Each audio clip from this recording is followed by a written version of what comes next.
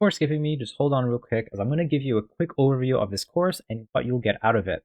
My name is Omar and I run the channel KwintenH, and if you guys enjoy this free course, definitely check out my channel as well as my site, as I'll also have this course up for free on there in a more comfortable format. Now, the first thing that we're going to do in this course is understand that this course is split up into 4 sections.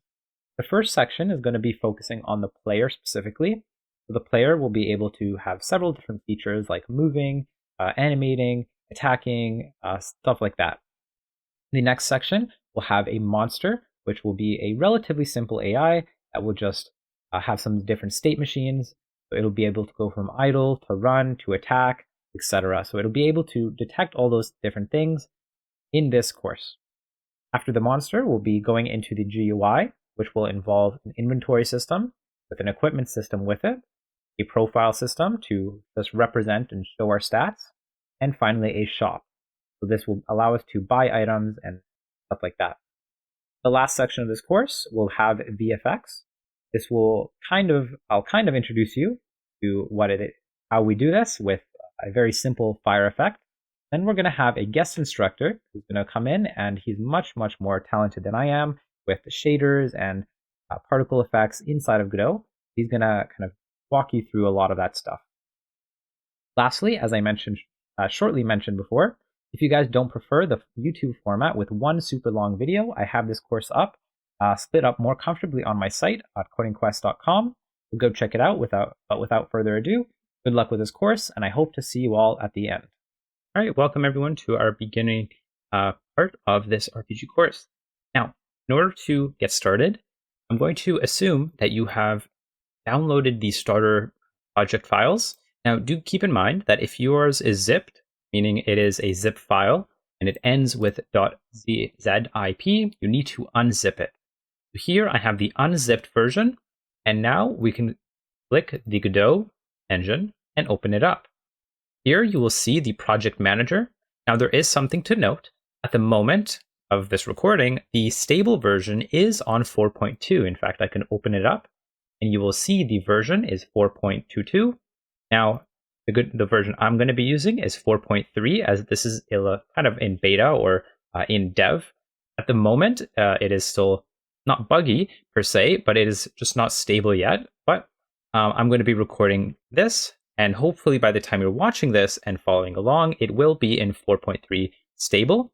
However, just to basically note this, if you are using a different version, if you double click the project, you will see that it wants to upgrade it, and it will do this automatically, and it's very good at it. It will upgrade whatever it needs to, and it just does it all on its own. Now, all I need to do to actually get started is I'm going to take my file here, the 3D Action RPG Starter project files, and drag it into my project manager.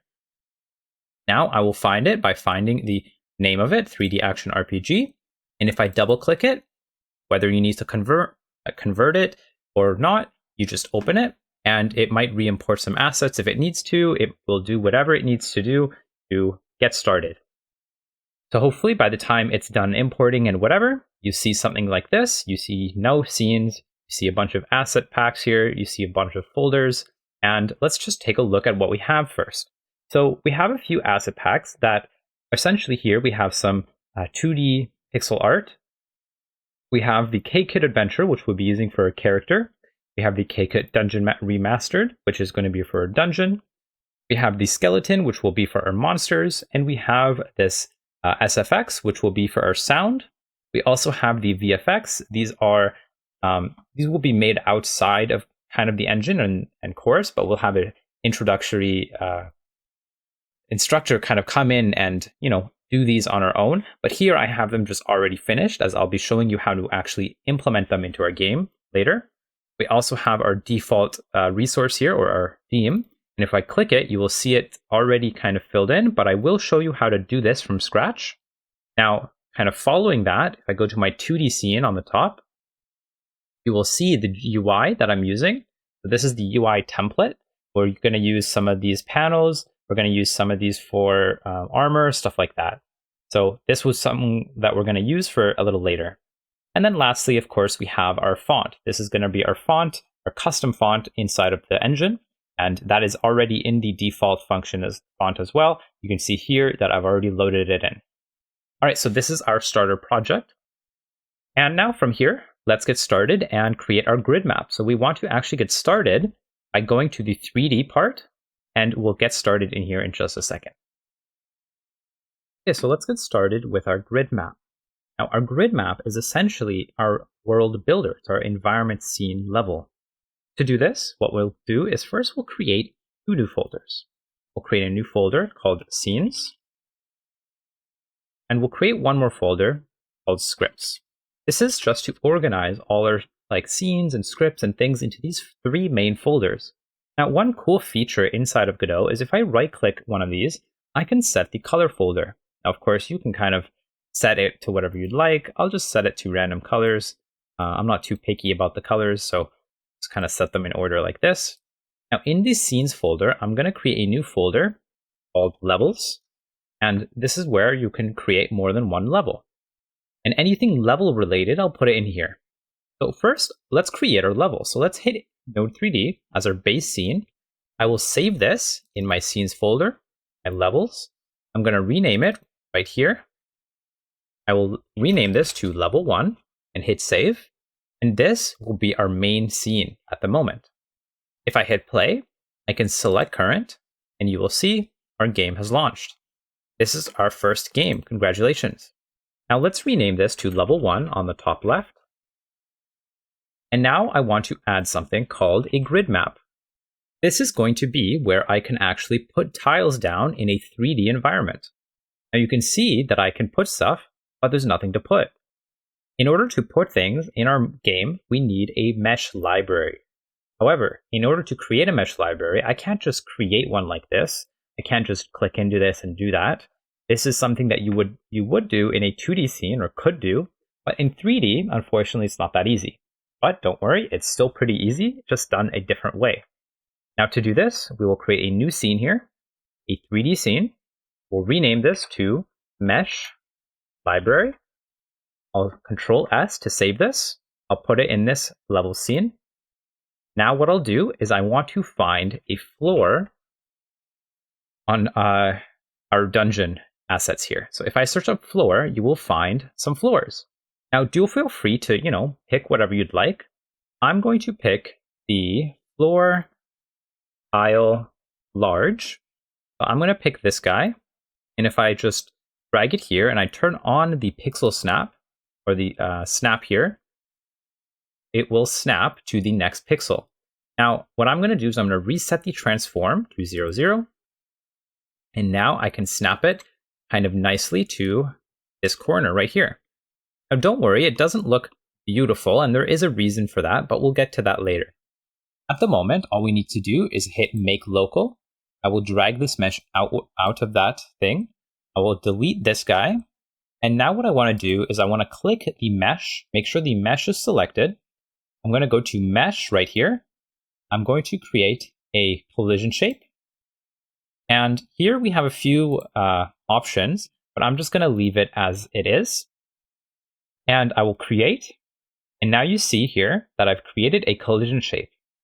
Now in my floor tile, you want to make sure that it is the body, where we have a static body 3D and then a collision shape. Now make sure it's in this order, like so.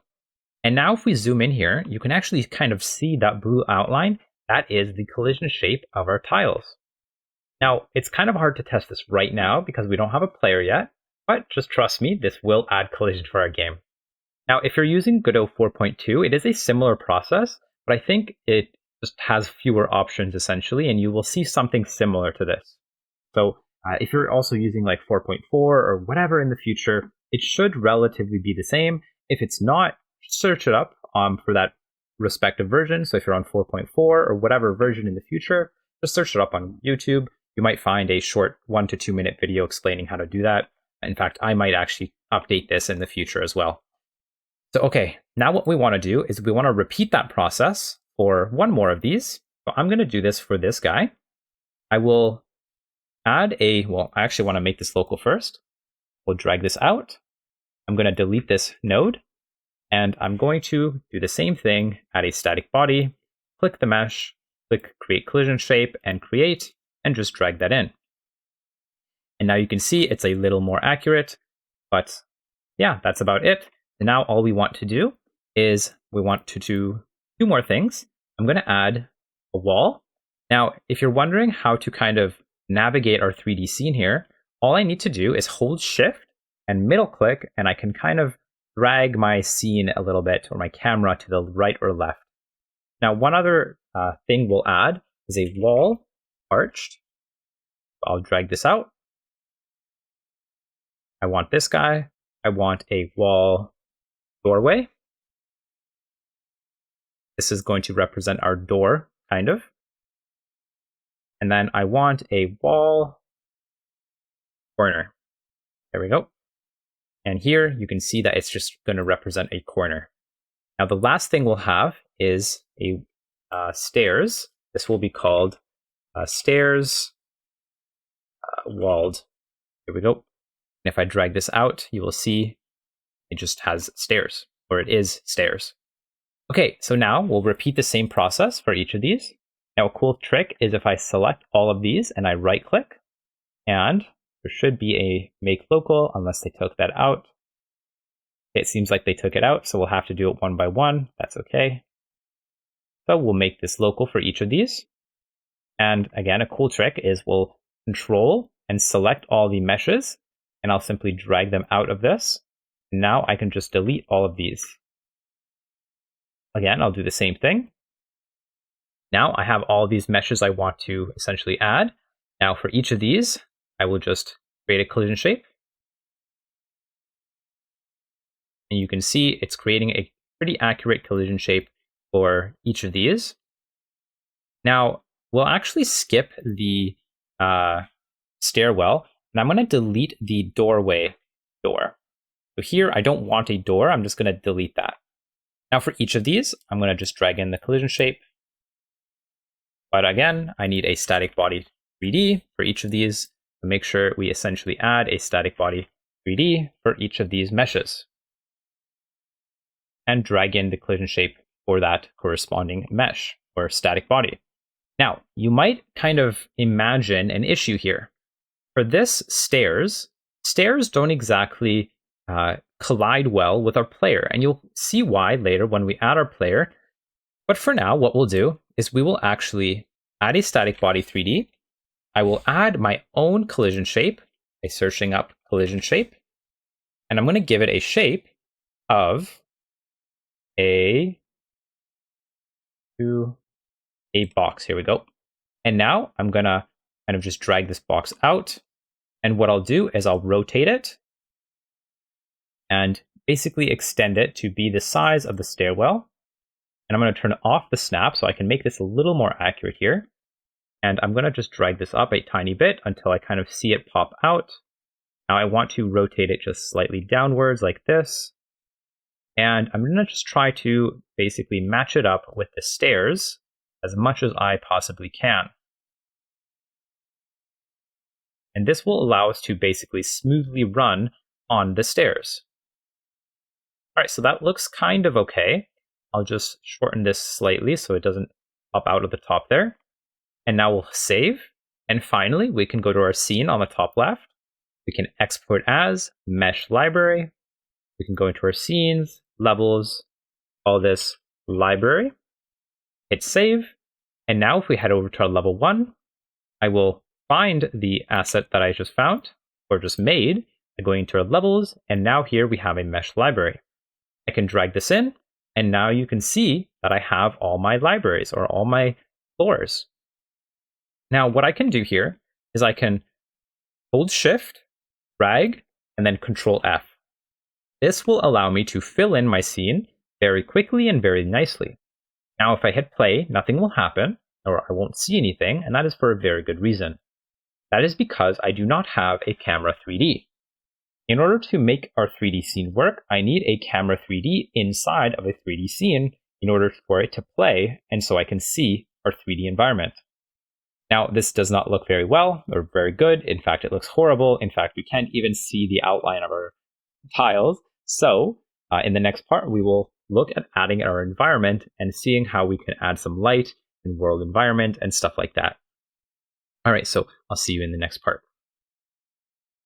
All right, now that we have our scene here, I want to add some world environments and stuff. Now, let's take a look at what that even is. If we add a new node here to our level 1, I'm going to add a world environment, and immediately you can see, man, it looks so much better. And if I hit play, you will see no difference. Now, why is that? Well, we need to actually add an environment. We need to add a new environment here. When we do, we will go into this environment and we can start fiddling with its things here. Now let's take a look at a kind of short intro to what we can actually do here. The first thing is the background. Now the background here, this is where we can actually decide if we want a dungeon or a overworld, kind of a sky-based thing. Let's take a look at the sky first. So let's add a sky, add a new sky. Over here, we'll go to procedural sky material. And yeah, that's kind of it. In here, you can, of course, adjust the colors, but we're not going to do that. We're going to hit play. And now we can see a much nicer scene. We can even see the tiles properly. You can see the actual stuff of it. Now what we'll do is I'll add something called a directional light. This allows me to add light that is directional. And you can see by default, it is pointing this way, to my right, I suppose, for the negative Z index. Now here I can point it downwards. And if I hit play, you will see now our scene is just more, has more light. Now we're going to be making a dungeon, so obviously we're not going to use any of this. So let's reset all this. As instead of mode, or in our mode, instead of color, or sky, sorry, we're going to use a custom color. Now in here, when I click the custom color, this is where it's kind of up to you. Be a little creative on this, as I'm going to adjust the color to 100, 100, and 100. This will give my world kind of a grayed out effect. And when I hit play, it looks a little dark, but it's not completely black. So if I were to reset the color here, play again, you'll see it's completely black, which of course you probably don't want. So it's kind of up to you. Be a little creative on the coloring, if you are creative, I suppose. But I'm going to just do 100, 100, 100. And now I'm going to head over to the fog and volumetric fog. Now I'm going to just enable both of these. Now, in order to play around with this, I would kind of just suggest, play around with some of these one by one and change the values and see what happens. That is essentially the idea of this. Change some of the light energy values, change the density, etc., and see what your scene looks like. For me, what I'm going to do is in my volumetric fog, I'm going to change the density to 0.02 and leave the rest as it is. For the fog, I'm going to change the density to 0.002, the light energy to 0.1, and that's it. Now if I hit play, we get kind of a similar effect to what I have for my original kind of game. All right, so we're actually not going to enable glow. Just leave it off for now, as we might actually come back to it once we add more light and stuff to our world and scenes and stuff. Okay, so now that we have our world scene set up here, we want to actually start with our player. So our player will be our next part, and I will see you all in the next part where we actually get started with our player scene, adding our player and, making it work. So see you in the next part. All right, so to get started here, what we're going to do is create a new scene by adding a new scene here. We will add a new node called character body 3D. I'm going to add a collision shape. And what we're going to do now is add our character. To add our character, or the character that we'll add, is inside of the assets folder in our K adventures. We'll find the FBX that we want. And here, if we find just one of these guys, sorry, not the assets, the characters, here we go. We'll find these characters. We will use a barbarian, we'll use a knight as our base. So now we can drag our knight here. Here we go. I will make this local. And now I can reset the knight, the position to 0, 0, right there. Now the collision shape, I'm going to give it a collision shape of a capsule and just move this up to be around the same size as my player. We can make it a little smaller and just make it at the base of its feet. All right, so there we go. There's our capsule for our player. Now we'll save this as player, all lowercase maybe, and I'll go up into my scenes folder, create a new folder called player, hit play and save, and here we go. Now in here, we'll rename our player to player. I will now attach a script with the template character body 3D. I will move this script into my scripts folder, adding a new character script here called player, open, create, and now we have our script. Now we'll just hit play. Actually, before we hit play, let's add our player to our scene here. So let's add our player like so. It might kind of lag out, or it might just move it. Now that happens, so I'll move it back into the player scene or player files. Sometimes that happens and it's kind of annoying, but that's okay. It's just because the project files are lagging. So I might have to hold and drag it until I see the actual image there. There we go. So now I'll add my character body as a child of the level 1. I'll rename this to player, hit save, and now I'll hit play. And when I hit play, you will see my character body. And in fact, you can even start moving with your joystick or with your keyboard.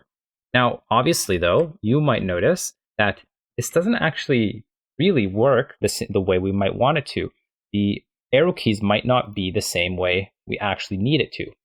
Now, that is because our camera is not attached to our player, and we don't have direction-based movement, well, based on where our camera is looking. So let's take a look at how we can do that inside of our player next. So first, to get this started, though, let's just close the mesh library. And now I will actually get into my player, and we'll take a look at how we can do this inside of our player. All right, to get started with our player and camera control and movement and stuff, what we're going to do is we'll set up the camera first, and then we'll take a look at the script, because we added a script, but we don't know what any of it does yet. So first what we'll do is I'm going to add a node 3D. I'm going to add a new node called Spring Arm 3D. I'll add one more node inside of the spring arm called Camera 3D. Oops, that's not Camera 3D. Add a new node one more time, Camera 3D. And this guy, I'm going to actually add one more node 3D and put all of this inside of that one. Now this one, I'm going to rename it to root. This next one, I will rename it to H, and this one to V. This essentially represents my horizontal movement, and this represents my vertical movement. And then this will be my actual camera, right? Okay, let's take a look, though, at what I want this setup to look like. For the spring arm, I'm going to take this and set it to -5. Now, you can change the length later, but at the moment, I'm just going to leave this as 5. Now, this is the actual length away from the camera. So the player, you'll kind of see it, will be away 5 pixels or meters away from the camera. Now the camera itself, I'm going to rotate it in the transform on the y-axis to 180 and on the x to -10. This will just make it point downwards ever so slightly. Next, in my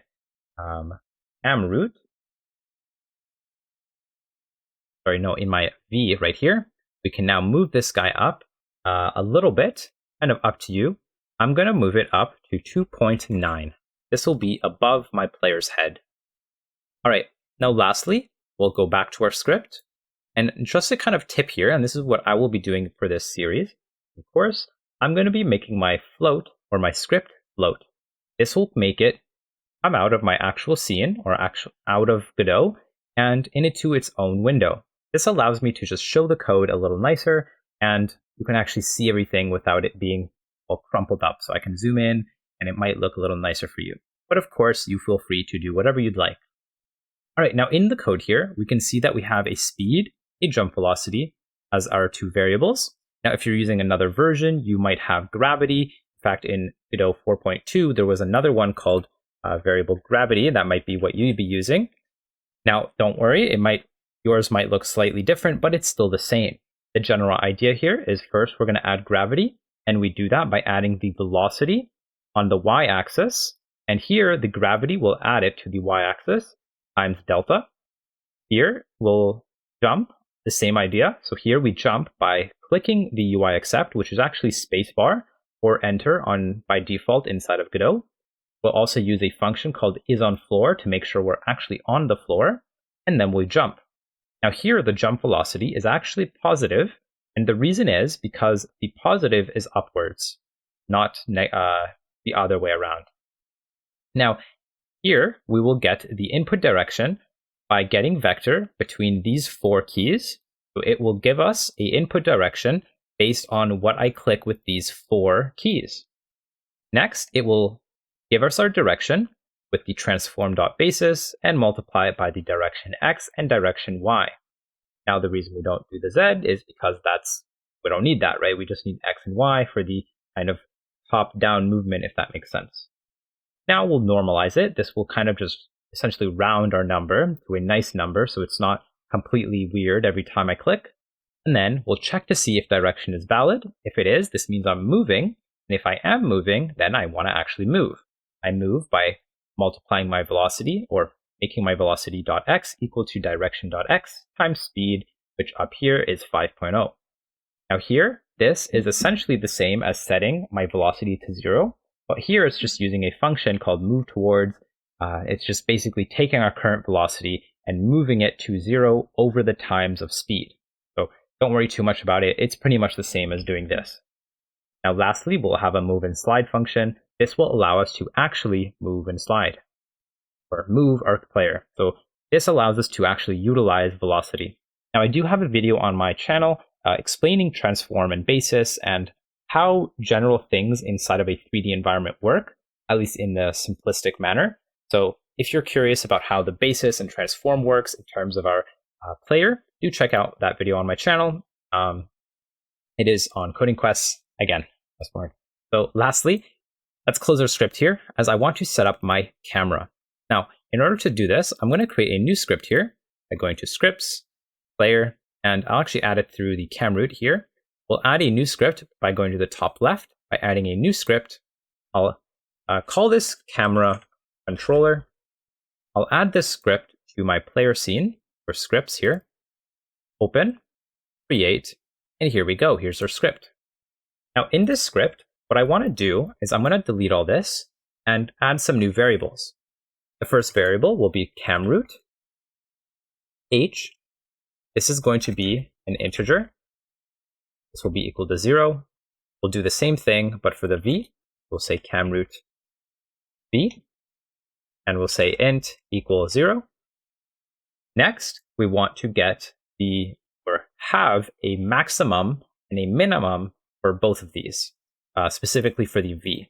So what we'll do is I'm going to use something called export variable v root, and this will be an integer, and we'll make it equal to 75 by default.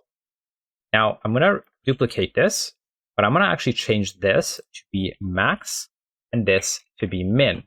So the minimum value, I want it to be negative 55, at least for me, and the max I want it to be 75. Now you'll see what this kind of looks like in code when I actually start using it. Now what I'm going to do is I'm going to make 2 more variables for sensitivity to kind of adjust our sensitivity based on this variable. I'll make one for sensitivity. Maybe I'll just copy this number right here, or this word. Sensitivity, this will be a float, and I'll make this equal to 0.1. Let me just copy paste this, and we're going to change this to v. One last thing we'll do is we will add a acceleration, a variable h acceleration. This will be a float as well, but we'll make it equal to 10.0. Copy this one more time, but this one will be for the v. All right, so now let's take a look at the actual logic of our code. So the first thing we'll do is we'll create a function called input. This will allow us to get an event input that essentially has things in it. Now, what are these things? Well, if I print event and I close this and hit my play button, we'll actually have to adjust something in a second. But if I start moving my mouse around, you'll see it says input event mouse motion. If I click, you will see right above here, it says event mouse button. This means I clicked, right? So this allows me to check to see if there's any sort of input with my mouse. Now what I need to do here, just to make sure we set this up, I need to delete my old camera 3D in my level 1. So now that this guy can actually take over and enable in this camera, as this is the camera I want to look out of when I play. Let's open up our script here again. And now let's take a look at what I can do to actually make this camera work. What I can do is I can say if event is input event mouse motion, then I want to actually do something. What do I want to do? Well, I want to change my camroot H and add the event, the negative event, dot relative dot x multiplied by the H sensitivity. Now I'll do the same thing, but for the V. Whoops. Copy paste this. I'll change this to V. I'm going to remove the negative here. This will be dot Y, and this, of course, will be V sensitivity. This will allow us, of course, these aren't the same number, but this will allow us to, adjust the movement based on the sensitivity. All right, now this won't actually do anything, so let's make these numbers do something. So we'll add a physics process function. What we'll do here is we'll say camroot V is equal to clamp, which is a math function. We're going to clamp this from camroot V to degree to radians of our cam V min to, outside of that, to degree to radians one more time, but this time we'll do the cam V max. All right, so this will essentially clamp our V root between negative 55 degrees and 75 degrees. You'll see what this looks like in just a second when we actually make this work. So what we need to do to make this work is get node H, and this will be our horizontal. So we'll take the rotation of our Y, and we'll make it equal to lerp F, the lerp float, from its float. So the float that we want it to rotate is going to be its current rotation. So what I'll do is I'll copy this right here. So I want to get its current rotation, and then rotate it to camroot H, here we go, over a time of delta times H acceleration. I think I spelled delta wrong there, so delta, here we go. All right, now that that's right, now what I want to do is I want to actually copy paste this, and now I'll do the same thing for the V, but obviously the rotation for this will be on the x-axis, because if I'm rotating the vertical, I want to be doing the x-axis. All right, so here I'm going to do the same thing. So instead of the H rotation, I want the V rotation. Of course, here I want the X rotation, and then here I want the V, and then the V acceleration. All right, so now when I hit play, let's just test this out. Sometimes it can be buggy. Let's see if I can now move. All right, so now you can see when I move around my mouse, not perfect, but it is working slightly. Okay, so let's take a look at what's going on, as this doesn't seem to be working out 100%. Let's read through our code here and see if it makes sense. First, we're adding to our H rotation in the negative event.relative.x times H sensitivity. Next, we're doing the same thing, but on the y-axis, which is right, times the V sensitivity. Okay, that looks right. Then we're taking our camroot V, and we're going to clamp it between its current camroot and between the minimum and the maximum. Okay, that looks right. Okay, now here we have the rotation.y. We're going to lerp it from its H dot rotation, so its current rotation, to camroot H, right, by the speed of delta times acceleration. And then same thing here, but for the V, this should be V, that's right. And then get node V. Okay, so let's take a look at one more thing. So this all looks right, but maybe one more thing that we can do is we can make our input here dot set mouse mode to input dot mouse, mode, captured. Here we go. We'll close this, and this should capture our mouse. So now when I move, it should allow us to move around smoothly, but it's not. I'll be right back and figure out why it's not letting us move. All right, so one small mistake I made actually is these two numbers are actually going to be floats, not integers. That is why we had that weird clunky sound. It is because it was trying to round our float number basically to a whole number, and now we have a nice smooth motion. There we go. So now we have nice camera rotation.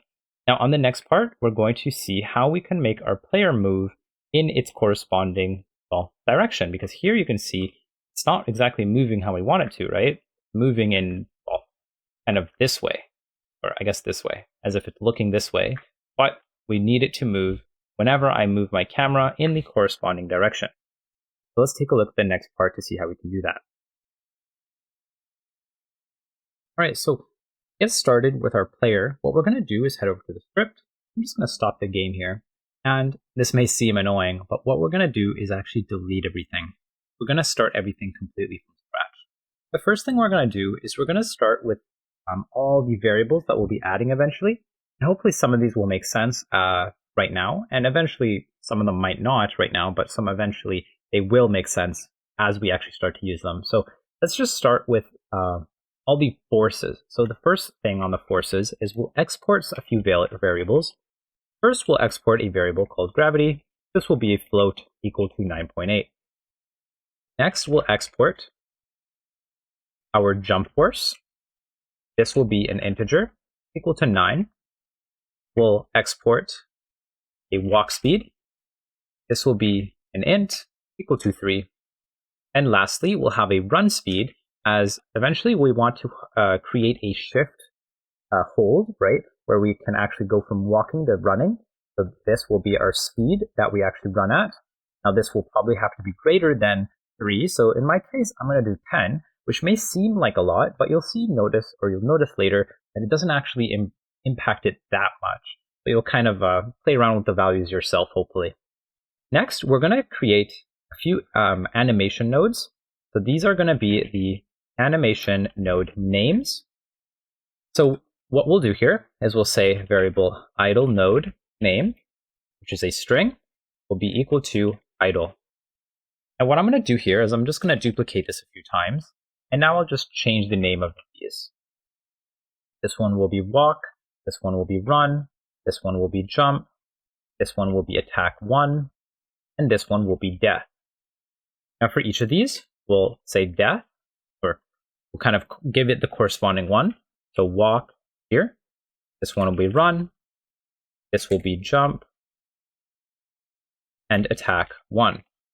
Now you'll see what these kind of are for a little later, but essentially they just represent the name of the animation that we'll be playing for each corresponding node.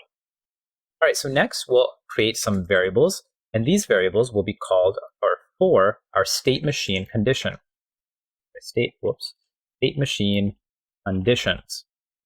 So what this will look like is attacking, and this will be a Boolean.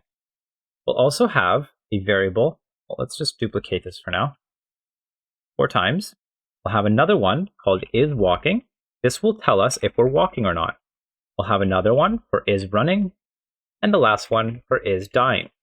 So each of these variables are going to be true or false variables that will essentially tell us if we're dying or not, if we're running or not, if we're walking or not, and if we're attacking or not. All right, so next up, what we'll do is we'll add some physics values. So this will be, the first one we'll have is direction, which will be a vector 3. Next, we'll have a horizontal velocity. This will be a vector 3. Next, we'll have an aim turn, and this will be a float. This will allow us to aim for our turn. Next, we'll have a movement, something called movement, which will be a vector 3. Next, we'll have vertical velocity, like so, and this will be a vector 3. Next, we'll create a variable movement speed. This will be an int. And last, or not lastly, I have two more. We have an angular acceleration. This will be an int. And next, we'll have acceleration for actual movement, will also be an int. And lastly, we'll say variable. There we go, just hit. And this will be a Boolean. This is going to be for a little later in our series, but this will allow us to detect if I just got hit or not. So we'll kind of see what that's for much later, but don't worry too much about it just now. Next, I'm going to load or onReady load my cam root or my cam rotation into as a variable or as a node. And we'll do that by saying get node camRoot h. So I want to get access to the horizontal rotation of my node, and I do that by saying get node rotation camRot h, and this will allow me to just get access to the node much quicker. All right. Next, what I want to do is I want to add a ready function, and for now I'll just pass. Then I also want to add a physics process function. This will allow me to actually implement a lot of the physics process. Now in between this, I'm going to add an input event, and this will allow me to, well, input event, just as we did in our camera rotation controller. Now in here is where we'll actually rotate our aim turn. So here I'm going to say if event is input event mouse motion, then I'm going to change my aim turn to be equal to negative event dot relative dot x times 0.015. All right. Now after this, now we don't have this just yet, but we'll write it anyways. We're going to say if event is action pressed aim, then I'm going to take my direction and make it equal to my cam rotation dot global transformation or transform dot basis dot z. Now this is going to actually allow me to change my direction that my player is looking at. Now this aim that I have, that I don't have actually right now, is going to be a left click, or kind of whatever you want, to be honest. It might be control, so if you want to aim your player in a certain direction, whenever you hit this button, this is how you do it. So we'll add this a little later, but don't worry too much about it right now. But now we understand and see how we can kind of add this. Okay, in our physics process function, we want a few things. The first thing we'll add is a variable called onFloor. This is going to be a variable that just checks to see is on floor. So this will allow us to detect if we're on the floor or not, but using a variable instead. Next, what I'll do is I'll say if is not dying, then I want to actually do the logic that I would do if I were not dying. The first thing we'll do is we'll check to see, or sorry, not check, but I'm going to actually add gravity. So now what I can say is if not on floor, what I'll do here is I'm going to say vertical velocity plus equals vector 3 dot down times gravity times 2 times delta.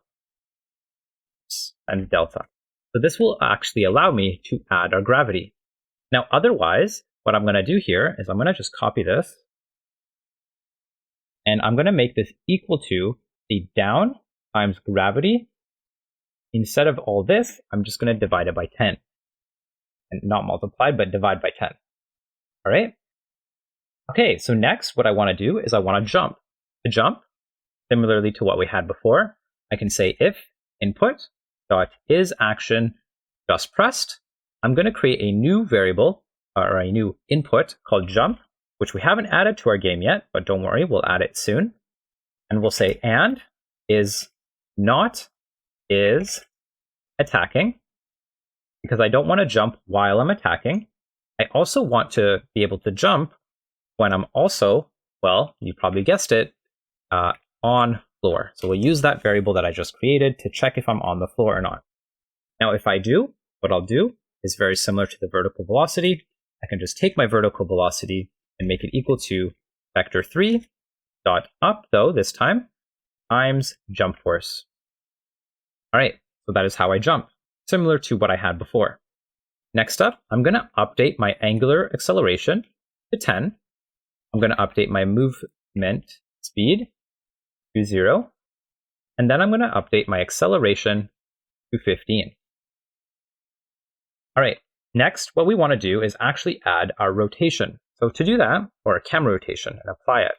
To do that, what we'll do is we'll say hRotation is equal to camRotation.h. We'll get access to the node that we just created above. We'll get its global transformation, transform.basis, and then, .basis, and then we'll get Euler.y. Hopefully this doesn't error. There we go. All right, next, what I want to do is I want to say direction is equal to its current direction dot rotated to our vector up, vector3 dot up, with the hRotation as its angle. Then we'll normalize this. This will essentially take its current direction, take its current rotation, and rotate it to the direction that I want it to be rotated to, which is the hRotation. Okay, so now that we have that, I want to actually get our direction, because this adjusts our direction based on the rotation of our camera. But what about the direction of our mouse, or not our mouse, but our keyboard? Well, this isn't too hard. What I can do is first I'll check to see if I'm actually pressing anything. Now to do that, it's not too hard. I can say if input is action pressed, I can say forward, or, now in order to do the or command, I can just do this, which is shift, and then the button right above your enter key. So if you hold shift and press that weird straight button above your enter key, that is how you do that. Now you can do or, but I just prefer this way. Next, what I'll do is I'm going to copy paste this right here. And now what I'm going to do, this might seem a little long, but I'm going to now copy paste this 2 more times. Because now what I want to do is I want to check to see if I'm moving forward, backwards. I want to check to see if I'm moving left. And you guessed it, the last one is going to be to check if I'm moving right. Now, if I'm doing any of these 3 actions, or 4 actions, sorry, then what I'll do is I'll say direction is equal to vector3. And then inside of this vector3, we're going to do something called input.getActionStrength. This will allow me to essentially detect and get the action strength of a certain key. Now the key that I want here is going to be left for the X. But here I'll say left. Now what I want to do is I want to subtract, so I'm going to copy this. I want to subtract the right. So here I'm going to subtract the left to the right, and this will essentially allow me to see if I'm clicking left, I will get 1. If I'm clicking right, I will get -1. And that is what I want. Now here, for the z-axis, or sorry, for the y, I'll put 0. And then for the z-axis, I want to just copy this right here. Put this in the x, the z-axis. And then here, I'm going to put forward. And then for the last one, I'm going to put backward. And then lastly, I need this guy on this line, I believe. And now we should not error, unless I do, because I probably have a missing thing somewhere. Saying expected closing. That right here, we need to close this, I believe. Nope, that is not strange. But right here, I need a comma, that's why. Okay, there we go. So make sure there's a comma after each line, except for the last one. Okay, so this allows me to take my direction based on input. So hopefully this kind of makes sense. And if I zoom out here, kind of get a full view of what the code should look like. Next, I'm going to make sure that this direction is only updated if I'm clicking something. All right, so now I have my direction being updated on its current direction and rotating based on where I'm moving. Now the question is, how do I actually move? Or how do I actually rotate?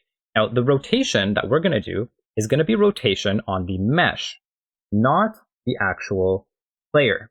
So on the very top of our script, we're going to go up here we're going to say onReady, variable player mesh, and we're going to load our mesh. And we can do that by getting the knight. So the knight is going to be our player mesh. All right. Next, we'll head back to the bottom of our script here. And in here, outside of this if checking here, we're going to check and now see if the input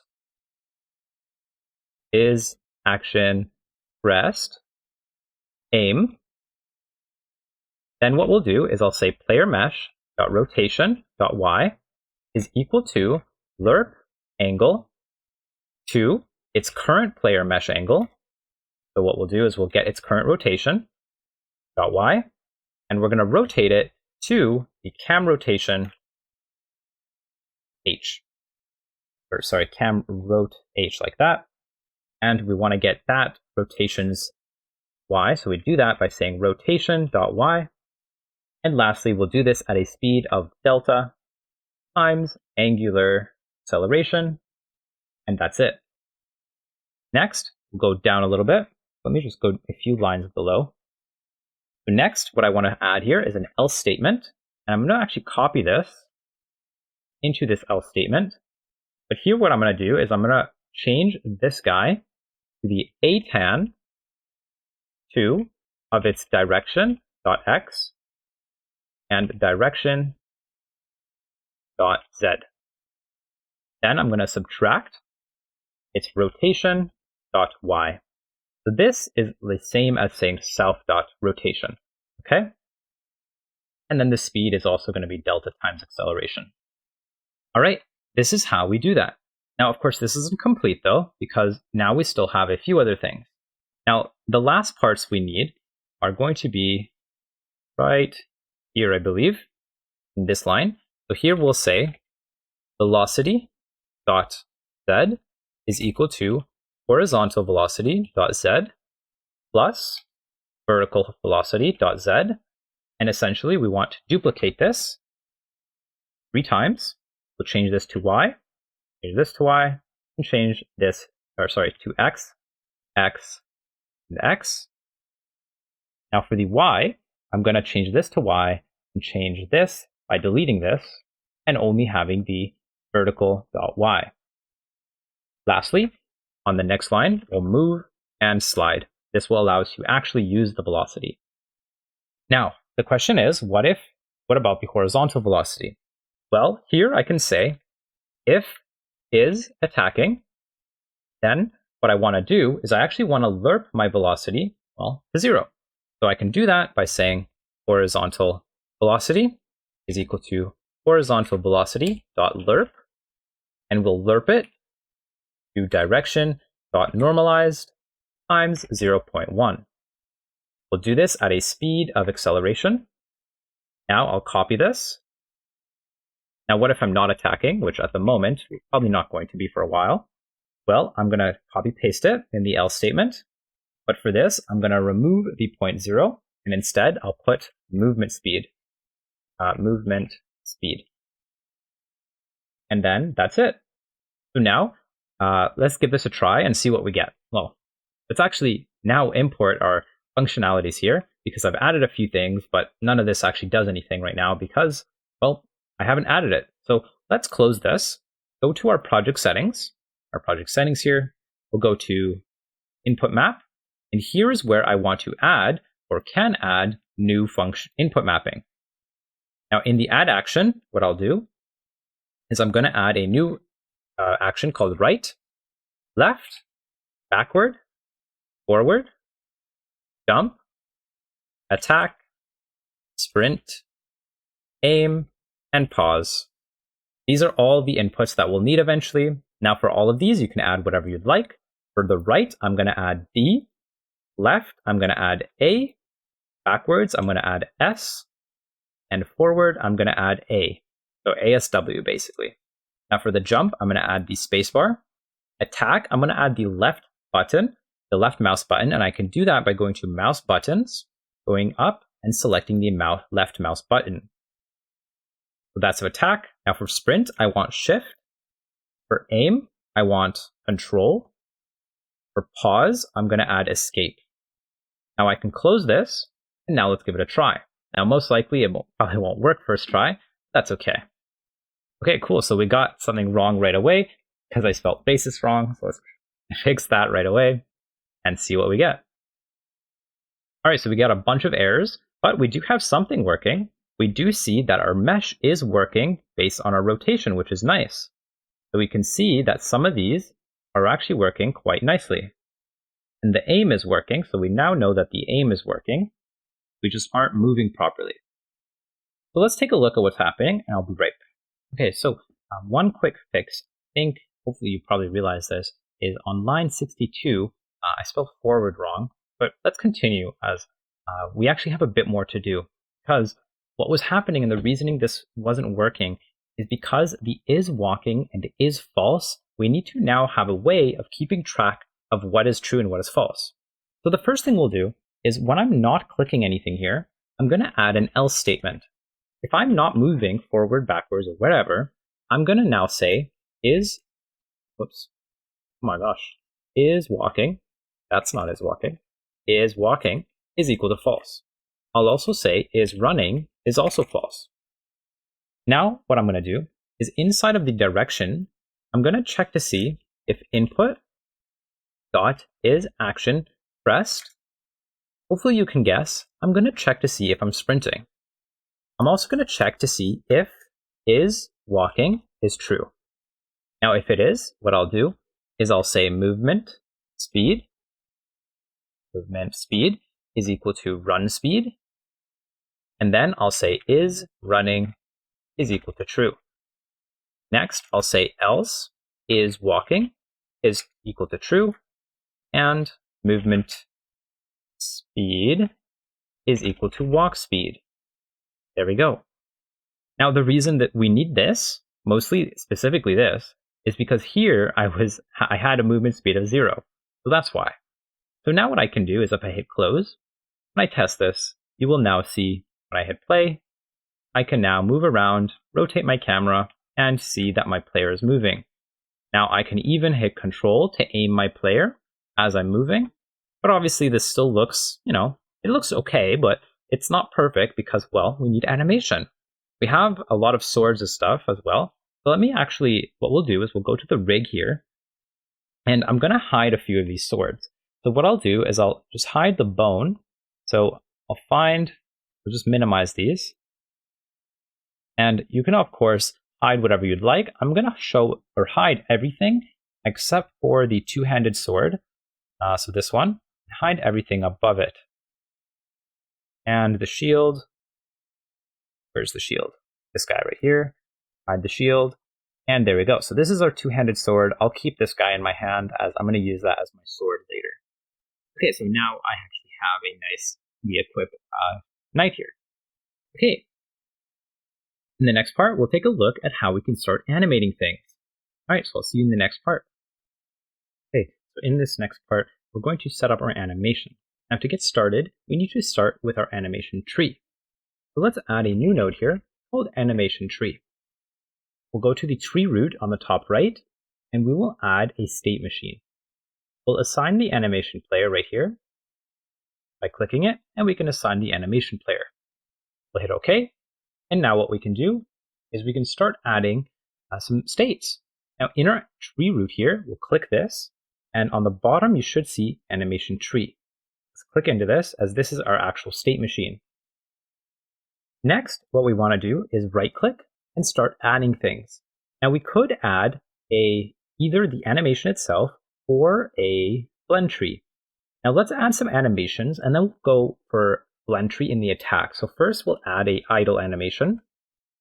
And if you're wondering, you can just click the first letter. So for example, I will give you the idle. But now we'll add a blend tree and we'll rename this to attack 1. We'll click into this, and now you can see a blend tree. Now the cool part about this, and the reason we might do this, is because now I can add an animation, and this would work similarly, and I can connect this, and it would output that animation. But the cool part is that I can right-click, go to time scale, and this will allow me to adjust the scale of the time depending on what I want. So if I want it to be 2 times as fast, I can click 2, and this will animate the attack that I want 2 times as fast. Now I'm going to find the two-handed melee attack spinning and use that as my attack. We'll head back here, and I'm going to put my attack on the top. Just do it like this. Now I'm going to organize the rest of my nodes. I'm going to add a death animation, a walk animation, a run animation, so you can pick whichever one you'd like, and lastly a jump animation. We'll do the jump full long, do that one. Next, I will connect all of these with a transition. Now the first thing we'll do is connect start to idle. We'll connect idle to walk, walk to run to jump, and idle to jump back to walking, and walking back to jump. Now you might notice that all of these are automatic, and that's okay, because right now what we're going to do is we're going to add conditions for each of these. Now for each of these, so the first one that we can add, well actually first let's finish the transition. So here we can go from walking to death, running to death, and idle to death. We should also be able to go from idle to attack, and attack back to idle. Now, let's take a look at what I meant by conditions. Okay, now in each of these transitions, let's take a look at our idle first, idle to jump. In this, you can see the switch and the advanced. The switch mode is on immediate. The mode is automatic. Now I do want it on automatic, however, I want a condition with this. And that condition is going to be called is in air. Now what I can do is start adding these conditions for whatever I want. So for example, the jump, we'll actually rename this to jump. From jump to walking, I want the advanced condition to be is on floor. From walking to jump, we're going to do the same thing as here. So I'm going to copy this, go into my advanced, and sometimes it doesn't actually copy, so I'm just going to be having type it in. Okay. And we'll just go from each of these transitions to jump will be is in air. From walking to running, the condition to go from walking to running will be is running. We'll say is running. Now, we also need a condition from running to walking and walking back to idle. Now, the condition from running to walking will be is not running. From idle to walking, the condition will be is walking. Now, from walking to idle, the condition will be is not walking. Is not walking. Now, the attack will be a little unique. So this one, from going from attack to idle, we're actually going to switch it to at end, and that's it. We're not going to have a condition. We're just going to switch it. Actually, sorry, I lied. We're going to have a condition, but it's going to be is on floor, because I should only be able to transition if I'm on the floor. Now, from idle to attack, we're going to actually not have a condition for this one, and we're going to turn off the automatic. The reason is because we're going to transfer or kind of travel from idle to attack manually. Now, just make sure that in each of these, I actually remove some of these and rename it to walk. This one, I'll rename it to run. And this one, I'll rename it to death. Now, the condition from all of these to death we'll need is going to be is dying. Sorry. Oops, need that on auto. And then is dying, like this. So let's say is dying for each of these. And lastly, is dying. All right, now that we have our animation tree, we actually want this to work. So let's head over to our script and pop out the code. Now, do remember that here, this is where the idle names are. So do make sure that the animations that we've added are the same here. Okay, so these should look familiar. Jump, capital J, attack 1, death, etc. Okay, so do make sure that these are all the same. Otherwise, it won't really work properly. Okay, so now what we can do is in order to make the animation work, we can actually load our animation tree on the top. So what we'll do is at the very top, I'm going to onReadyLoad. That's not onReady. onReady variable, AnimationTree. I'll say getNode, AnimationTree. We'll also onReady variable, playback, and this will be equal to AnimationTree dot get parameters slash playback. This is essentially the actual playback of the current animation. So now we just have it as a variable instead of having to access it every time. Okay, so let's take a look on the bottom how we would do this. At the very bottom, under the move and slide, this is actually where I'm going to set the conditions, whether it's true or not. To do this, all I need to do is access my animation tree. I'll get the parameters, the conditions, and then the is on floor. So these are the conditions that I want to edit. Now the variable I'll edit it to is going to be this one, of course, on floor. Now what I can do is I can copy paste this a few times and change some of these to be what I need. The first one, or the second one, will be is in air. The third one will be is walking. The one after that is not walking. This one will be is running. This one will be is not running. And lastly, is dying. Now, for each of these, we can kind of change them. This one will be is not on floor. This one will be is walking. This one is not walking. This one will be is running. You can probably guess this one will be is not running. Running. There we go. And then the last one is dying. And we don't need a not is dying because, well, I mean, if I'm dying, then I'm dying, right? So, okay. So now let's take a look at how I might animate these in the actual code. Okay, so the first thing I will do is I want to do the attacking. So for the attacking, what I'll do is I'm going to scroll up to right here, and I'll do the attacking right here. Now to do this, I'll do an if statement called if attack1 node name is in the playback dot get current node. This will allow me to check to see if I'm attacking or not. And this is where I can just say is attacking is equal to true. Otherwise, we'll add an else statement here. Otherwise, I'll say is attacking is equal to false. All right. Now what I can do is I can also add a new function at the very top, right under the is not dying, called attack1. And this will be a function I create that will allow me to check to see if I'm attacking. Okay, so on the bottom, we'll create a new function by saying func1, attack1. We'll say inside of here, if idle node name is in the playback node dot get current node, or, now this is kind of optional in a sense, or what I'll do here is I'll say, oh, here we go. Instead of idle, I'll also add to see if I can walk, or if I'm walking, or if I'm idle. Now, here's another option. You can duplicate this and do the running as well. So if you want to be able to attack while running or walking, this is where you would do it.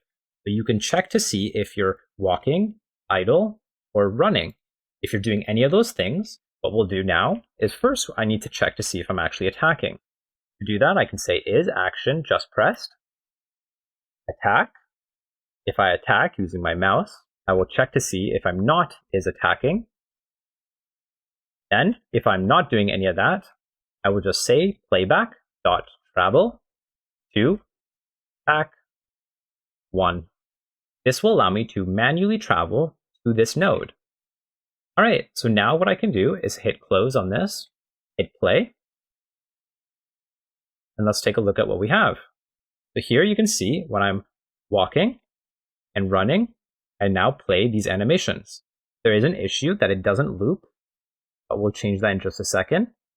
If I attack, you can now see that I attack. And if I jump, And now see I jump. Okay, now but what about the looping?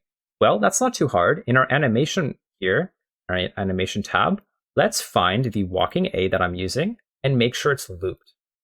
We'll find the running, make sure it's looped, and lastly the idle, make sure that's looped. Now when I hit play, you should see my player is playing the idle animation, and now I can walk with a loop and run infinitely. All right, so here we go. Here's our player. I can attack whenever I am running, walking, or whatever. And there we go. So that is our player animation. Pretty cool. I'll see you all in the next part. All right, so now that we have our player relatively working, what we need to do next is we need to think about how this player is going to interact with other things. But before we do that, we need those other things, right? We can't interact with a monster. We can't kill a monster. There is no monster. So let's get started with our monster. So what we'll do here is I'm going to create a new folder in our scenes folder. New folder, and we'll say monsters. We're going to create a new scene here. We're going to create a character body 3D as our base. This is going to be our, call it our skeleton warrior monster. We'll add a new node here called collision shape. And now we can find skeletons. We'll find the characters. We'll use the skeleton warrior. Drag this out. And here we go. Here's our warrior. We can just make this local and pop this in our actual monster.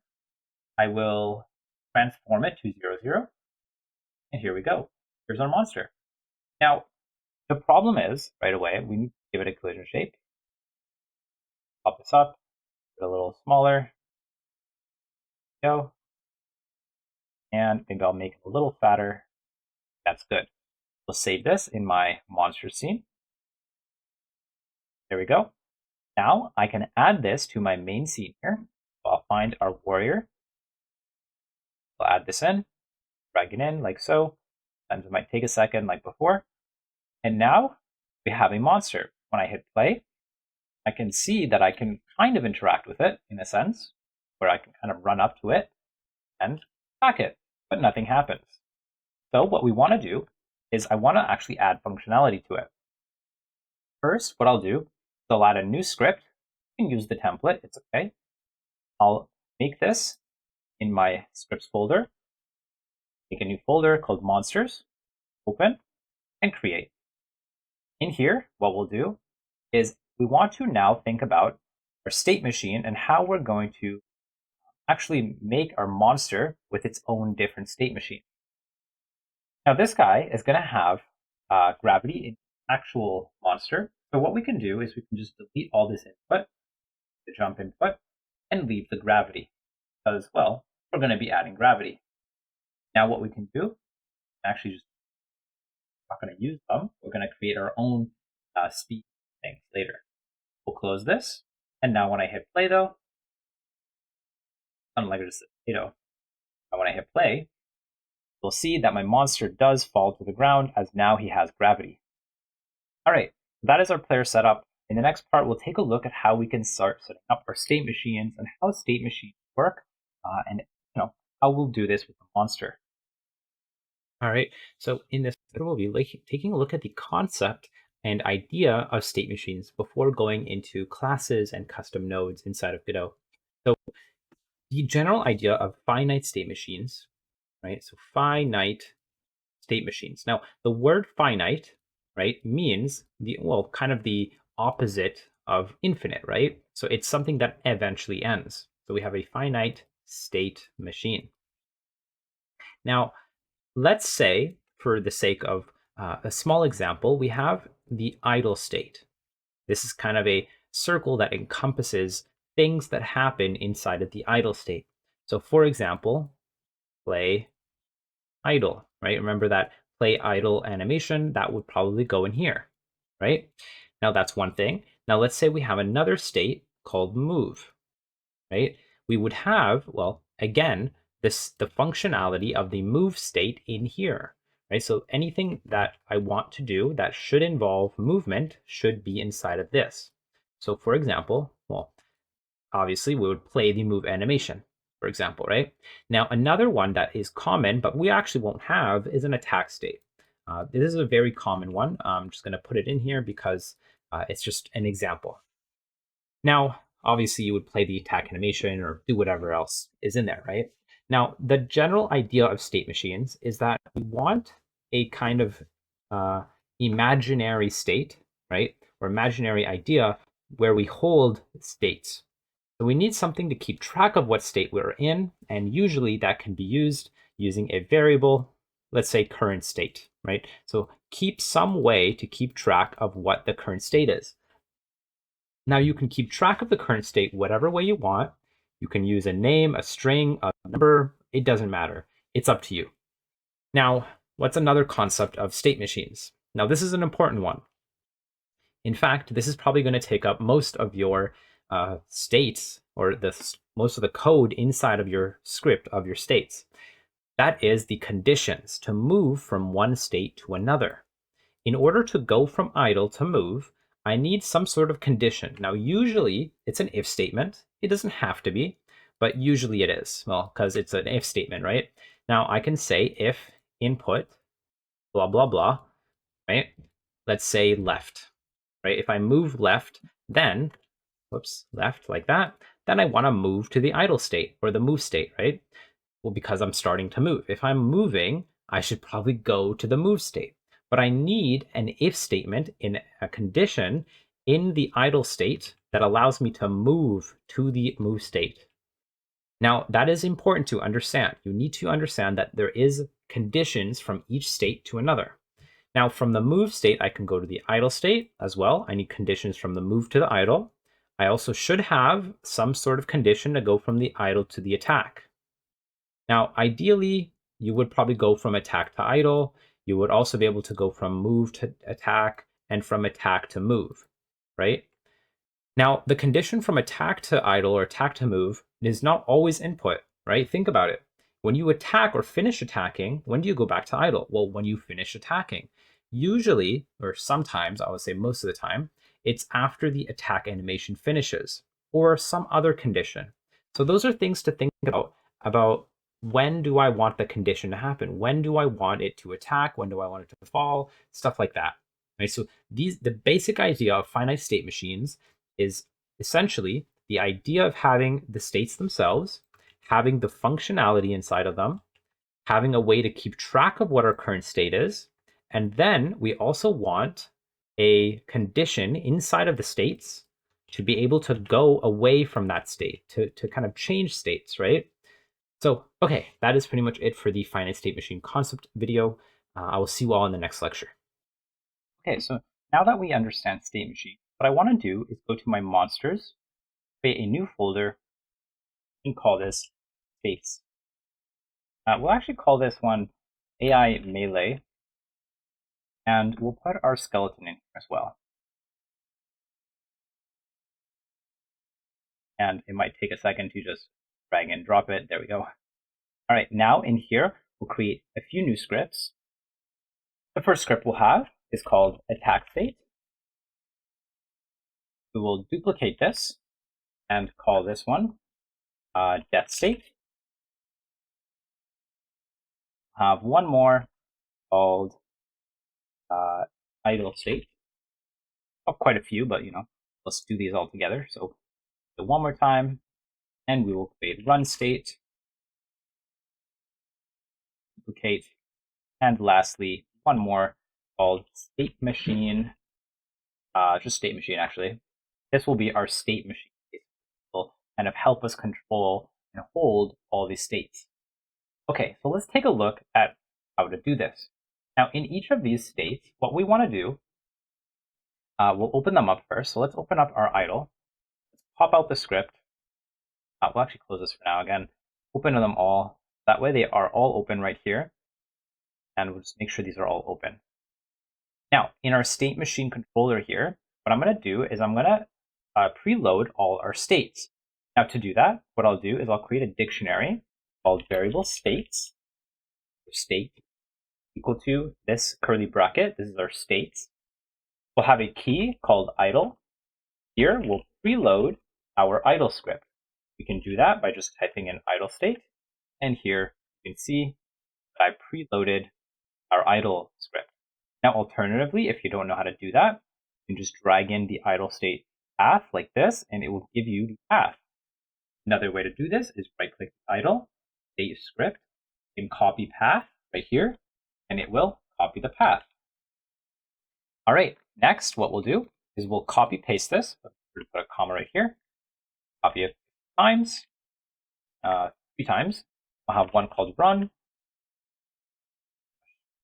one called attack, and one called death. There we go. Okay, and we'll just change all of these to the corresponding script. So this is death, this is attack, and this is run.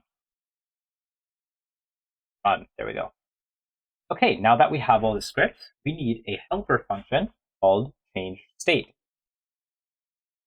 This is a function that will allow us to pass through a new state, which is going to be a string. Make sure that this is spelled correctly, state. And this will allow us to change our state. Now, how do we do this? What we'll do is we're going to say get child count. We will see if it's equal to 0 or not. If it's not, what we'll do is I want to get the current child 0 and queue free. However, I don't want to do this if I'm in the death state. So I'm going to see if death not in the get child 0.name. This will essentially check to see if the state I'm trying to queue free is death. If I don't want to queue free if I'm death, I don't want to change states. Now what I'll do is I'll say if state as dot as, there we go, new state, then that means my dictionary has this new state. If I do, I'll say state state temp is equal to state dot new. This will allow me to create a new object or a new node using this preloaded script. Now we'll see why we can do this in just a second, but for now let's continue. We can now say state temp is equal to dot name equal to new state. We'll set the name of that new node equal to the state that we're trying to change into. Then we will just add child state temp. This will allow us to change states. So this gets rid of our old state, and this adds our new state. Okay, now in our idle state, we can get started with our idle state. That's usually the easiest. You can see here that we extend node. This is a script, but it extends node. Now this essentially allows us to create a new node or a new object using the node as a base. Now what we're going to do here is we're going to call or make a new variable called AI controller. And this will essentially reference the skeleton warrior script. So to do this, what we'll do is in the function ready, we will say AI controller is equal to get parent dot get parent. Now the reason we do this twice is because here we'll actually add our state machine. We'll actually do that by adding a node. Here we go. And we'll attach the state machine script. And this is going to be our state machine controller. So let's rename this to state machine or state machine controller, whatever you'd like. Now in here, this will be adding a child in this state machine. This is where I can now, in my idle state, get parent, get to the state machine, and then get parent one more time to get to this script. This will allow me to access the AI controller. Okay, so now that we have our state machine set up, we actually need to take a step back and set up our animation tree. So in the next video / part, we will now set up our animation tree. Okay, so to get started with our animation, we need to add our animation tree. So let's add an animation tree node. We'll go to the inspector tab, add a state machine, assign the animation player, and now we head over to the animation tree, and we will add a few nodes. Now the animations we'll add, the first one, instead of just an idle, we're actually going to add, let's just add the death frame first. So I'll have that kind of on the top. The idle, what I'm going to do is I'm going to add a sit floor idle. And this will, if I play it, he's just sitting down on the floor essentially. Now, the next one I'm going to add is a awaken state. Now, this awaken state, if I search up skeleton or type in SSS, whatever, you'll find the skeleton awaken floor long. This one will, or sorry, not this one. We will add the awaken standing. Where's that? There we go. This one. So this one will pop up as if he's standing, and then we will add a running, and then an attacking. Now the attacking, you can kind of pick whichever one you'd like. I'm going to pick the attack slice, and then I'm going to add one more called idle combat. There we go. And now we want to add transitions to all of these. So from awaken back to idle, from standing and running back and forth, etc. And then we also want from running to idle. We want from attack to idle. And then we want from idle to death, and from attack to death. We'll also want from idle combat to attack. And now let's rename all these to kind of an easier name here. This will be idle, this will be awaken, this will be run, and this will be attack.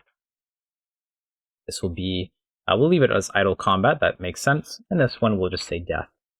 Now for all of these transitions, I'm going to take off the automatic and just uncheck this for each of these transitions, because we're going to be transitioning from state to state through our actual code. All right, so let's make sure that we just do this for each of these. For the run, go to idle combat. Now from the attack right here, we'll turn this off, but from the attack to the idle combat, we're going to actually leave the automatic on and sync it at the end of this attack animation, because I wanted to automatically idle combat like this every time it finishes attacking. So that way it's kind of like a cooldown every time it attacks. So it doesn't just attack right after attacking, right? So it kind of waits a little bit and then attacks again. Okay, so here we go. Here is our animation tree setup. And now what I need to do is we'll head into our scripts and we'll start getting things to work. All right, so next we'll go to our actual script here for our monster. And I'm going to start adding the variables that we'll need in this script to make our monster work. So we'll add it one by one. The first thing we'll add is a speed. This is going to be a float, and we'll make it equal to 1.0 for now. We'll add a onReady variable, which will be our state controller. This will just say get node, and we'll get access to the state machine. We'll create another variable. This one will export it, and we'll say export variable player, and this one will be a character body 3D. This will essentially represent a variable as our player. Now to get access to it, we'll do that in a bit, but for now, let's just say variable direction, and we'll set this to vector3.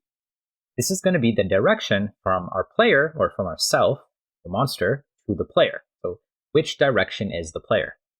We'll create another variable called awakening, and this is going to be a boolean. We'll set it to false by default. We'll create another one called attacking, a boolean, false, another one called health, will be an int, which will make equal to 4. Create a variable damage, int, equal to 2. We'll create a variable dying, will be a boolean, equal to false. We'll create another variable called just hit, will be a boolean, equal to false. All right, now that we've done all this, we're going to add a ready function, and we're going to get access to our state controller. We're going to change state to idle on the ready when our scene essentially is ready and this player loads, or this monster loads. Now, this is all nice and handy and stuff, but what about our direction? Well, I want to get access to our direction, or get the direction, by saying direction is equal to player. I'll put it like this: player dot global transform dot origin minus self dot global transform dot origin. We can also normalize this number. Now, this is cool, but this isn't something we want to do unless the player is valid. If the player is not valid, meaning it doesn't exist, then, well, I don't want to do anything. Right? So here, we'll only get the direction if the player is valid. All right, now let's head over to our state machine, or our idle state, and we'll take a look at how we can get this to work. Here, we can say if AI controller dot awakening. Then what we'll do is we're going to await for that animation to finish. What I can do is say AI controller dot get node animation tree dot animation finished. So what the await function does is it will wait for a signal. Await essentially stops the code and waits for a certain signal to kind of happen before continuing. The signal that we're going to wait for is the animation tree, animation finished. If I head over to my animation tree in the node section, you will see the animation finished signal right here. Okay, so that is how that works. Now, after this though, what I want to now do is say AI controller dot get node animation tree dot get parameters slash playback, and then I want to travel to the idle animation. Now, in my physics process, which I don't have, so let me add that. Physics process, I will ask if the AI controller is valid first. Then what I'll do is if this AI controller is valid, meaning it exists, I have access to the monster, then I will just AI controller dot velocity dot x is equal to 0. Similarly, I'll just copy paste this and change this to z. In the idle state, all I need to do is just set the velocity to 0. Now what I'm going to do is I'm going to copy paste this into each of my states, so that way I have a rough outline to get started with in each of these states. Let's take a look at the run state next, as this one isn't too complicated and it's not too different. In our run state, I'm going to create a variable though called run, and this will essentially kind of help me run or not in the ready first. So I don't want to start running until I've awakened, basically. So what I want to do first is that instead of checking for awaking, I'm going to check for attacking first. If I am attacking, I will wait for the animation finish, and what I'll say is AI controller dot attacking is equal to false. Because after this, I've waited for the animation to finish, and then I stop attacking. I'll add an else statement, where I'll say run is equal to false. I'll say AI controller dot get node animation tree. Actually, I'll just copy paste this right here. So we'll just copy that, and instead of traveling to idle, I will travel to awaken. After that, I will say AI controller dot awakening is equal to true. After that, I can now wait one more time. But once I start playing the awaken, I want to wait for this. And then now here, I want to, once all this is finished, I want to now say running is equal to true. And then I can set the awakening to false. Now, lastly, here I want to travel to run because I'm not idle in my run animation or in my run state. I want to, run. That would make more sense. Now here, I'm going to check for if running is also valid, because here I'm not going to run 0 anymore. I'm going to actually run, right? So to do that, I will get my AI controller dot direction dot x and multiply it by the AI controller dot speed. So this is it. This is all I need to move my monster towards my player. Now, this one, I'll copy paste it, but change it to the Z index. And then lastly, I'm going to get access to my AI controller, and we're going to use a function called lookAt, and this will essentially allow me to look at my player. This is kind of a rotation function. So I'll pass through the global transform dot origin, and then add the AI controller dot direction. All right, and then we'll pass through the vector 3, 0, 1, 0, like so. All right, so that's it for the run function. Hopefully this works out nicely. All right, let me just zoom out here just a little bit so you can see everything. And this is the run state. All right, so now let's take a look at our attack state. Now in the attack state, this is actually a little easier because we don't have to change this because I don't want to move when I'm attacking. Now here, I can actually keep this because if I'm awakening while I'm trying to attack, I want to wait. Now the only difference is when after this, I want to get the AI controller and set the attacking to true. Because at this point, this is probably when I'm going to start attacking. Now I want to actually travel to the attack node, and then I'm actually going to go to my run state and copy paste this. Here, I want to look at my player only in the attack ready. Obviously, this is kind of up to you. If you want to add it in the physics process, that's totally fine. I'm going to add it in the ready function. So imagine my monster is going to only look at me when it's starting to attack instead of all the time, right?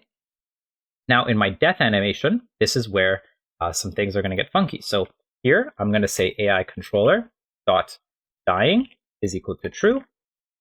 And then here, all I need to do is say death. And that's it. Now, this is pretty much it. So now what we can do is give this a try. We'll test this out and see what we get. Okay, now if we go to our main scene here and we assign the player, so right here on the skeleton, we assign the player, we'll actually see if we hit play, nothing will happen. The reason is because we don't have a way of changing states, but we do see that it is working. It is playing the idle state actually. In fact, if we go to the remote, we will find under the state machine that it is playing idle. Now in our skeleton, we now need some sort of condition, some automatic condition to allow us to detect if I want to go into, well, whichever state I need it to be. So to do this, I'm going to add an area 3D. I'm going to duplicate it and add a collision shape 3D. Both of these, I'll duplicate this as well. And put this in here. I'll just kind of rename it so it's the same. Now this one will be the chase player detection. This one will be the attack player detection. Now for both of these, I'm going to essentially give an area so that it does what I need it to do. For both of these, I'll use a sphere, but for the chase player, I'll make it a little bigger here. The attack player, this needs to be, doesn't need to be a cylinder, but I'll make it a cylinder, and this essentially will be my attack range. This will be the range that I want my monster to be able to attack in. So now what I'm going to do is in both of these, I'm going to go to the chase first and enter body entered and connect these to my monster. I'll do this for the body entered and then the body exited. I will then do this for the attack and lastly the exited. Now one more thing that is kind of important before we continue here is grouping. Now inside of Godot there is something called grouping, and this might vary depending on your version, but here in Godot 4.3, all you need to do is add a filter here. We'll add a group called monster, and then we'll add one more called player. Now we'll uncheck the player here in the monster because, well, this isn't a player, this is a monster. In our player though, we'll head to our node here, and okay, so here we'll actually have to add the player here again, and here we can actually just remove the player. We don't need that. And now, if we go here, we will see that these are groups. Now, the cool part about this is that inside of these signals, I can check to see if this body is a part of a specific group. Now, I can do this, essentially, let's say the chase detection. Let me zoom in a little bit. I can say if body is in group player, then I can do whatever I want. Now, in all of these, I don't want to change states unless it's a player and if I'm not, is dying. Right? If I'm dying, then I probably shouldn't change states. I should probably stay in the dying state. So now what I can do is I can say state controller dot change state to run in this case. So if I enter the chase state, I want to start running. Okay, so the is dying is not a thing. It should be just dying. There we go. All right, so now what I can do is copy paste this into each of these. But obviously, I'm going to change the state to the corresponding one. Now, for the attack exited, or for the chase exited, this one will go back to idle. For the attack entered, this one will probably go to attack. And this one is actually correct because if I leave the attack player detection, I want to go back to running and chase the player. Okay, now there's one more thing I need to do before I kind of test this, is in our animation tree, I'm going to actually connect, the signals, animation finished, and I'm going to connect this. And in here, I'm going to check for a few things. The first thing I'm going to do is I'm going to check to see if the awaken, the word awaken, is in the anim name. If it is, what I'll do is I can just say awakening is equal to false. Here, I'll add an elif statement. I'll copy this, or I'll change this to attack. And then I'll have an if statement saying if the player is in the get node attack detection dot get overlapping bodies and not dying, then this is where I will change to attack again. So if I finished one attack, so this will kind of allow me to, so this right here, let me kind of explain. This piece of code will essentially allow me to loop my animation for attacking. So if I finish one attack, this will check to see if my player is still in the current detection bodies. So this will check, I spelled it wrong, if it is in the area attack, then I will just attack again. Now I can do that by just saying state controller dot change state to attack. All right, now lastly, I want to say elif death. So I'll do this again. But here I'm going to say death. And if I am playing the death animation, or I finish playing the death animation, I'm going to call a function called death. Now this function doesn't exist yet, so let's actually create it. And for now, what I'll do is I'm actually just going to say self.queueFree. Now here is where we'll play animations and stuff and blah, blah, blah. But for now, this will just kind of be good enough. All right.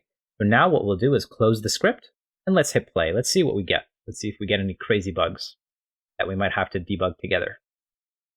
Okay, so here we see that it is pacing and there's already a few bugs, and that's okay. We can actually fix these quite easily. But we do see the direction is working and the attack is working quite nicely. The only issue is that he's facing the wrong way. Now this is actually a very easy fix. All I need to do is go to my skeleton warrior and I will rotate this guy by 180. I will also add a weapon because he doesn't have a weapon. So let's actually go to our assets here in our skeletons. We'll go to FBX and we'll find a skeleton blade. And in our rig here, I might actually need to add a new bone. Because here we have a bone helmet, but we don't have a bone for our hand.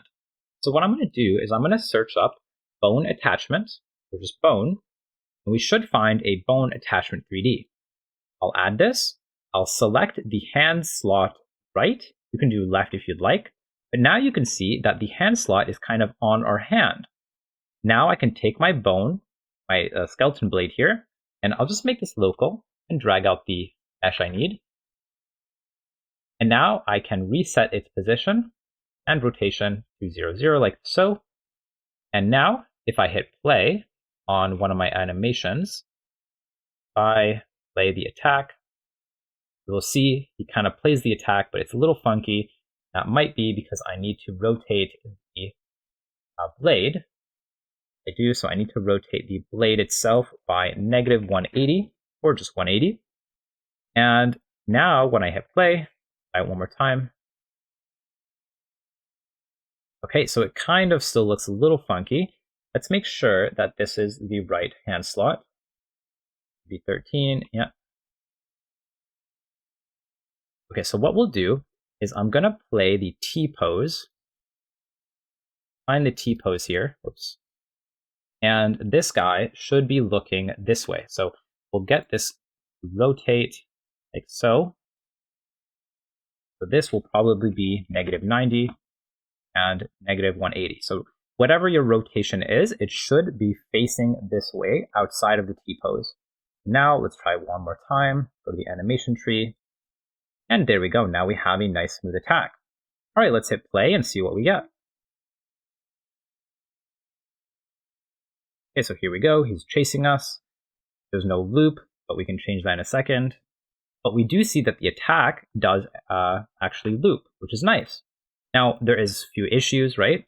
So the first one is in the walking, or I believe in the running, actually. So where is the running? Here we go, running A, we'll loop that. Now, another one is the idle, which is going to be the sit floor idle. I think is this one, right? Let's take a look. So this one doesn't need to loop. This one will need to loop. So the sit floor idle and running A, that's good. All right, so yeah, there we go. There is our monster. So it should now loop if we hit play one more time. Here we go. So he's running and he's looping. If I leave, he goes to the idle animation. Now, one thing that I like to do is inside of our animation tree, I'm going to actually blend some of the animations. Now, what does that look like? Well, in our run to idle, what I can do here is I can change the X fade time.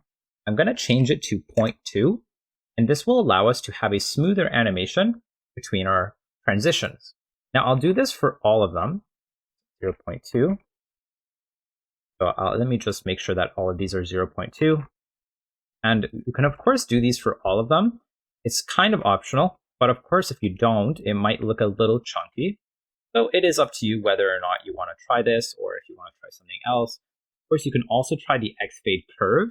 That is also a nice thing, but it's more so just kind of how fast it curves into this time. Now, if we try one more time, though, you should see it'll do that, and then it'll kind of sit back down right away. Yeah, so there we go. It doesn't kind of just chunk back down to the idle. It kind of fades back into the idle animation. All right, so there we go. There's our monster. It works pretty nicely. Now, in the next part, we'll need to now actually add some functionality to hit it.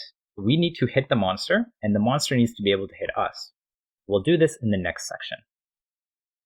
All right, so now that we have the player and the skeleton working, all we need to do now is, well, make them interact with each other. And this isn't actually that hard. All we need to do is add some things into each scene. So the things we'll add, the general idea of this, is we're going to add some sort of detection area in, well, specifically the sword. And then every time I attack, I'll be able to detect whether or not I can hit the other monster. And if I do, I'll send kind of a signal that will allow me to hit the other person. So let's start with the monster.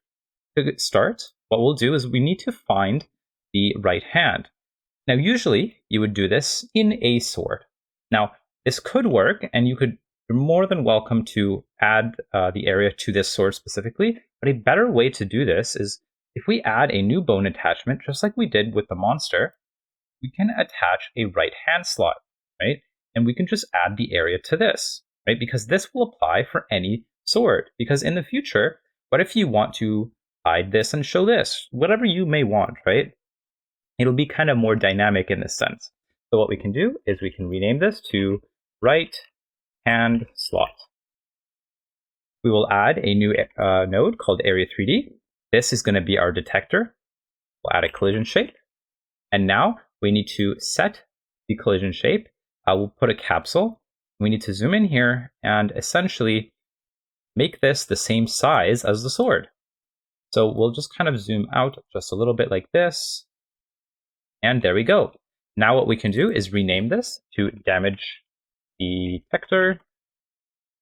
And there we go. That is our sword, right? So now when I attack, so if I go to my animation tree and throw this, I mean, it's a little fast, but you can see that the area 2D or 3D, sorry, follows the sword. So every time I play, well, I guess I would have to play idle first.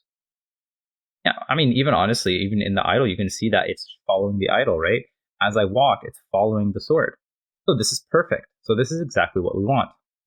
Now what we can do is reference or connect the signal. We'll connect the body entered signal to the player. Now in here, you might recall that we created grouping. So this is where we can first check to see. In fact, actually, this is where I want you to pause the video and try seeing if you can detect if this body that is entering this area is a monster or not. See if you can figure it out using a similar thing that we used before. So to do this, hopefully try it yourself first. What we need to do is say if body is in group monster. Because if you recall from before, in our monster here, we have created a group called monster. So here now in our player, back in our script again, we can simply check to see if it's in that group. And if it is, that means, well, I'm hitting a monster. And if I am, what do I want to do? Well, I actually want to just call hit on it. So in order to do this, the monster needs a function called hit first. Otherwise, it doesn't really make sense. Like, how can I hit it without having a function inside of it? Now, I could just queue free. So for example, I could just do free like this, and this could totally work. This would just destroy the monster.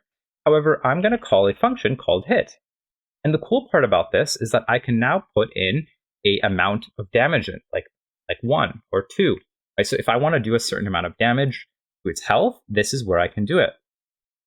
Okay, now one more thing we'll do though is in the body is in group or whatever, what we want to also check for is attacking.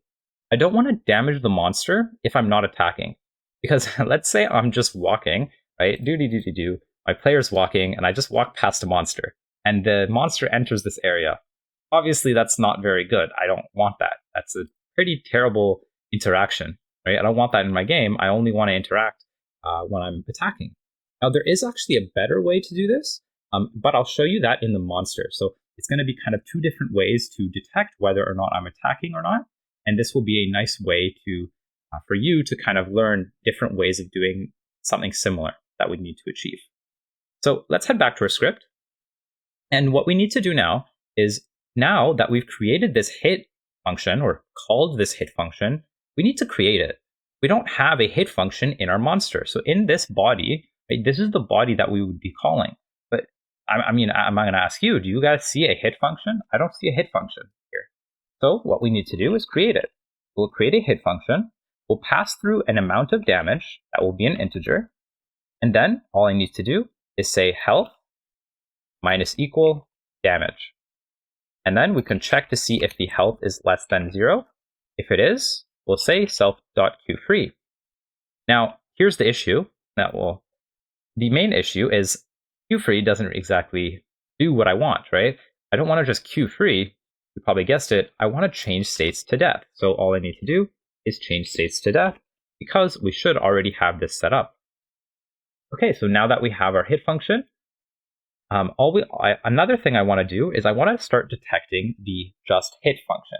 So what this means is if I just got hit, I actually don't want to do any of this. So I will only reduce my damage, I'll only die, etc., if I wasn't just hit. Now this is a variable that we created kind of a while ago, and this will essentially allow me to detect if I was just hit or not. Now here's the kicker, is I want to set this to true inside of here. Just hit is equal to true. But here's another issue, is how do I set it to false? Well, what we're going to do is I'm going to close our script here, head to our warrior, and I'm going to add a new node called the timer. This timer is going to allow us to essentially start when I just get hit, and I'll connect a signal called timeout on our monster here. And every time it times out, I will set the just hit to false. Now the issue is, false, not the issue, but how do we start this timer, right? Because this timer doesn't just start like magically, we need to start it. So how do we do that? Well, it's pretty easy. We just say get node, just hit, it's the timer that we just created, and then just start it. This will automatically start our timer. Well, not automatically, but it'll start our timer. And yeah, so that'll allow us to actually do that. Okay, so now what do we need to do? Well, in our just hit function, our hit function, we now need to, or not need to, but one other thing that we can add is a knockback. This is something that I like to do in a lot of my games. It's just a very, very simple way of adding a knockback, and that is by doing something called tweening. tweening is a very simplistic way of animating. So think of how we might want to animate a knockback. Well, one way we could do it is doing it through the animation player, right? If we go into our animation player, if you understand how it works, if you don't, that's okay. The basic idea of it is that there's something called keyframes, and essentially, and we'll actually use this for a monster later in the next part, let's go to our skeleton monster. We have keys here, and I can key one of these, and it will kind of put that position in this keyframe. And then if I key another one at another position, it will kind of animate between those two frames. Now, I don't want to give an example because I'm actually going to give an example a little later, but the basic idea of tweening is that it's done in code. It's the same thing, but just done in code. So let's take a look at how we can do this. First, I need to create a tween. Just a fun fact, in Godot 3 and previous, tweening used to be an actual node, but they removed it, and now we only can create it through code. But that's okay, we can still utilize it quite nicely. So here, we'll just say tween property. And the property that we want to tween, first we'll look at the object. Well, the object is going to be our self. Okay, now what property do we want to adjust? Well, I want to adjust the global position. What I essentially want to do is take our global position, and then the final value will be its global position minus the direction divided by 1.5. This essentially will act as a knockback. Now, I want to do this over a period of 0.2, and this is going to basically be how long this tween takes. So 0.2 seconds is very quickly, right? You'll not really not notice it, but it's just very quick. Okay, now that we have our hit function, let's test it out. Let's see if this works. So let's take a look first at our health. Here we have 4 health, and we should be doing, in our player script, 2 damage. So it should take 2 hits to kill our monster. Let's take a look. Hit play, here we go, and our monster's chasing us. And you can even see that there's a little knockback, and eventually it dies. And we even saw that that second attack didn't go through because it just got hit. So it was invulnerable essentially. I couldn't keep hitting it. I wasn't allowed. So there we go. That's our detection. That's our monster attacking. That's pretty neat. In the next part, we'll take a look at how we can now do the opposite. I would suggest, actually, for this next part, you try it on your own first. Try doing exactly what we just did, adding the area 3D to the monster, and then allowing it to hit the player, adding a hit function inside the player, etc. But that's what we'll do in the next part, so we'll be able to have the monster now attack the player. Right, so in our next part, like I said, we now need to make it so that our monster can hit our player. Now to do this, it's actually a little not easier, but we already have our bone attachment here, and I'm going to rename this to right hand slot, just like I did for the player. And I'll attach an area 3D again, and similarly, a collision shape. Now I'm going to go to my animation player and select the key pose, just so it's a little easier to add it, or adjust the sword. Here I'll add a cylinder capsule, make it much smaller, as you can tell. Make it skinnier, shorter, and there we go. Here's our sword. I might actually extend it a little outwards, just so it can actually hit the player. Okay, so now what we can do is you need to make sure, and me, we need to make sure that we take a look at which attack we're using. So here I'm using the two-handed melee attack slice. So now what we'll do is we'll head into our animation player, so animation on the bottom. We will head into the two-handed attack slice, the one that we're using. Now what I want to do is, I want to turn off the animation tree, so that way I can look at my animation for this animation as it actually happens. Now here's the thing. I want this area 3D to only be disabled and enabled whenever this frame is kind of like right here, like in between the attacks. So maybe right here and in between here. After that, I want to disable it. So what do we do? Well, this is actually quite easy. This is the key part that I was talking about. So here, what I can do is make sure that it's disabled is off. I'll key here, like so. And then right here, I'll check this on and then key it again. Now, if we scroll all the way to the bottom, we will now see this new collision shape 3D with enabled and disabled. So this will essentially enable the collision shape, the collision shape, and then disable it after a certain frame. Now here's the kicker, is we want to find that reset track and make sure that this is enabled. So by default, this should be enabled, right? So this will automatically kind of happen. Like this is the reset. This is what will reset every time I play the game. Kind of. It's almost like a ready function. Now let's rename this similarly to damage detector. I will go into this area 3D, add it into our body entered, and connect. So just kind of an add, if you recall from our last part, like just 10 minutes ago, this is how that animation player, that's another way of detecting if I'm currently attacking or not. Because here I could check for the state. So let me actually pop this out.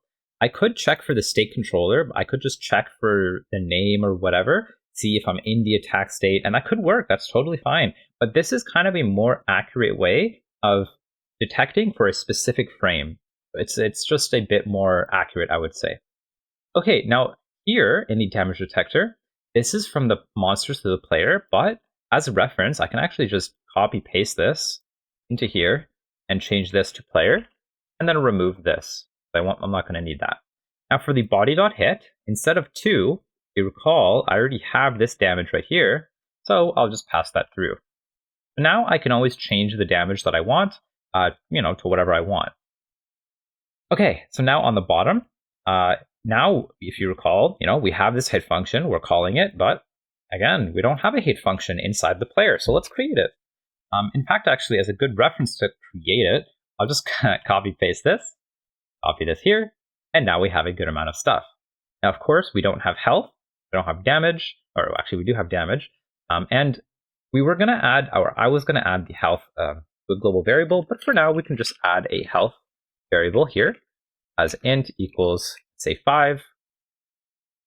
And then instead of state controller here, I'll say self.doFree for now. Okay, actually, we could just play the death animation, so why don't we just do that actually? So instead of self.doFree, what we can do is we can actually say is dying,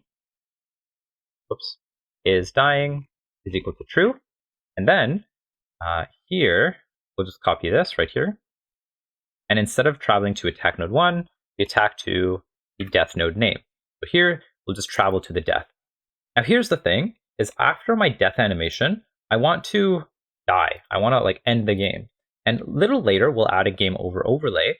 But for now, what we can do is I'll close the script. In my animation tree, here I've already connected, in my player. Here in my animation tree, I don't have this, so I'll connect the animation finished, connect it, pop this out, and now I can check for the death animation. See if I just played the death animation. I'll say if death in anim name, then what I'll do is I'll say self.queueFree. This will allow me to just queue free, and in the future, if we ever want to add a game over overlay, we'll just add it here. Okay? All right, so here we have the queening. However, this might not work because we have a direction. We have a direction. This direction is facing wherever I am, which I think will work fine. Okay, so we have the just hit being started, but I don't have that timer, so we need to add it. So let's add our new timer to our player here, and we'll rename this to just hit. Okay, so we should be able to give this a try.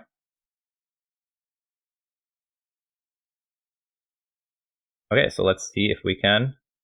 Oh, okay, so our monster needs to turn on the animation tree again. Go back to the inspector. Okay, close the game. Okay, back to output. Here we go.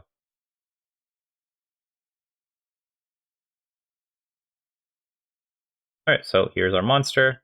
Should be able to attack us now, and there's even knockback. All right, so it seems that I'm invincible now because I never connected the just hit timeout. So that would make sense. I would probably need to be able to turn just hit to false. So here I turned it to true, and then I never turned it to false again. So that would make sense. All right, so let's hit play one more time, test this out. So he's waking up, gonna hit us. All right, cool. So there we go. And then eventually I die, and then I queue free. And the reason this is happening is because I don't have a camera 3D anymore, because if you remember, camera 3D is in our player, and we already destroyed our player. So that's probably not the best way to do it, but it works out quite nicely. So in the future, we'll add a game over overlay, and it will be able to restart the level and stuff. But this is pretty good so far. So I'll see you in the next part. All right, now that we've pretty much completed the player and monster, we now want to head into our assets, and I'm going to now show you how to create this custom theme. Because we're going to kind of, I'm actually going to close these guys. We're going to now head into creating GUI. So for example, we'll actually create a canvas item, canvas layer as our base here. I'll save this as GUI, and I'll put this in my scenes, in my player, and save. And just to kind of show you what this might look like, if I create a panel, you will see here, this is the default theme of Godot. Now, this default theme, if I pop this into the themes right here, you will see it turns into this nice, pretty thing. Now, in order to create this though, what we'll do is create a new resource, search up theme, hit save, and we can create default 2.0. Of course, if you don't want to do this, you can of course skip it. I've already set up all the default themes you'll need, but I want to show you how to do this, ourselves. Now, okay, the font, very easy. Just drag and drop the font into the default font. Done. Super simple. Now, what about the rest? Because here you can see in this default theme, we have button, panel, progress bar, but here I have nothing. Well, I go to manage items, go to import items, and we can now import the things I want. I'm going to import panel. I'll find the panel. I'll find button. I want the button here. And let's import these first. Close. Click OK. And I forgot the last one. Progress bar, right? Okay.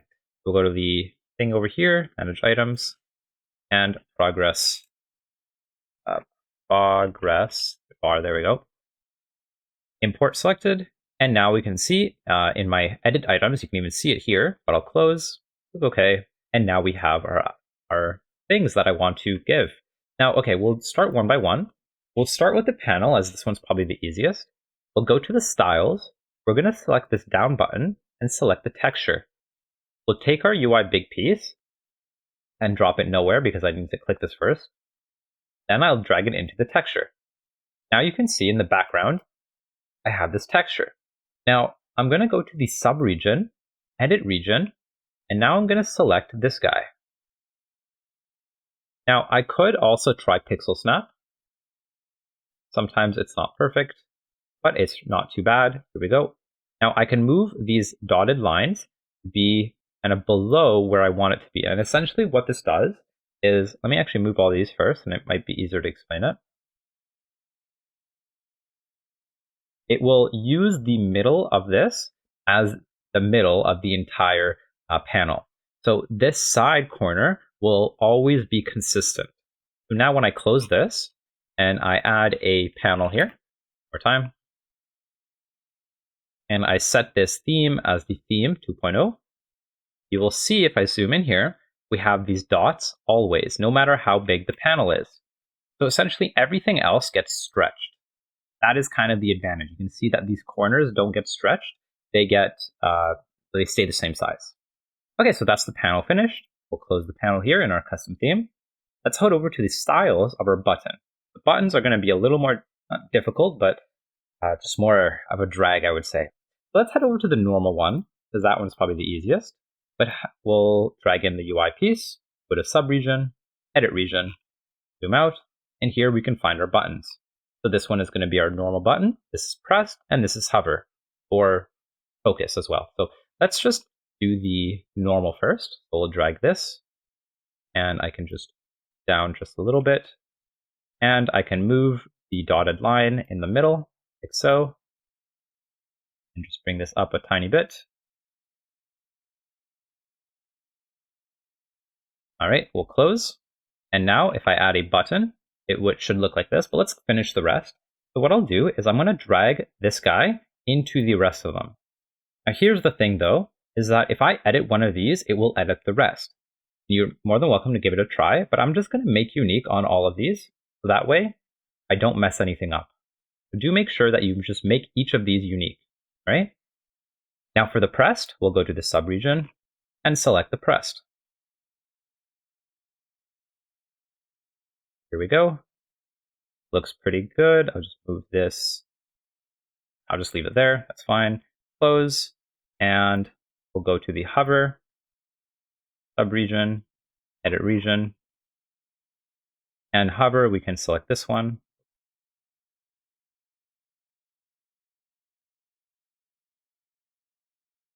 Here we go. And just select the entire thing. Make sure that the inside is kind of what you want. We'll close, and we'll go to the focus. The focus we can leave as the default, and the disabled, we'll select the pressed one for the disabled. If we want ever disable the buttons, which we actually will for our item or our inventory system, kind of, then we'll select this as our disabled. Okay, so that's our buttons. And lastly, the progress bar. This one's going to be a little easier because if you actually notice in the default one that I gave you, in here, the background is empty. And there's a good reason for this, but the fill is going to be our texture. So let's do this for our guy here. So background, I'll set this to empty. And then the fill, I'll set it to texture and pop in the texture that I want. We'll go to subregion, edit region, and I've created this guy. So I've edited it. I basically just moved these all together because that's what we need. So here we go. We'll select the red like this. I think it's supposed to be like that. There we go. And I'll just move this guy one corner like this. That's not what I wanted to do. I want to move this guy up and this guy down like so. I'll use this as my stretch essentially. Okay, so there we go. There's our theme completed. Now to actually load this into our game, I need to go to project settings, go to general, search up theme, go to theme, and add in our custom theme here. So here, I'll just add in my default 2.0, or you can add the default, and I'll save and restart, and I'll see you in the next part. All right, so our next step is to actually create a game overlay. This will be a little easier, so we'll start with this as our kind of initial GUI setup. So to do this, we'll create a new scene, and this new node will be a canvas layer base. Now, I know I haven't explained what a canvas layer is, but let's kind of take a look at what it is and what it does. So to do this, we'll add a panel, and we'll increase this panel here. And I'm going to actually turn on this grid snap, and this will just allow me to more accurately assess how big I want this to be. So I want it to be this big. Now, inside of this, inside of my panel specifically, I'll add a label, and I'll add a button. Okay, so this button, let me make it a little bigger here. Let me just do it like so. I'll type in retry, put this kind of in the middle. Now the label, I'll make it a little bigger here, and I'll type in game over try again. Now, if I want this to be bigger, that's easy. All I need to do is go to the theme overrides. You could, of course, edit the actual theme in here, right? I believe you should be able to edit the default size, but I'm not going to do that. I usually like to edit the size manually every time I add a label. The font size here, I can actually just override it and make it much bigger as I want it to be. Now what I can do is I can just center it in the alignment. There we go. I can maybe just press enter, so that way it says game over, try again on 2 lines like so. And even more, what's cool about this is I can go to the constants and give it line spacing, outline size, make it look pretty, whatever you really want, right? So you can kind of start making your text a little nicer. We'll save this as a game over overlay. We'll add this to our scenes, our player. I'll make a new folder here called GUI. Hit save. And in our level, I'm going to now add our game over overlay. Now, when I hit play, the way this works is a canvas layer essentially follows the screen no matter where it is. So here you can see the label on top of our gameplay because in our game over overlay here, the canvas layer is within these blue lines. So that is how a canvas layer works. Anything within these lines will show up on our screen. So you can kind of see or imagine why this would be useful specifically for GUI and stuff. So let's rename this to game overlay. We will add a script because, well, I'm going to need a script for this guy, but I'll put it into my scripts folder, put it into my player, create a new folder, GUI, open, create. Now in here, what I'm going to do is I'm going to on ready the self.hide. I want to hide this game overlay. Now, I want another function that we're going to call when the game is over, meaning like I'm dead. This is the function I'm going to call when my player dies. Now in here, what I'm going to do is I'm going to take my input mouse and make it so that it's captured or visible, right? Because before it was captured, but now I want it to be visible. So we're going to say mouse mode is equal to visible. Next, I'm going to say self.show because I want to show this overlay. That would make sense because it's hidden right now, right? And then lastly, I want to pause the scene. To do this, all I need to do is say getTree.pause is equal to true. And then that's pretty much it. Now, this is it, but there's kind of an issue. That issue is that, here, let me actually show you. So let's go to our player. And in our player here, instead of the Q3 here, what we're going to do is we're going to call the game overlay. To do this, I need to get node and get the path. Now to get the path, it's actually not that hard. Let's go to our level here, go to our player script, and it might be a little cramped, but all I need to do is now drag in, maybe I'll actually rename this to game overlay, and then now I just need to drag it in, and this will give me the path. Here I can just say get node overlay, and now I can call that game over function that I created. So this will do that for us. Now, one thing I want to do though is before I call this, I'm actually going to wait 1 second to kind of have that, to show the effect that, oh, you're dead, and we played the death animation, but now we're going to, wait 1 second kind of. It just kind of adds a bit more flair to our game, I'll say. So here I'll say get tree, create timer, so 1 second, and then we'll wait for the timeout signal. So if you recall, a wait allows us to, wait for a certain signal, and this is the signal we'll wait for. So here I'm just going to get tree to create a timer. Once I create the timer, I'll wait for the timeout signal.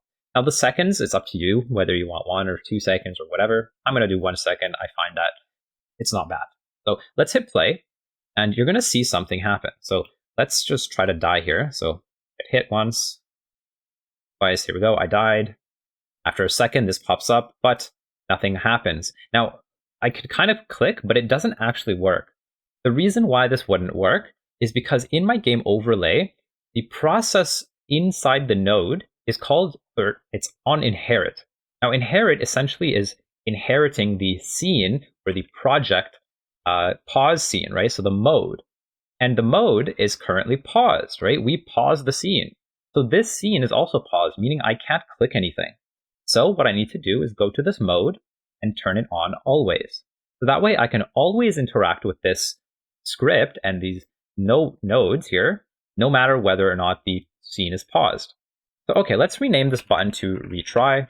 And I'm going to connect this node by going to pressed, connect, and here, now all I need to do is a few things.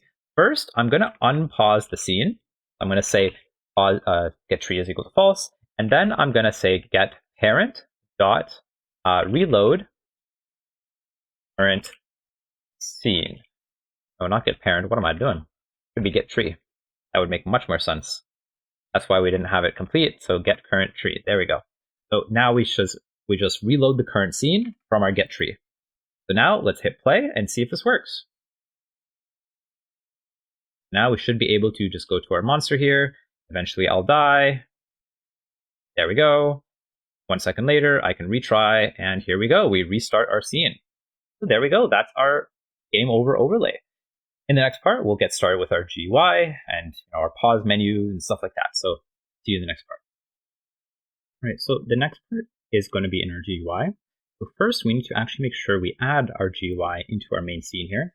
Let's just make sure we add this guy in, and I'm going to rename it to GUI. So this is our general GUI for our inventory, our profile, that kind of thing. So let's make this panel a little bigger, just like I did for the game over. And I'll rename it to GUI. And before I start adding things, let's add a new script here. We'll add a new script to our scripts folder, player, GUI, open, create. Now, okay, in this script, there's a few things I'm going to do. The first thing I'll do is I'm going to go into my function physics process. I'm going to check for the input of my paused function, or my input, sorry. I'm going to check for just pressed and pause. Here, this is where I will start pausing things and doing things. So the first thing I'll do is I'm going to get tree.paused, and instead of saying true or false, there's a kind of trick here I can do that's just to get it to be the opposite of what it currently is. And then the cool part about this is that now I can just say get node container, which we don't have yet, dot visible is equal to the get tree.pause. So if this becomes true, I will set the visible to true. If it becomes false, I'll set the visibility to false. Now, okay, let's add this container because, well, I don't have it, so we'll probably want it. Now, the reason we're doing this, I'm going to add a control node, by the way, so that's our container. Let's rename this to container. Now, okay, let me explain why I'm doing this. The reason is because I'm going to add a panel into this. This is where my profile will be. This is where my inventory will be. But the question is, what about the HP bar, the progress bar that I add? So let's add a progress bar for now.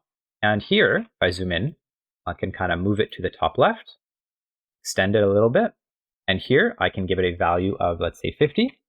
I'll turn off the show percentage. And here, I don't want to hide or show this guy depending on if I pause or not, right? I always want to have the HP bar showing. So let me just rename it to HP bar. And now the advantage is I can show or hide the container specifically, this guy, depending on if I'm paused or not. The HP bar, I want it to always show. Now, before we continue, one other thing I need to do is make sure the process mode is on always for my GUI, because otherwise I'm not going to be able to unpause my scene if I pause it, right? That would be kind of silly. I won't be able to do anything if I pause it. Now, okay, here's the fun part though, or the unfun part, is we need to match the paused scene. So here I'm going to match whether or not I'm paused. And if it's true, what I'm going to do is I'm going to say input.mouse mode is equal to mouse visible. Mouse visible. And if it's false, which is pretty much the only other option, here I'm going to set it to mouse captured. This will allow me to just be more dynamic in whether or not I pause the scene. This kind of comes more into play when I add my shop, we'll add our shop later, because this is just kind of, it becomes a little buggy because our shop is going to pause the scene. It's going to show and hide some GUI that we'll add later, but this will just allow us to avoid any weird issues where if I go into a shop and then try pausing or whatever, it just avoids all that. So let's close the script now and let's hit play. Just to test this out. Here our scene is paused. Now you can see here that, first of all, nothing's working. So let's actually just make sure that the pause is right. So let's go to our project settings, input. Okay, so here I don't even have anything. So let's add a escape. Okay, so now we have our pause, but there's an issue is that this is still showing on the default. Now this should actually fix itself.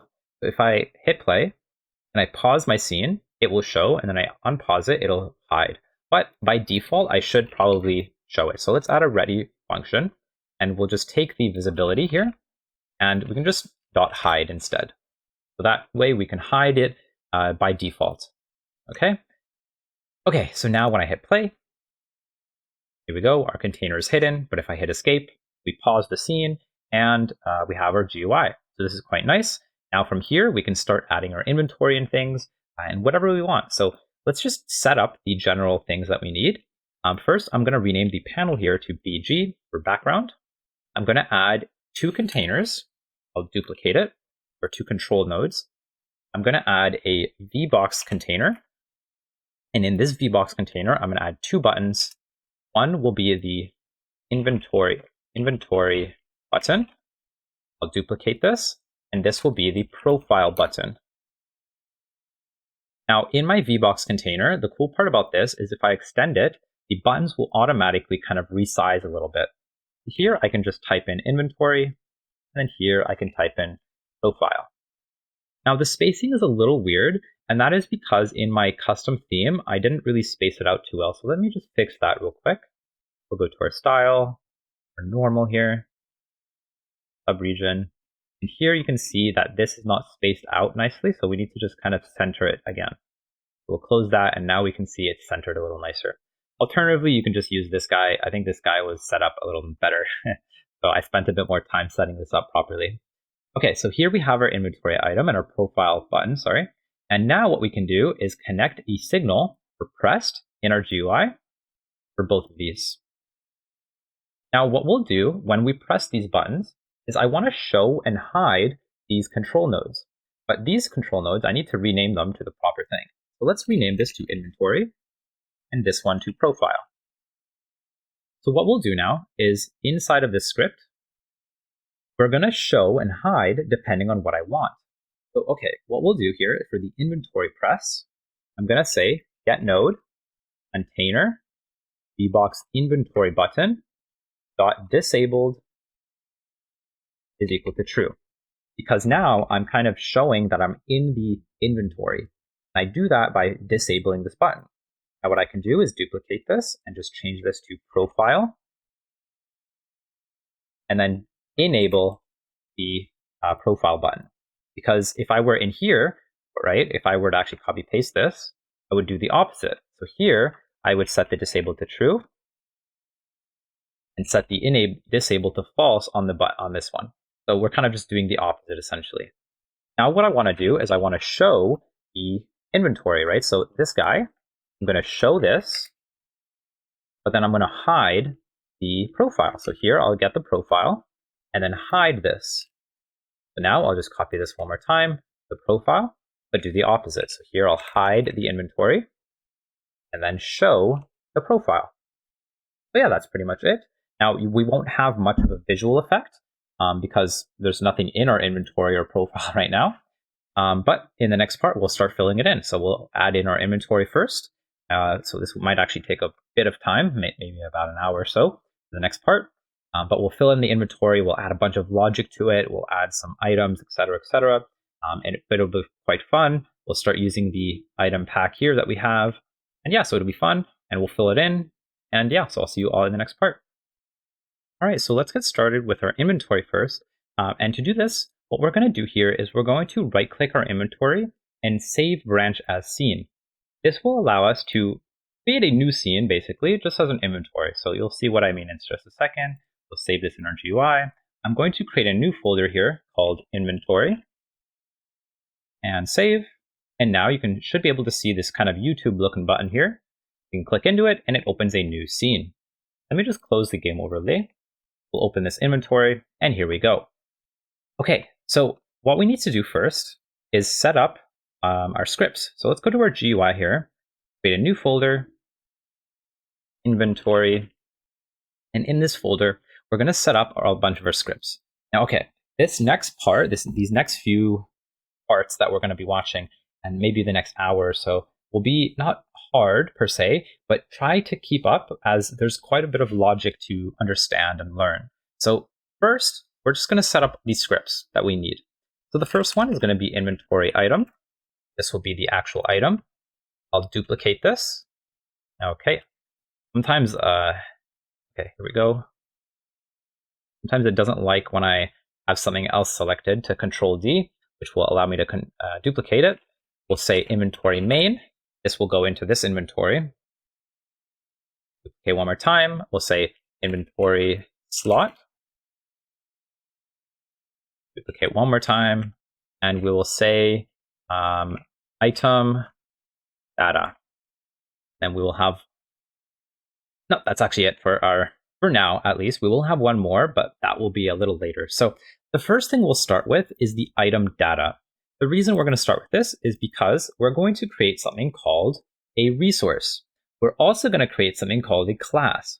Now, a class resource is something slightly specific, but we'll kind of go into it one step at a time. So let's create a class name here. called item data. This will essentially be our item information, data, right? The information that will go into it. Here we're going to extend a resource. And a resource is something inside of Godot. It's a built-in feature that essentially allows us to add a GUI into a information packet. Now, you'll see what I mean in just a second. So let's close all these scripts and just open this up again. And for example, we can export a variable called item name, and this can be a string. Now, let's take a look inside of our 2D scene here. Let me just make this a little bigger. Now, what I'm going to do now is go to my scenes. That's not my scenes. Here we go. Inventory scenes. I'll create a new resource, and we'll use the default resource at the top. I'll create a item. Now, the item I will create is, let's say, a sword. We'll say iron sword. So now, what I can do is take this iron sword, double-click it, go to the Inspector tab, and you can see here I have the iron resource. I have resource. Don't worry about this. We'll have a script. Now, the script, we want to attach the item data. And now you can see the item data, the class name. You can see the item name with a string. Now here, I can just say iron sword. So this is where I can start filling in information that I want inside of my resource. So this is the kind of the advantage, is that there's a nice property tab or a inspector tab for this. Now think of resources and the script basically as an extension or a different way of doing a dictionary.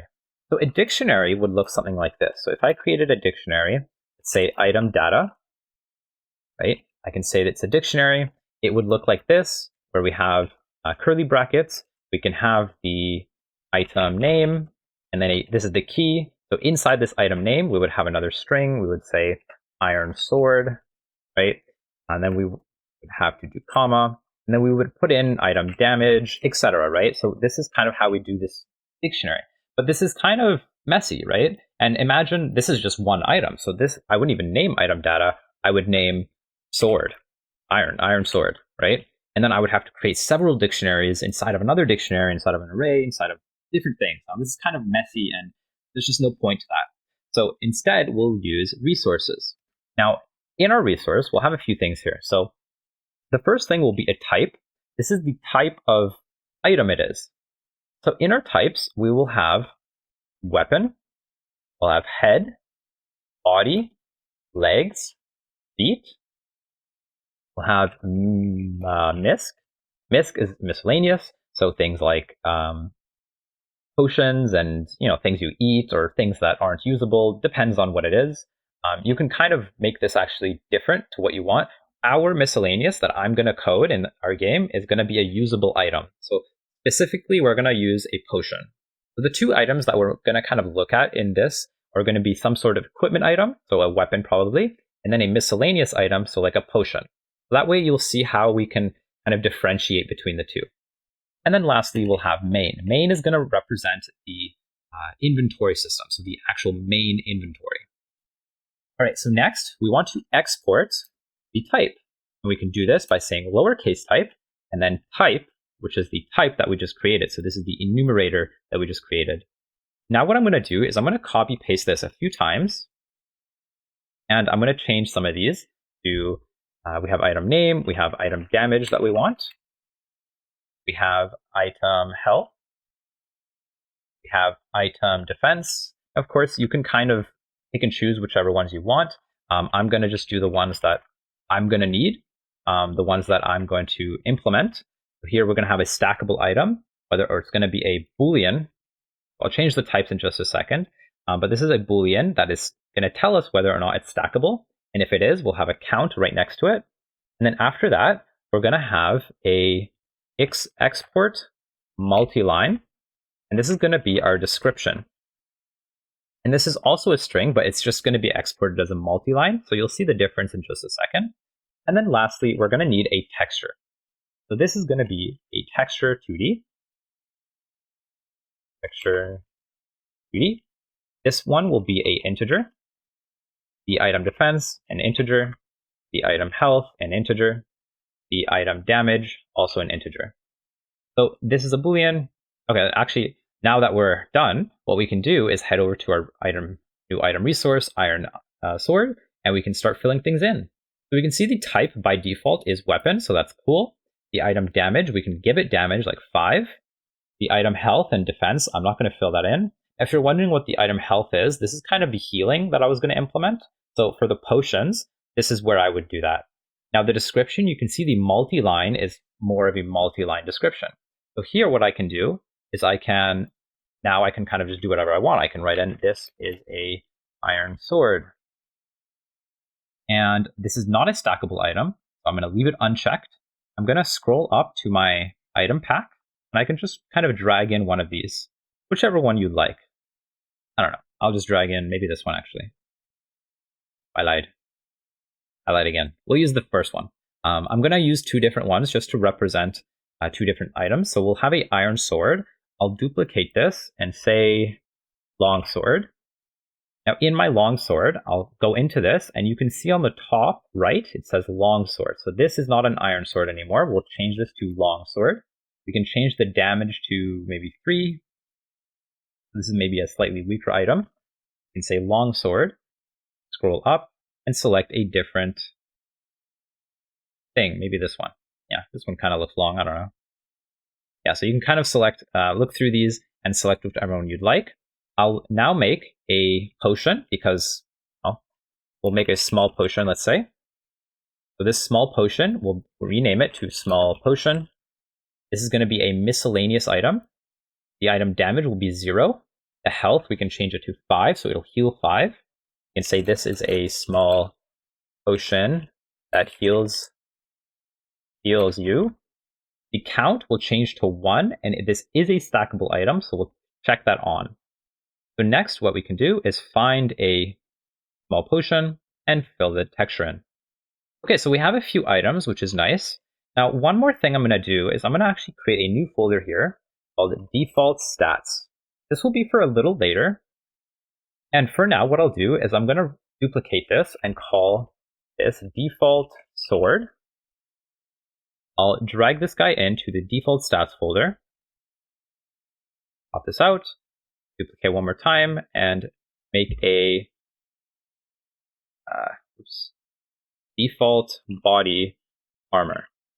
Body armor like this, .truss, duplicate. Now these guys will be our default stats. So for the iron sword or for the iron body, I'm gonna actually reset everything. And here I'll just say default armor. The default sword, I'll say default sword. And the damage I'll say is 1 by default. Or actually, let's say 2. Now the rest doesn't really matter. We can just say the default sword. Because this isn't an actual item we'll have in the game, it's just to represent our stats. And you'll see why we do this a little later. Okay, so now that we have everything set up, we need to actually start setting up our scene. Now the scene setup is not going to be actually too complicated. Here, all I need to do is set or add my inventory main to my inventory scene here. Next, I'm going to add a grid. Scroll up, grid container. This is going to be our grid container. So I'll rename this to grid. This is going to be where I put my inventory slots. Now, next, what we want to do is we want to add equipment. But our equipment is going to be our own node that we create. Now, what I mean by this is inside of our inventory slot here, what we're going to start doing in the next part is we're going to take a look at how we can create our own node from scratch. Because here we extend node, but we want to create our own node. And we'll take a look at what that looks like in just a second. All right, so now that we have our inventory slot here, to create a new node using this script, what we can do is create something called a class name. And we already did this, but this time we're using an extend node. So let's take a look at how this might work. We're going to create this class name called inventory slot. And instead of extending node, we're going to extend panel container.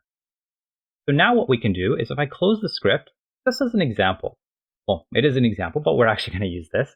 If I search up inventory or slot, okay, I'm going to have to actually save. So here I need to make sure I Control S and then try one more time. Here we go. We have our inventory slot. I can create this as its own item. or is its own node. Now this slot is technically a panel container, right? But here it says inventory slot just because it has the script attached to it. Now the coolest part about this is in my inventory here, what I could do now is, let's say I create a ready function. So that's not a ready function. The cool part is if I say create variable slot is equal to inventory slot, because now it's a class that I can call, and then say .new, I can add a child slot. Now the cool part is, let me hit play within this scene. This will add a new slot. So if I go to the remote section, you'll see I now have 2 slots, whereas here I only had 1. So this is how we will actually fill our inventory slot grid through this. Now, to kind of extend on this example, you can also do this using any already pre-built node inside of Godot. So here I could create a label, right? So here, let's add a label. Let's go to our remote section. And here I now have a label. Additionally, we can also start editing some things and properties from this label. Obviously here it's called slot, but I'm going to call slot.text equal to hi, my name is Coding Quests. And if I hit play, you will see a label on the top left that has that property. So this is kind of the advantage to what we're going to be using. We're going to essentially create some slots. Let me just Control Z here and fill in our inventory slot. Now let's complete our inventory slot first, because we'll kind of be confused on what we're doing in here and what we're filling in until I actually do this. So in our inventory slot here, we're going to start filling in some things. Now the first thing we'll need is an export variable called variable type. And there's a reason we're going to export this. I'll show you in just a second. We're going to get the item data.type. So we'll export all the types of the item data, right? So now if I actually close this, you will see here, I can now pick what sort of item this is. Now the advantage of this specifically, the reason we're exporting it is because now I can create equipment system using this same slot. And we'll do that a little later. So let's just go back to our script and we'll continue this. Next, we need to initialize our slot here. To do that, we'll say init t item data dot type. We'll initialize the item data CMS and then vector2. This is the size that will actually have our this is going to return void. So here we go. Let's say void. This is the size of our actual inventory panel slot. So here I can say type is equal to t, and then I can say CMS custom minimum size is equal to CMS, so custom minimum size, right? So this custom minimum size, what this is if I close this real quick, is in my layout. So if I add this to my grid, you will see that my inventory slot disappeared. And that is because even though, well, I guess technically now it's just 0, 0, this, I can't actually edit the size of my panel or my inventory panel. Here, I can change the size of this to 64 by 64 or 32 by 32, whatever I want. So here, I need to make sure I change my minimum size. All right. So let's make sure that we just have that outside for now. Let's head back to our script here. All right, next, we're going to add a function called function and drop item data. This is going to allow us to have a true or false. It's going to return true or false and tell us whether or not we can drop data or not at a certain position.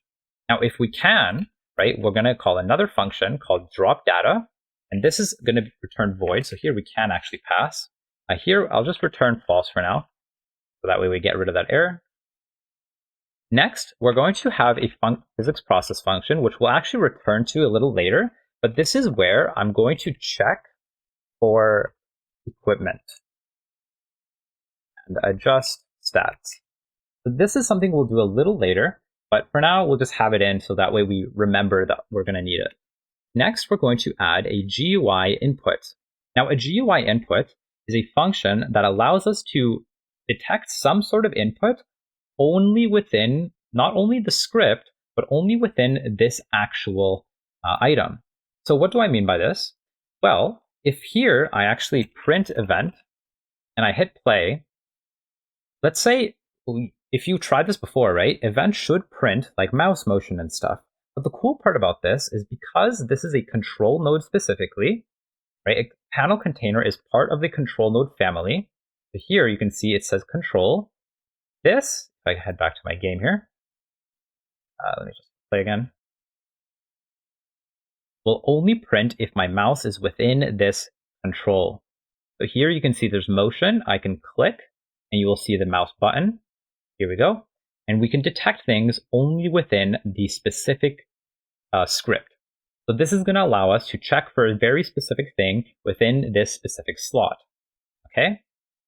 All right. So, and this is where we're going to be using a lot of using buttons and using like our items and stuff like that. So this specifically will actually be using our items. Okay. Let's get started with our canDrop function. So here we're returning false by default, which is actually correct. But, well, it's correct and not correct.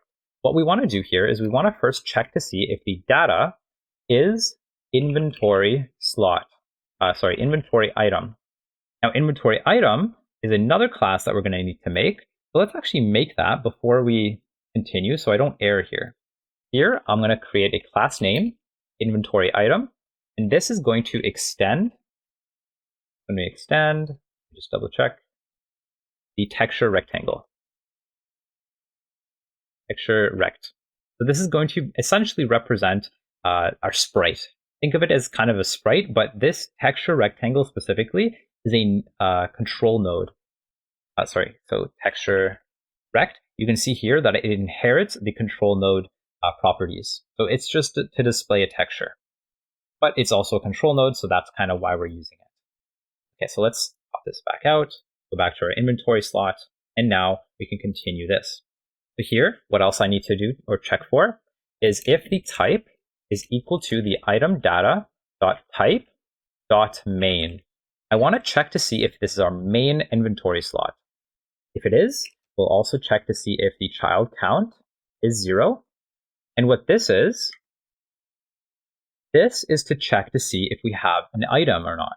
So what we're going to end up doing is when we drop the data or drop an item in a slot, we're going to actually add a physical item into that slot. So it's going to be an actual node that gets dropped into that child. So if I do that, the child count will be 1, not 0. So if it is 0, this means that I can return. This means that there is space to return on the inventory slot. Otherwise, I will return get child 0 dot data type equal to data dot type. Now, the data is something that we'll have to adjust later, so don't worry too much about understanding this because we haven't finished it just yet. But next, we'll create a if statement here, or check an if statement. We'll say if type is equal to data dot get parent dot type. There we go. Type. If it is, then we'll return true. Now, lastly, we'll say if else here, and then we'll return false on the else. Okay, so here I might have to make sure that this gets saved in order for this to actually work. Okay, and I'm going to close my game here so I don't get an error. Okay, so hopefully, okay, so we're missing some things. Okay, so right here, this is missing an else statement. So over here, we'll need an else statement here. So here we'll return the data.data.type equal to type. So this is going to return a true or false depending on if this is true or not, right? Okay, so this is our canDrop. Now, if we can drop something, I want to drop something.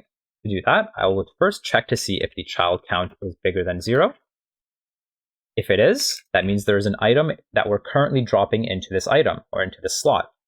So what we'll say is variable item is equal to get child. We'll get the item that is kind of in the slot right now, and then we'll say if item is equal to data, we'll just return. This basically means this means that I'm trying to replace a slot with the same item. So then I can just return. I don't have to actually change anything.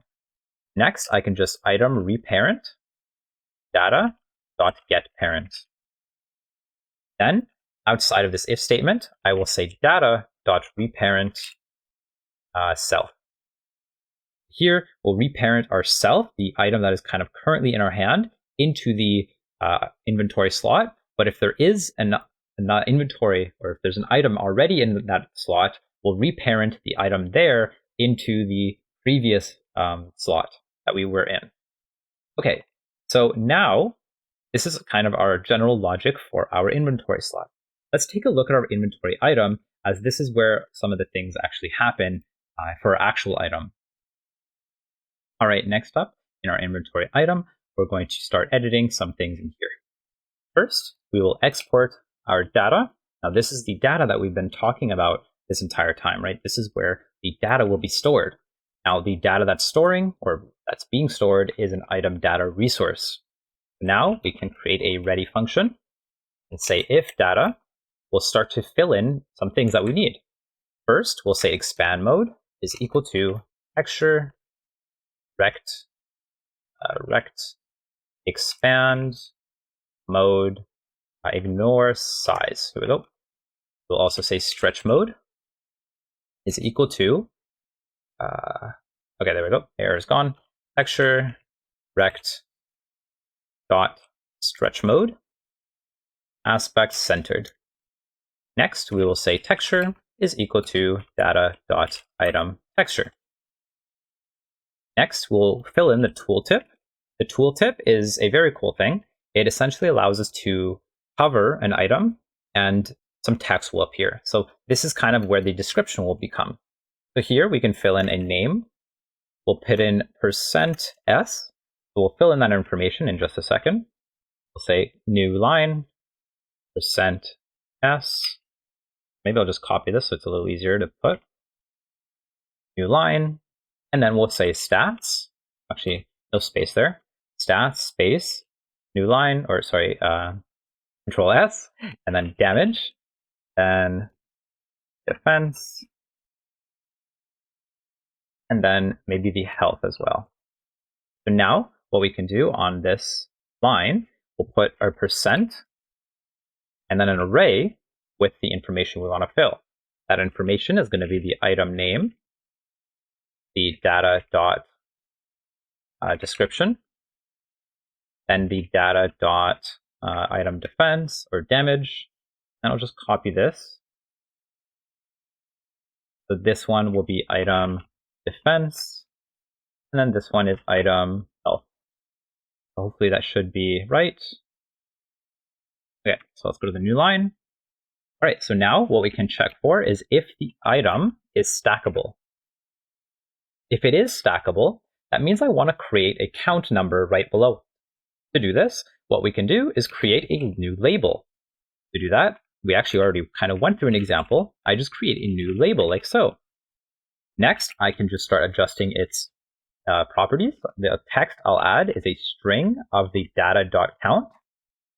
The position of this, I'm going to set it to be vector 2, 24, and 16. Now this you can adjust to whatever you'd like later. This is kind of something I found it works kind of good enough. It's in the decent position. Next, I'll just add child and then add the label. Okay, so this is our ready function complete. Next, I'm going to initialize our function here. Now make sure that when you initialize, you do not have the underscore. The underscore is not very different, but it is different than having this. So here I'm going to initialize the item data, and this is going to return void, and we'll just say data is equal to D. Okay, next we'll create a function called get drag data. Here we'll just pass for now, and we'll create one more function called make drag preview. There we go, preview. It's going to be at position, and I'm actually just going to copy this. But here I'm going to return a control node. Next, in here, we'll do this part first because this is the preview, and then this is the get preview. So here in the make preview, I'm going to create two new nodes. The first new node is to represent the actual image that I have. So to do that, I'll create a texture rectangle, a .new, .new like so. We'll get the texture, and we'll say texture is equal to self.texture. We'll get the expand mode, and I'm actually going to just copy this right here. And then after that, I will say t.custom minimum size is equal to self.size. We'll say t.modulate.a equal to 0.5. Now, if you're wondering what this is the modulation.a. So what that is let's go to our inventory slot, go to visibility, modulate. And if we look at the A, this is kind of the invisibility tab. So 0.5 would be in the middle, and this just makes it slightly transparent. So this will kind of give it that effect that I'm dragging my item. Okay, next, I want to say t.position is equal to vector2 minus at position. Next, I want to create a control node because I'm supposed to return a control node here. I'll create a control.new. I'll say c.addChild.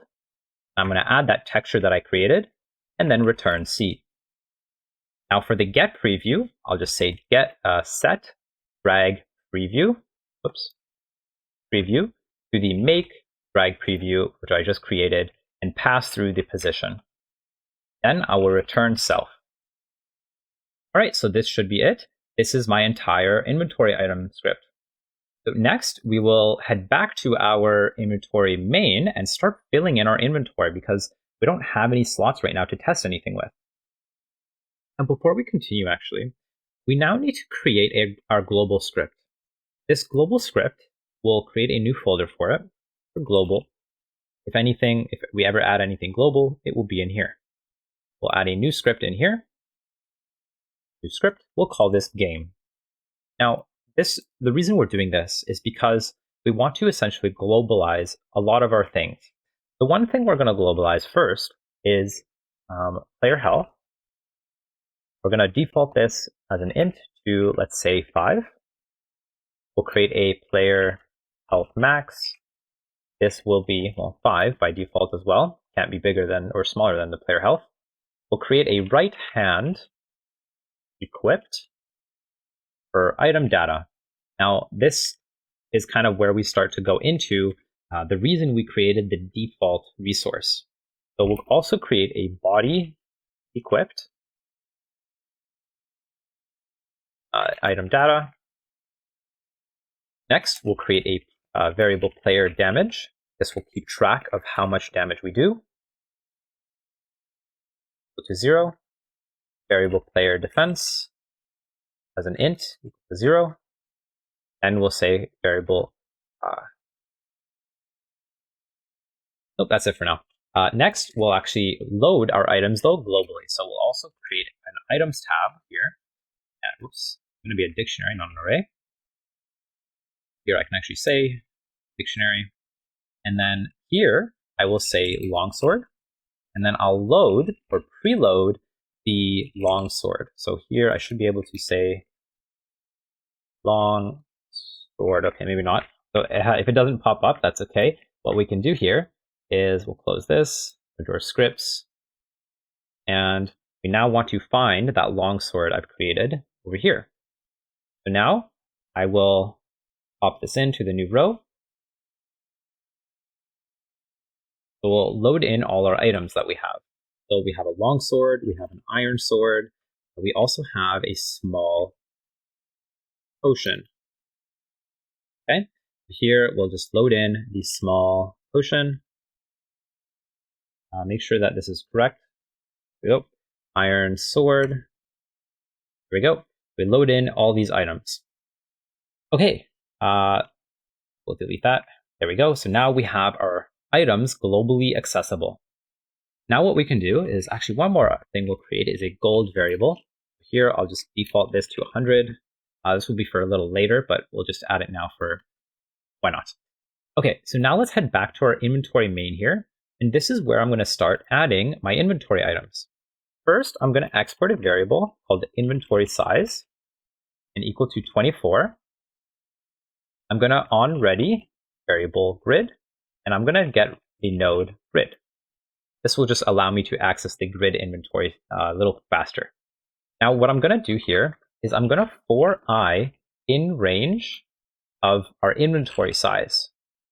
So I want to loop 24 times. Every time I do, I'm going to create a new slot. Now, every time I create this new slot, though, I need to initialize it. Because if you remember, we created an initialize function. So init, and then we're going to pass through item data dot type main. So we're going to initialize every single inventory to main, and then we're going to give it a size of 32 by 32. Then I'm going to get my grid and then add the child there. Now that's it. So now if I hit play, I should be able to just hit play. And here's my inventory. Now this obviously isn't perfect because I need to now head back to my inventory grid here and go to columns and either do 4 or 6. The 4 would give you a 4 by 6, and 6 would give you, well, a 6 by 4, right? So it's up to you. Now let's hit play one more time. And now, here we go. So I kind of think I'll do a 6 by 4 instead. I think that might look a little nicer. I'll kind of move this right here. And now we can start, we can actually delete this guy. I'll add it a little later. But for now, let's hit play one more time. And now we have our items. Now, the issue is we need to now add items. So to add an item, we'll create a new function called add item. This will pass through the item name as a string and will return void. So what we need to do, is create a new inventory item. So we say inventory item.new. We'll initialize this item. So we'll init, we'll say initialize with the game.items, items that we just globalized. We'll call in the item name. Okay, so the game is not global because I haven't globalized it. Let's head to our project settings, go to auto load, and we need to auto load our script. So let's add it. And this has enabled our global variable. You can even see global variable. And if we close this, head back to our script, this will now be globalized. All right. So sometimes you still have an error, but that's okay. It'll go away eventually. Now what we can do, there you go. See, it's gone away already. So now what we can do is check to see if the item is stackable. The reason is because if this item is stackable, there's something else we need to do. Now, if it's not stackable, the answer is actually quite easy. All we need to do is for I in the inventory size, and you can probably guess why we're doing this. We need to find an empty slot. If an item is not stackable, like a sword, and I want to put it in my inventory, well, I need to find an empty inventory slot to put it in. So this is actually quite easy. All I'll do is for loop through the inventory, and then I'll check to see if the grid.getChild at child I and the getChild count of that child is equal to 0. If it is, that means the inventory or that slot specifically is empty. So what I can do is say grid.getChild I dot add child item. Now, if I do find it, I will just break. I no longer need to continue looping through my inventory. Now here, it's a little more complicated because now I need to find if the item is stackable. I need to first find if I have this item or not. So similarly, I will for loop through the inventory first. Then I will check to see, I'll just copy this right here. I'll check to see, another way we can do this is to see if it's greater than 0. That means there is an inventory in that slot. So if there is an item, right, or if the child count is greater than 0, that means there is an item in that said slot. Now, if there is an item, well, you can probably guess what I want to do is now see if that item is equal to the item I'm trying to add. So here, what I can do is check to see if the grid.getChild I dot getChild 0. This is the dot data, and we'll check to see if the item dot data is equal to that. So we'll see if the data is equal to the item data. So meaning it's just the same item, right? Now, if it is, then that means we found our item in our inventory. So what we'll do is we'll update the counter.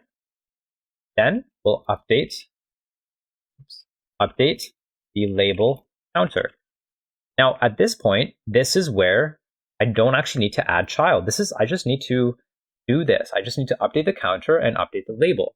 So to do this, I will just get grid. Here, I'll just get all this, copy this, and then dot data, and then dot count plus equals 1. Next, I can copy paste it again, but instead of dot child, I'll get child one more time because this is my label. So now I have access to my label. I'll edit the text. So now I can just make it equal to the item. I'll copy this part right here. I'll get the string of this. So copy the count into the text. Now, once I do that, what I'll do is I'll go to the next line here. I will just break. This means I have found our item and I've just added it.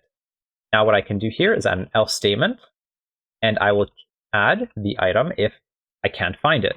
So if I can't find the item, I will simply add the item. Right? That means I don't have it. And then here I can break again. Okay, so now that we've created our add item function, we can just add an item, and then we can say longsword. We can add an item, small potion. Now do make sure that the name here has to be the same as this. So here it has to be capital S. Maybe I'll just make sure that these are all the same. So small potion, etc. We'll hit close. We'll hit play. And now you can see I've added my items. And I should be able to drag and drop them. Okay, cool. So this is very neat. Now the question is, what if I want to use this item? Specifically the misc item. What if I want to right click and use this? And obviously, okay, you can also see here, when I hover it, you see the description, which is very cool. So, okay, now let's head into our inventory slot, I believe. Yeah, so this is where we will actually be checking for equipment. We'll also be able to use the equipment. So let's take a look at how we'll do that. All right, so back in our inventory slot here, what we're going to do is we're going to do our GUI input first. So this is to use a misc item. So to do this, we'll check the event first. We want to check to see if the event is an input event mouse button. If we're clicking, then I now want to check what sort of clicking we're doing. Well, what I can do here is I can check to see the button index. This is to check if I'm clicking left or right clicking, or middle click technically. But here I want to check for a right click specifically. Now if you want left click, I believe it's 0. If you want middle click, I think it's 1, but don't quote me on that, I might be wrong. Here we can say event, and event button mask is equal to 0. This button mask will check to see if I'm clicking up or down. This will be like, it's kind of like a release or press down, right? So here, this is release. So now if I am right clicking and I'm releasing my button, then I will say get child count greater than 0. Oops. Greater than 0. Then that means there's an item in that slot that I'm clicking in. If the get child 0 is data.type is an item data.type .misc. That means it's a miscellaneous item and I want to use it. So to use it, what I'll do is I'll say game dot heal player.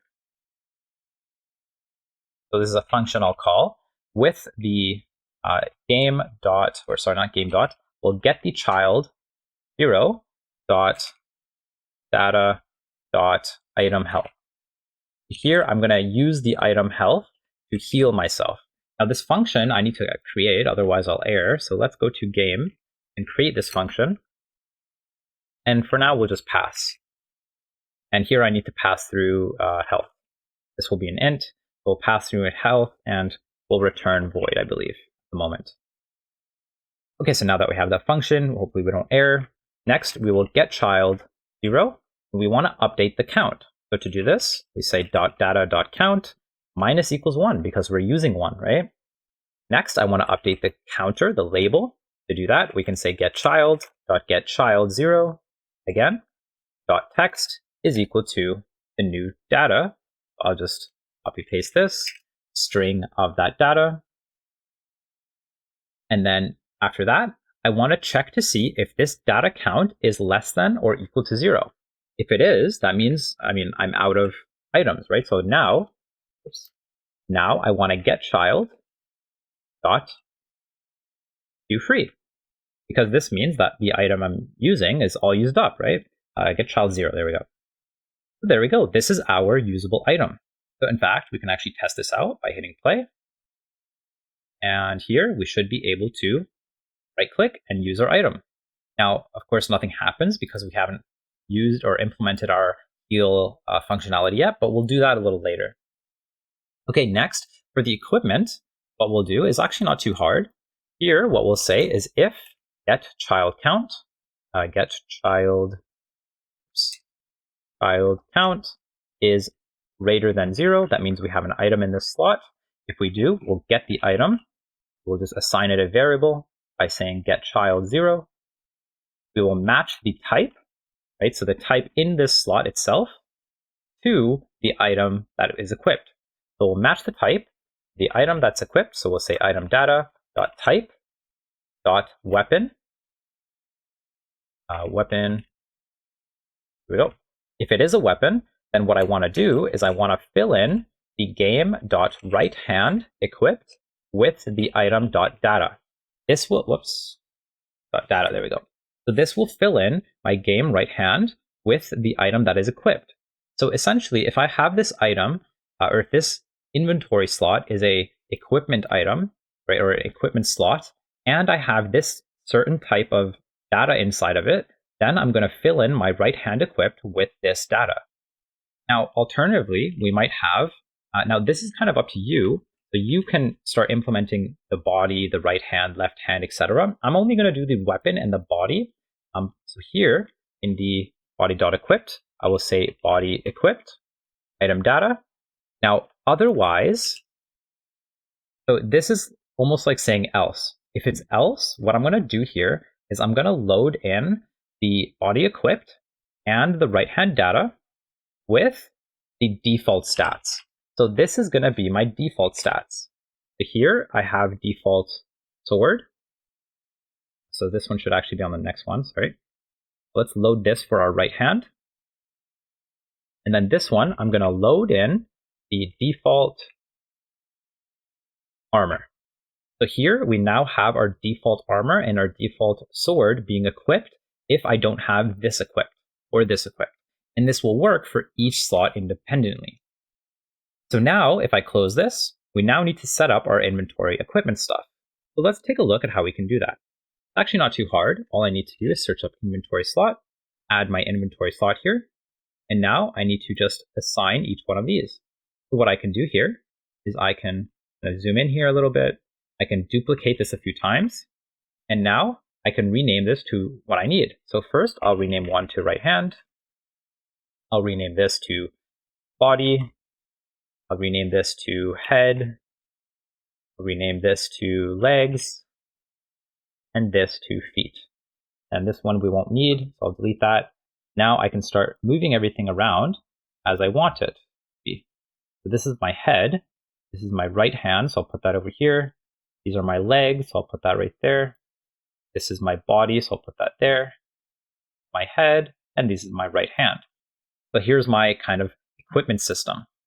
Now if I hit play, actually, sorry, before we do that, let's just close one more time. And now we need to make sure that the type is all correct. So here, this is a weapon, so that's correct. The body type, I need to select body. The head, I need to select head. Here we go. The legs, I need to select legs. And feet, I need to select feet. All right, so now if I hit play, I should be able to go into my inventory and drag this into my weapon system, but not my body or head. Now, if I drop this in, you will see in my remote section, in my game, you will now see the right hand is equipped with the longsword.tress. However, if I head back to my game and unequip this, you will see it returns to the default sword. So that is our equipment system. So our equipment system now essentially works. And inside of this, we have all these stats that I might need. Okay. Now in the next part, we'll take a look at how we can continue our GUI system, because here I don't believe we're completely finished, so we'll kind of continue our whole GUI system. All right, next we're going to start filling in our profile. Because right now, if I hit play and I head into my system here, go to profile, nothing's here. And I go back to inventory. Here's my inventory, equip stuff, but I want to be able to see my stats. Now, okay, what we'll do is we will create our profile by right-clicking our profile, save branch as seen, and we can save it in our GUI. Save. We'll head into our profile here. I will add a script. I'll save this script in my scripts folder, player, GUI, open V8. I will, now we want to add some things in this to create. All I'm going to do is add a label. Now this label, I'm just going to test some things. This is a text, yeah. And now I can just drag this out, and I want to just put this where it would be in my profile. So here, if I actually hit save, I'm going to close my inventory, go to my GUI. So this is where the text will show. So here, I'm going to center the text, and I'll just kind of drag it where I would want it to be in my GUI, and there we go. Of course, alternatively, you could just use this profile and move this around, but I'm just going to do it in my profile. It's really up to you. Now here, I'm going to rename this to stats label, head into my script here, and now I'm going to pop this out, and we're going to create a process function. Now I'm just going to say this, even though I probably shouldn't. This is not good practice to do. You don't want to just add everything into a process function. You would ideally want to update the text every time you hit escape. So ideally, you would have a function instead that updates the text, and then you would call it through here whenever you hit play. So this is not good practice, but I'm just going to do it anyways because it's quick and easy. What we'll do is we'll say get node stats label. We'll edit the text equal to a string, not delta. We'll hit enter. We'll say player health. Player health. It's space. I will put in %s. And now I'm going to hit enter, copy this, and paste it a few times. This I'm going to remove or replace with attack. This is going to be defense. This is going to be level. And this is going to be XP. Now, these obviously don't exist yet, or some of these don't. So let's head back to our game script here, and let's start adding in some of the things that we'll need eventually. So here I'm going to create a variable called current XP. This will be an integer equal to 0. Next, I'm going to have a variable XP to next level as an int, be equal to 100 by default. We'll have our player level as an int equal to 1 by default. Now, lastly, we'll have another thing called shopping. This will be a Boolean that we'll use a little later. So don't worry too much about this. When we add our shop, you'll see why we need this. Okay, let's head back to our profile. And now I need to fill in the information. So let's hit %array. And now we want to fill in the game.player health. We want to add our game dot player damage for the attack. We want the game dot player defense, and we want the game dot player level, then game dot current XP, and then game dot XP to next level. Now, back over here, we're actually going to have to add a /%. So this will just show us how much XP we need to get to the next level. So let's hit close and see if this works. So let's hit play. And immediately should error if we don't. Okay, so cool, it works. Here we go. Now we can go in and out. Now, if I equip something, you will not see anything happen. And the reason is because we don't actually update the player damage depending on where we need it to be. So the player damage, think of the player damage and all that stuff as the total player damage. Now we want to have a total that we add to it with our stats. So let's take a look at how we can do that. All right, so in our script here, we're going to head over to our game script and pop this out. And at the very bottom, we're going to, actually in between this, we'll create a function process. And in here, what I'm going to do is I'm going to say player damage is equal to right hand equipped dot item damage. And this is now where you would add other things. So for example, I can add the body equipped dot item damage. Now, obviously, my body equipped doesn't have damage, but we'll change it in just a second to test this out. Now here I can change the item defense. Similarly, put the item defense here. I'm going to say item defense. The same thing for the body equipped. And now this will essentially give me a total of, well, all my player damage and all my player defense. So let's take a look at how this might work. Let's go to my iron.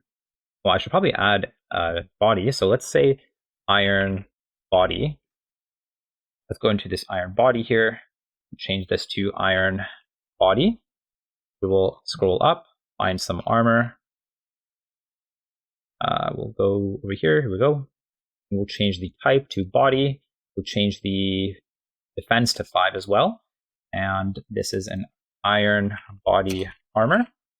I'm going to need to load this in my game script. So over here, I will control paste, body iron armor. And then I need to load the body iron body.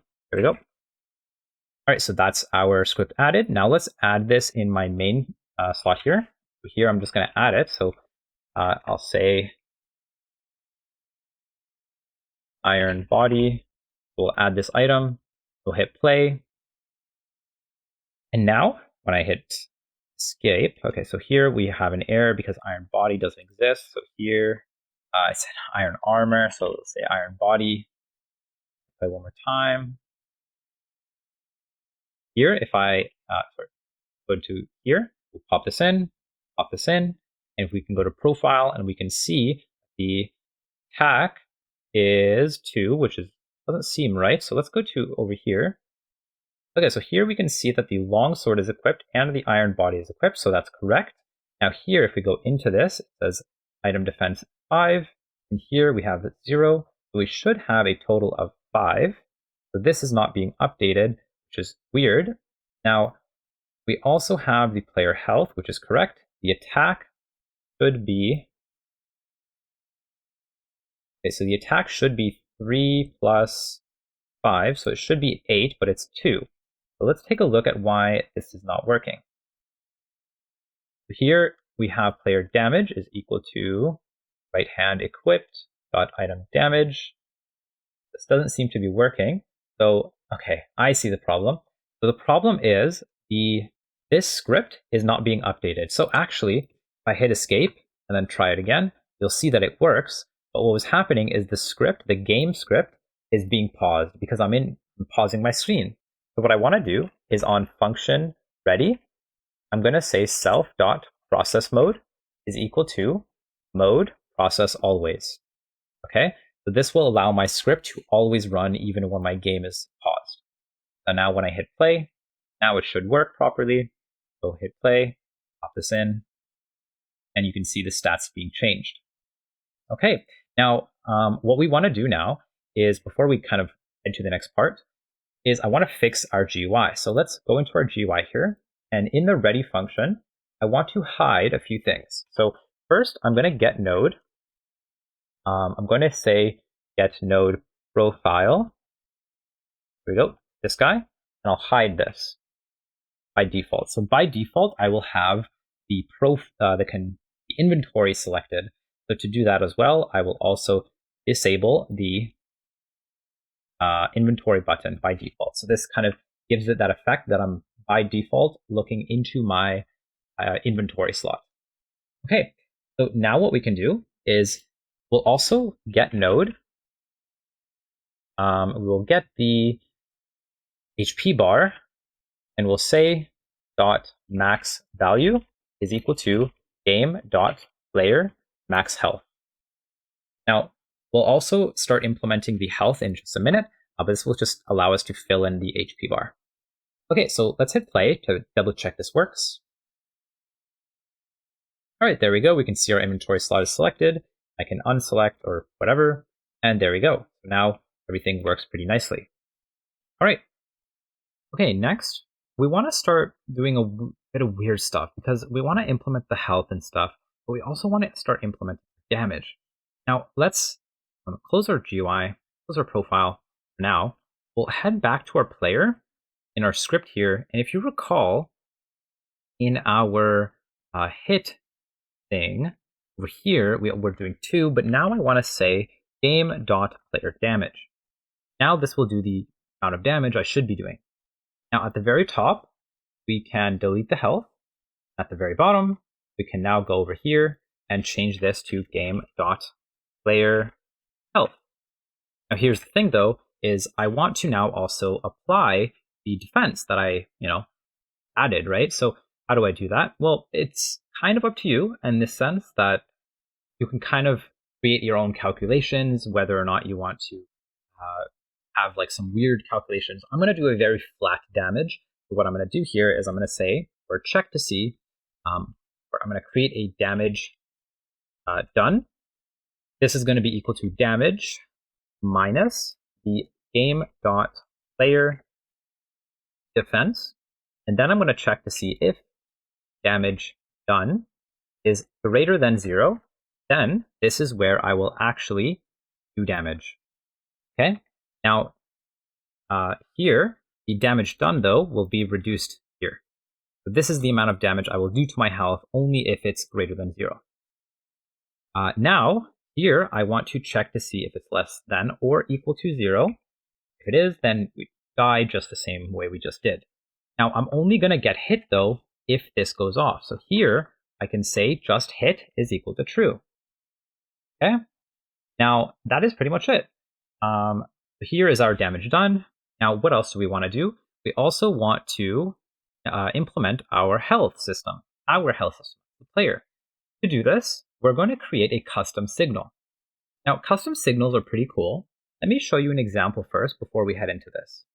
So if I create a new node here, create a random node, it doesn't really matter. I'll make a built-in script, and I'm going to create, before I do that actually, let me show you the signals.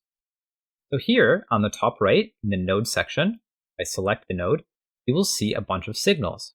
Now the question is, what if I want my own signal? Well, it's not too hard. I can create a signal called custom signal. Hit save. I don't have to save the scene because now we see it here, custom signal. And this is how we create a custom signal. Now, if I want to pass through some sort of variable, you can now see that it says damage variant. Of course, I can initialize it to an int, and there we go. Now the damage is an int. So this is how I create a custom signal. Let me close this. I'm going to discard it. That was just an example.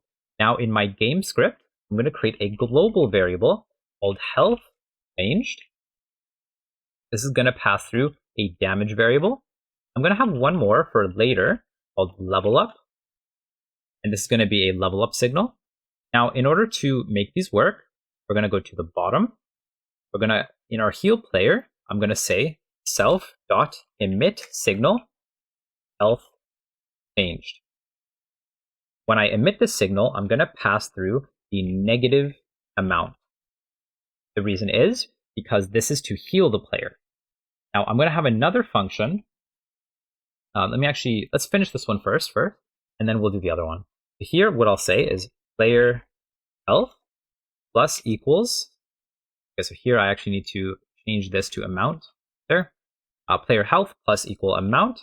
And then I'll check to see if the player health is greater than the player max health. If it is, I want to set the player health to the max. The reason we do this is, well, because I don't want to overheal, right? Unless that is something you want to do. But now what I'll do is I'm going to copy paste this function and rename this one to damage player. And this will say, we'll emit the signal damage changed. Here we'll do the same thing, the amount. Now here I'm going to remove this because here I'm going to be subtracting damage. Okay, so these are our functions that we want to add. Now the question is, well, what about the damage done, or damage player, sorry? Well, in our player script, we can go to player, and we want to damage the player if, here we go, in the hit function, here we go. So instead of damage done right here, where we subtract the damage done, now I can just call the function that I just created called damage player, or damage player, and pass through damage done. Now the reason we're doing all this, by the way, is specifically for our GUI. So let's open our GUI one more time. Let's open this guy up. And now this is where I want to create a new function on the bottom called onNode health changed. We're going to pass through a damage as a int. Yeah, we'll pass through an int. And this is going to be a function where we tween the HP bar. So we're going to tween. So to tween, we need to create a tween. We will tween dot tween property. Okay, so there we go. The thing that we're going to tween is going to be the HP bar, which we don't have. So let's actually onReady variable this at the top. We'll say onReady variable HP bar is equal to get node. Now I can call the HP bar here, and at the bottom we can call the HP bar. We can tween the value. The value, I'll set it to HP bar dot value minus the damage done, and we'll do this over a period of 0.2 seconds. Okay, so now what we want to do is at the very top, we want to connect the signal. To do this, we will say variable game node is equal to get node game dot get path. This will get us the path to the game script globally. So now we have access to the game as a variable.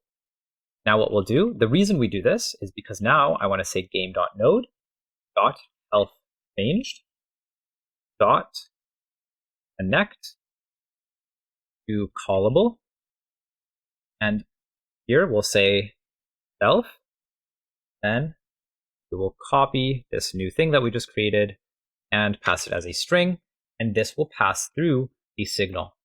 So every time I change my health, every time this signal is shot at basically through the game, we will connect it here and we'll pick it up. We'll pick up that signal through this script. And then every time I lose damage or gain health or whatever, it will change my HP bar. Now here, when I hit play, I should be able to take damage now. And it doesn't seem to be updated, so let's take a look at what's happening. Let's go to my inspector here.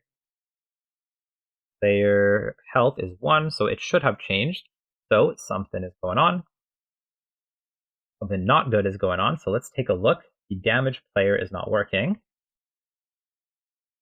So let's take a look at if I'm actually damaging the player.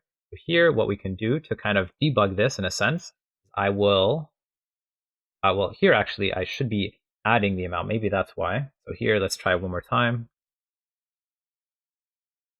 Okay, there we go. So now it should be working functionally. All right, there we go. And we lost all our health. Game over. And there we go. So now, actually, let's try the health potion as well. So let me just lose damage. Okay, so I lost some health. Let me right click, and you can see here that I added some health. Now it was pretty immediate, so let's take a look as to why that is. Here, heal player, player mount, yeah, mount negative. Okay, it should be working, but one thing we're going to add here is a background for our image, because this looks nice, but we want to make it a little better. Now, the reason I didn't add a image for this before, from our texture, is let's find our UI big piece here, drag this in, and I'm going to go to region, enable, and edit region. And now I can select the health bar that I want, and I will select this one. This is the health bar I'm going to select. Close, and now I can move this in, put this behind my HP bar, and just drag it to be a little bigger Let me fill this in to 100 so I know how much it should have. Here I can just start dragging this guy to be a little bigger, like so. And then I can turn off the grid snap if I need. And now here I can just drag this in to fit the HP bar, like so. I'll just drag it in like this, maybe all the way right there. And right there, I believe. Okay, so there we go. There's our HP bar. It's not perfect, but it should now look a little nicer visually. Now if we hit play, I lose some health. Now it actually looks like I lost some health. And if I right click, okay, so it does animate. It was just really quick. There we go. Okay, so there's our system. There's quite a bit, and it looks quite nice. So let's take a look at what we're going to do next. Right, next, now that we have a nice system here and everything is working relatively well, we're now going to implement a way to drop items from our monster. So right now, I can walk up to him, kill him, hopefully without dying. Okay, well, I died. Kind of tried to bug out the game there. Let's actually equip some stuff, see if I can kill him. Okay, there we go. One-shot him, but he doesn't drop anything. So we want to make a way so that he drops stuff, and I can pick it up or whatever. Now, of course, you could just have the monster die and then drop them right away, but I want a more visual effect. So let's create an area 3D as our base here. Now, what I'm going to do is I'm going to search up some items. The first one I'm going to have is a sword. Let's find a sword, and here in the K kit, we can find some swords. Now, it's kind of up to you. You can use the two-handed, you can use this, whatever you'd like. So I'm going to put this guy in, and then there's also a body armor. Now, to get the armor, I don't think we actually have it, so what we'll have to do is we're going to cheat a little bit, and we're going to find the knight, drag him in, we're going to make it local, and then we're going to steal his body armor. There we go, his knight body. I'm going to steal this guy. Alright, so let's make this local as well. We'll drag this in. And we'll rename this to sword. Rename this to body. And one more item we'll have is a beer. We search up beer. Not beer. The other one was called... I don't remember what it was called, but let's go into the FBX here, and we can probably just find it. Oh, mug, here we go, so mug full. But we'll make this local. And I'll rename this to potion. I'll use this as the potion. Obviously, I don't have a mesh of a potion, but this is going to work fine. So now I'm going to reset everything to 0, 0. Here we go. Reset everything to 0, 0. Now, the potion, I'm just going to move it up a little bit. That way it doesn't go into the floor.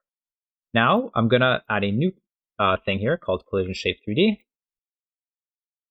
This is going to be the collision that I use to pick up our item. I'll make this a little higher here. I'll rename this to item object. I'll save this into my scenes. I'll save this into my... Maybe I'll make a new object here. Or actually, I'll just save it right here, because we're going to have this be slightly dynamic. Now we'll add a new script. We'll add this as non-built-in script for our scripts folder, player, UI, inventory. We'll add it here. Create. I will delete this code, and I'm just going to connect our body enters node here. I'll pop this out. Now what I want to do is a few things. First, let's do the pickup. The pickup is not too hard. All I need to do is check to see if it's in the group player.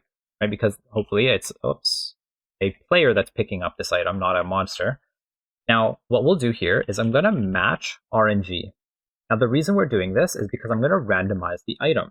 So I'm going to create a new variable called RNG outside of this. If it's 0, what I'll do is I'll get node, and I want to add the item longsword, probably. So what we'll do is we need to get access to our monster, or to our inventory. Now to do this, we need to first figure out how am I going to do this pathing. So I'm going to close this, go to level 1, and I'm going to create a few new nodes here. Node 3Ds. I'm going to duplicate this a few times. I'm going to rename this to monsters. Monsters. I'm going to rename this one to projectiles.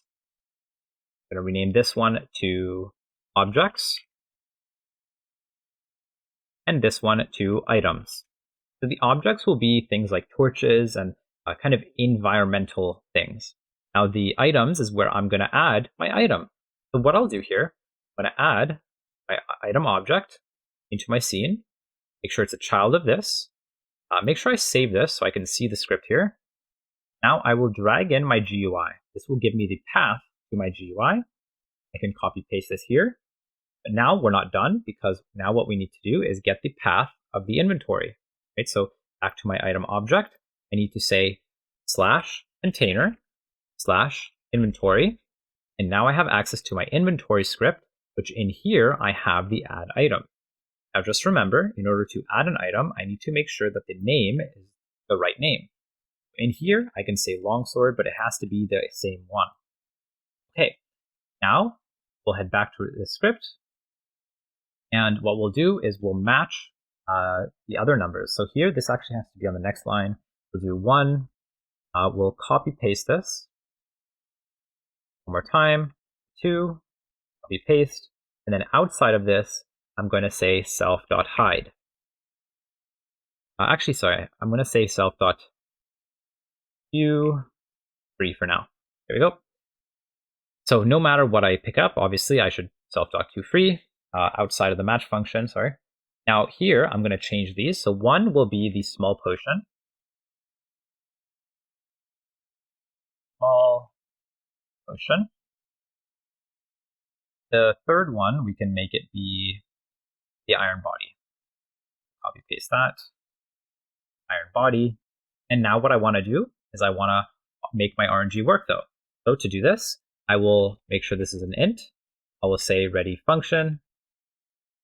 What we'll do is we will say RNG is equal to Randy range from 0 to 2. We'll get node potion, dot hide. We'll get node sword dot hide. We're just hiding all the meshes right now. The body dot hide. Then what I'm going to do is I'm going to match the RNG, just like I did before. I'll match 0. So 0 should be the sword. So I'll get the sword and show it. If it's 1, that should be the small potion. So I'll get the small potion. I'll hide this, or sorry, I'll show this. If it's 2, that means it's the body. If it is the body, I'll show the body. And that should be it. Now, this is pretty much our general logic. Now, one thing I want to do is I want to kind of create a floating effect with our object. So to do this, what I'll do is, or not a floating effect, sorry, a randomized spawning position. So to do this, I'll create a tween. That's not a tween, create tween. I'll say variable RNG position. This is going to be a vector 3. We're going to randomize the x range from -1 to 1. We're going to randomize the z. We're going to say Randy range from -1 to 1. And the y needs to be 1. So by default, the y needs to be 1. Otherwise, if it's 0, it'll be in the floor. If it's 2, it'll be too high, etc. Right? Now we can tween the property of self. We're going to tween the position to position plus the RNG position that I just made over a time of 0.5. This has to be inside of a string like so. So there we go. All right, so now I'll close this. I'll head into my monster. So let's find our monster here. I'll pop this into the monsters tab. We'll go over here. And now what I can do is I can load the item object that I just created. So to do that, what I'll do is at the very top, I will maybe right here, I'll say onReady variable item object bean is equal to preload item object. And now what I want to do is I want to find where I die. So where do I die? Well, in my death function, so in the death function right here, this is where I'm going to add this. So to do this, I will randomize the object by saying rng.randy, randy range, and essentially this is going to be a random number between 2 and 4. This is going to be how many items I spawn. We'll for loop I in RNG. We'll create the item object temp as the item object scene dot instantiated. So this is going to create a new object for us. Let me actually pop this out so it's a bit easier to see. We'll get access to this temp. We will say dot global position equal to self dot global position. And then all we need to do is get access to the items tab. So this guy right here, I need to get access to this. So I'll remove that and say get node items. So I'll make sure the path is correct. And then I will just add the child. So I'm going to add this guy by saying add child, add item object temp. And that's pretty much it. Now, one more thing, since we're here, we'll also gain XP here. So I'm going to add a function called gain XP. And here I'll just say 100. Now here, I need to create this in my game script. So we'll create it, but for now, we'll just pass. So we'll say gain XP amount, and we'll pass through an int, and we'll return void. And we'll pass for now. Now let's close our script here. Let's hit play. And we should be able to, I'm going to equip my items here so I can one-shot him. We should be able to kill him, and he spawns some items. Now we can pick these items up, and it should add it to my inventory. All right, there we go. We even got some potions, we got some armor, should be able to switch it out, etc. So obviously, if you have a different item, it would visually make more sense, but since these items are the same, you don't really notice a difference. But yeah, so that's pretty much it for the item object. We've now also created it so we can spawn some items. So let's delete this guy, we don't need it. So in the next part, we'll take a look at how we can create our shop. All right, so let's move into our shop. Now, to start our shop, we're going to create a new scene called canvas item or layer. We're going to go to level 1, open up our GUI, as this is kind of going to be where our shop is. So let's make sure we rename this first to shop. I'll save this in my layer, UI, save it in here. In here, I will just drag in the shop that I just created. And now head back to my shop. Make sure we're in a 2D scene, of course. And now I want to start filling in the things I need for my shop. Let's fill in all the nodes that we'll need. So first, I'm going to add a panel. I'm going to add a grid container. I'm going to add a control node. And this control node will actually contain 2 labels. So let's create a label, duplicate it, and then add a sprite. Sorry, not sprite 3D, just a regular sprite 2D. Then our shop, we will add 2 buttons. One is going to be our buy button. Rename this to buy. We'll duplicate this. Rename this to buy button. And this is going to be our close button, so close the shop. Okay, so let's rename this to close. And let's start organizing things. Let's make our panel a little bigger here. I'll put it same size as I do for everything. I'll take our close. Let me actually lock in the panel by clicking the lock button right there. We'll take our close button. I'll move it to the bottom right or bottom right, top right, whatever you want. I'll move my buy button kind of right there, maybe in the middle. I'll take my control node here and I'm going to take my label and I'm just going to move everything to where I want it to be. So this is going to be our item name. This is going to be the item description. And this is going to be the item sprite. This is going to be the item info node. Here, I'm going to make sure that this is right around here. So here I can give it a default name by like sword. I'll center everything. I'm going to take the theme override, make it a little bit bigger. Maybe 40, 41, whatever you'd like. And I'll just kind of center it like this. This is where my item will show the item description. I'm going to move this down here. where the description will go. Say this is a item description, blah, blah, blah. And then I can turn on the auto wrap, word smart. I can center everything. And I'll leave the text size the same. The item sprite, what I'm going to do here is I'm going to search up for a PNG file, find my random item, and I'm going to scale it to be as big as I want it to be. I'm going to try to keep it consistent. So here, maybe I'll do 13 by 13 and just leave it around there. Maybe I'll move that down, move this to the right, and just readjust things as how you want it to be. The grid container, I'm going to rename it to shop items. I'll move this to the right-hand side, right over here. This is where all my shop items will appear. Okay, now I want to fill this in. And so to fill this in, I need to first have a script. Let's add a shop script. We'll put this in our scripts folder, layer, GUI, and open, create. Now in here, we're going to have a few things. So to get started, what we're going to do is we're going to create a current item like so, and this is going to be an item data. Now, before we continue, we need to now create our packed scene that is going to represent our item slot, kind of like we did for our inventory, but this time we're going to create it a bit more manually.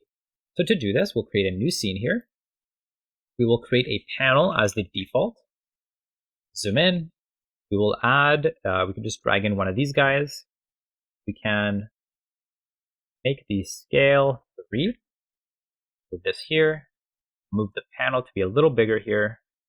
Move this in the middle. Make the panel a little bigger once more. We can make the layout to be 64 by 64. And we can move this item in the middle. And then lastly, we can add a button. I'm going to cheat a little bit because what I'm going to do, I'm going to take this button, take its theme. I'm going to take its theme override, go to style, and I'm going to go to pressed, empty box. I'm going to go to visibility, self-modulate, and make it invisible. And here, I'm going to actually scale it. So I'm going to remove the theme. I don't really care about the theme. I'm just going to scale it. So I'm going to cheat a little bit and make this button a bit smaller. On the x-axis, I'll make this 0.75. And there we go. There we have our button. So this will act as our shop button. I'm going to save this as a shop item. I'll save it in here. I'm going to rename this to shop item. I can rename this to image. I'll add a script to this guy. Add a script to the scripts folder, layer, GUI. We'll put it in here. Now in this script, it's not too difficult. What we'll do is I'll just create, and I'll pop this out, and I'll just close other tabs for now so I have it a bit more organized. I'm going to create a variable item info. This is going to be a item data. And then I'm going to close this one real quick and connect the pressed button. If I press this, all I need to do is fill in the information in my shop. So what I'm going to do here is I'm going to click a item and then fill in this information. Okay, so to do that, all I'm going to do is I'm going to say, go to our item shop here to our press button. I'll say get node, get parent, and we'll say dot current item is equal to item info. Next, I will say get node. We'll actually just copy this right here. But instead of this, I'm going to say get the item info, and I'm going to show this. And this thing right here is this guy. So this is going to let us show or hide this. So if I do click something, obviously I want to show it, right? I want to show that item that is being presented in my shop. Next, I'm just going to copy paste this a few times. I'll change this, or I'm going to add to it. I'm going to say item name is going to be equal to, well, the text is going to be equal to the item info dot item name. The next one is going to be the item description. That one is going to be a text as well. For this one, I can actually, what we'll do is I'm going to close my script. I'm going to hit Control Shift F. I'm I'm going to find the thing that says stats. And in here, I'm just going to copy this. So here, I'll just copy from stats. And after that, go back to my shop item, pop this out, and paste this. But here, I need to make sure that there's a string. So here, I'm just going to show the stats, the damage, defense, and health. So here, I don't need the item name. I don't need the description. Well, I could add the description, actually. So here, why don't I add the %s here for the description, and then new line with the stats. We'll have the item damage, item defense, and item health. Lastly, we'll do the, this is actually an invalid path, so item info, item description, dot text is equal to that.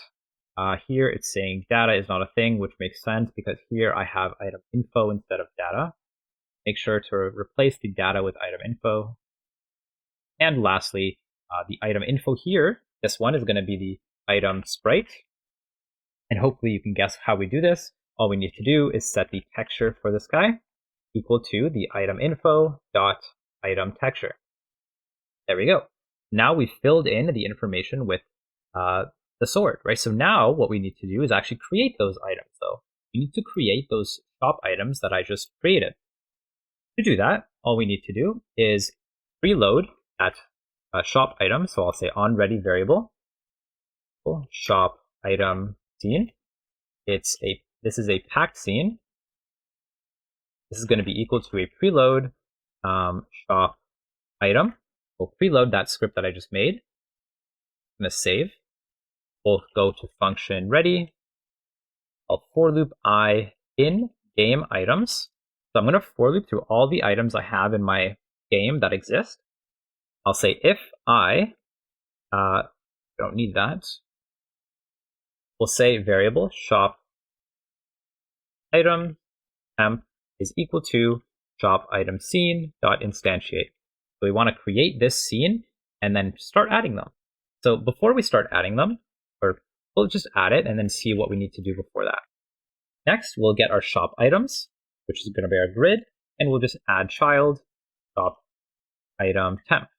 And before we add them, we need to fill in the information, which is not too hard because we're for looping here. So we can just say this item info is equal to game dot items at position I. Next, we can just get the item temp dot get node image, and then fill in the texture for that. Then make it equal to game dot items at I the item texture. Just double check that's right. So item texture. We're filling in the shop item texture. So this guy right here, the image. Let's actually make sure I said that right. Yes, image. Okay, and lastly, what we'll do is I'm gonna get in the ready function, I'm gonna get this guy, not this guy actually, I'm gonna get the item info and hide it. So I don't want to show an item in here unless I'm clicking an item. So let's hit play and see what we get. All right, so we get an error right away. It is because item texture. Okay, so it's saying the key item texture doesn't exist. So let's take a look in our resource. So item data. Let's find our inventory. So the item data called item texture, so it should be working. Something is going on. Let's just make sure I copy paste it right. Texture is equal to game texture. Okay, I see. So we can't be filling it in with anything empty. So let me make sure here if I hit play. Okay.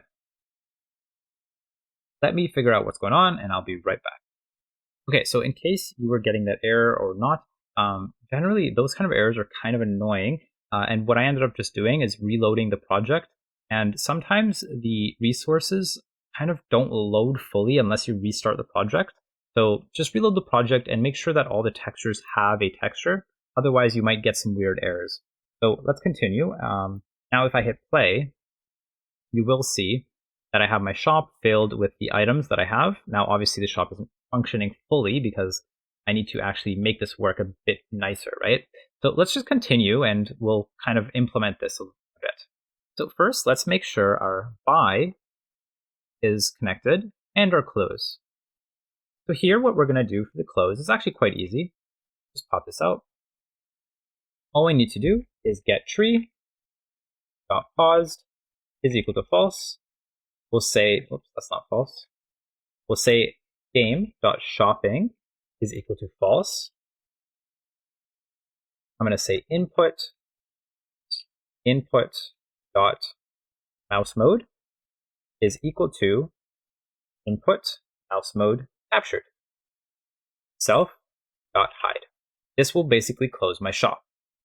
Now on the buy, this is actually pretty easy.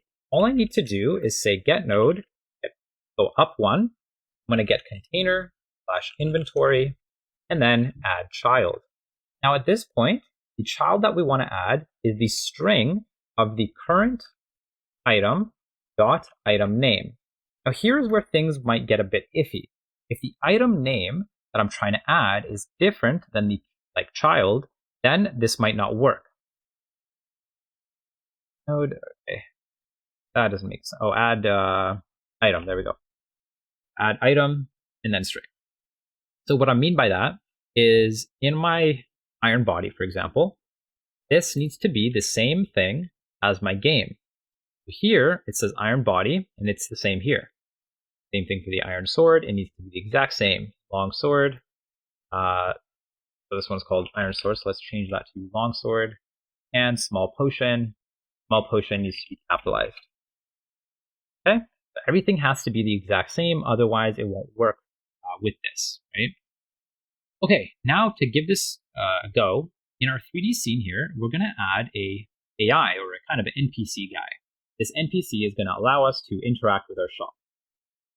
Okay, so to do this, we'll create a new scene. We'll create an area 3D. We'll add a adventure, just a random guy. We can go up to the top and find a adventure. We can find maybe a mage. Pop this guy in. We'll make it local. And I'll hide the spellbook. Open. One-handed wand. Mage hat. I'll show that. And I'll show the rest. Now for the animation player, I'll just play the idle by default. I'll play this like so, and then loop this. Okay, so I can't loop this. So what I'll do is let's add a collision first. Add a collision shape. Hit play. We'll add we're not going to add a capsule. We're going to add a circle here, or maybe a cylinder. Make this a little higher, a little bigger. We'll save this in our scene here. We'll save it in here, why not? And we'll save this as NPC mage. Now, what we can do is head over to level 1 and find our NPC. I called it NPV, so let's rename it to NPC. All right, let's pop this guy in, put him right behind us, and I'll just rename him to NPC. We'll add a script to this guy. So add a script. The script, I'm going to add it into the scripts folder. We'll just add it right here. Create. And what I want to do is connect the body entered. And you might imagine we need to check to see if this body is in group player. If it is, what we'll do is we will do the things that we need to do. So what do we need to do? Well, first I need to say game.shopping is equal to true. Next, I'm going to pause the scene. I get paused, or get tree, dot paused is equal to true. Next, I'll get node, go up one, GUI/shop, and then show the shop. Next, I'm going to make sure my input mouse mode is equal to visible. All right, so I want to be able to show my mouse here. Now, what I'm going to do, because I couldn't loop this animation, all I'm going to do is I'm going to go to animation finished, connect this, And every time that animation finishes, I'll just say, get this animation player, then play the idle animation again. It has to be the same name as this, right? Now that's pretty much it. This is our NPC. Let's hit save. Let's hit play. Now we should be able to test our game here. Okay, so let's just go. Okay, let's go to our shop. We'll go into here and we'll say self.hide. Hit play. All right, now that our shop is hidden, we can go into here and see that we get an error. Okay, so it's saying that this path doesn't exist, and that is because this guy needs to be in the Objects tab. Let's hit play one more time. Hit over here. Okay, here we go. Here's our shop. I should be able to now interact with it. Now, oddly enough, I might actually not be able to, interestingly enough, I can buy stuff, but just in case, I'm going to go over here and set the process to always on the shop. That way I can interact with it. I'll hit play one more time and just make sure that I can actually buy something. So here I don't have any items. Let's buy this iron sword. And now you can see I have an iron sword and I can even use it and hover it and it says iron sword. And it has the stats that I need. Here I should be able to replace this with the other item and it has, I guess, the same stats. So let's actually change this to 10. And the iron sword should be 5. Okay, let's double test one more time. Here we go. Okay, so here is our iron sword. This is our long sword. It says stats 10 damage, so that's good. Let's buy it. And here we go. Here's our sword. And this one should do 10 damage. Whereas if I buy the other one, so this one is only 5. Okay, cool. Let's just make sure it works in the profile. Yep. All right, there we go. So there we go. We can see it works. All right, so that's our shop. That's pretty good. All right, so in the next part, we'll implement our level up system. All right, the last thing we need to do before we head into the environmental things is the level up system. This one is not too difficult as we already have a lot of things for it already set up. Let's head over to our script, go to our game, and pop this out. Now, if you recall, we created this level up signal, but we're not using it. So let's figure out if we can do something with it. Now, to gain XP, it's really easy, right? All we need to do is take our current XP and add the XP amount. We'll say XP amount like this, and we will change the amount to XP amount like that. Now, what we need to do here is say while, I press enter a few times, while the current XP is greater than or equal to XP to the next level, then we're going to start leveling up. So the first thing we'll do is, well, we'll level up. We'll level up. We will take our player health max and add the player level times 10. So that's just like one example of a stat adjustment, essentially. We can full heal ourselves by saying player health is equal to player health max. We can now take our current XP and subtract the amount of XP I was supposed to add, or I can subtract the XP to next level. Now, the advantage of this is if I want to level up more than once while I'm kind of doing this, then this is how we do it inside of a while loop. Now, I'm going to take my XP to the next level, and I'm going to round it to the XP to the next level times 1.3. And then I'm going to take it again, and then I'm going to multiply itself by the power of 1.2 with the player level minus 1. So this is kind of the previous level because over here I already added it. So this is the previous level. Okay, so this kind of gives me an exponential growth for my XP. So now what I can do, the last thing that we will add, but we're not going to use just yet, is we're going to emit the signal level up. So that signal that we created, we're going to emit it, but we're not going to use it just yet because this is kind of where we'll go into our VFX a little later. So we're going to actually implement some of the logic for it, specifically our level up animation. So we can connect it right now. So let's actually do that. Let's head over to our level 1, go to our player. We will go to the script, open this up. And similarly to before, when we connected our signal, I'm going to just kind of pop all these down so that way I can see my code a little nicer.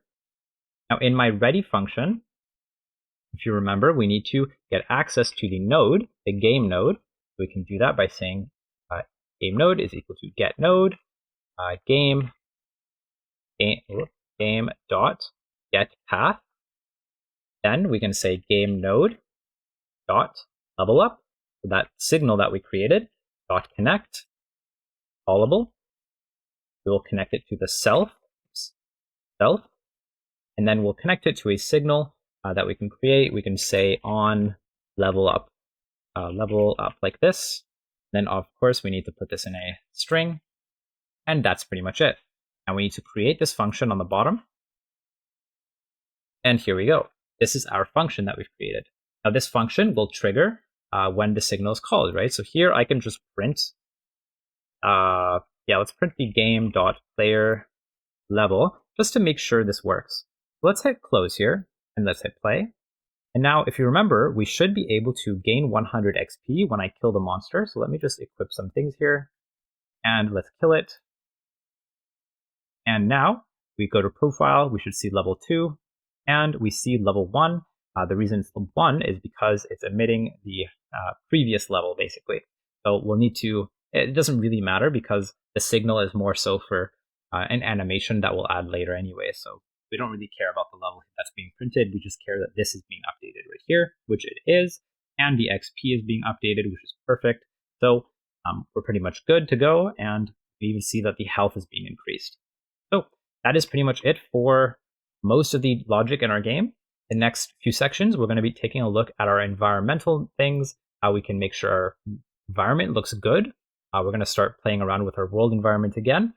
As you might have noticed, we have been getting errors depending on whether or not set things up similarly to what I did. But yeah, so let's get started into the next part, which is the environmental section. All right. The first thing we need to do is we need to actually fix our engine.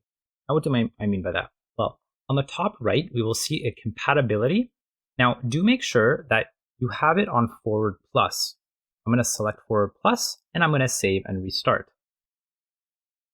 Right, once you've launched the game again, you might have noticed a few errors, but don't worry, just click OK and ignore them. And if you hit play, you will immediately notice a very big difference in the scene.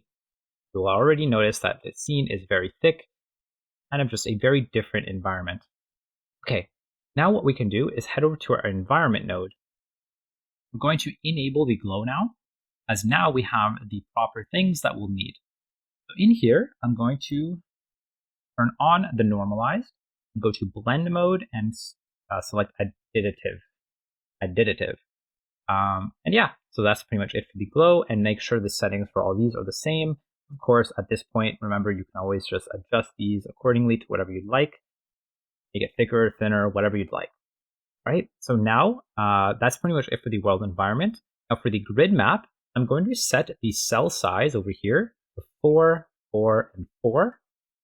Now we can see here though that the hair is under the ground. So what I'll do is I will take my grid map and I could either pull this down, or I can actually just go to level 1, and that is where I'll paint my grounds. Here I'm going to go back to level 0 and remove my ground by pressing delete, go to floor 0, or sorry, -1.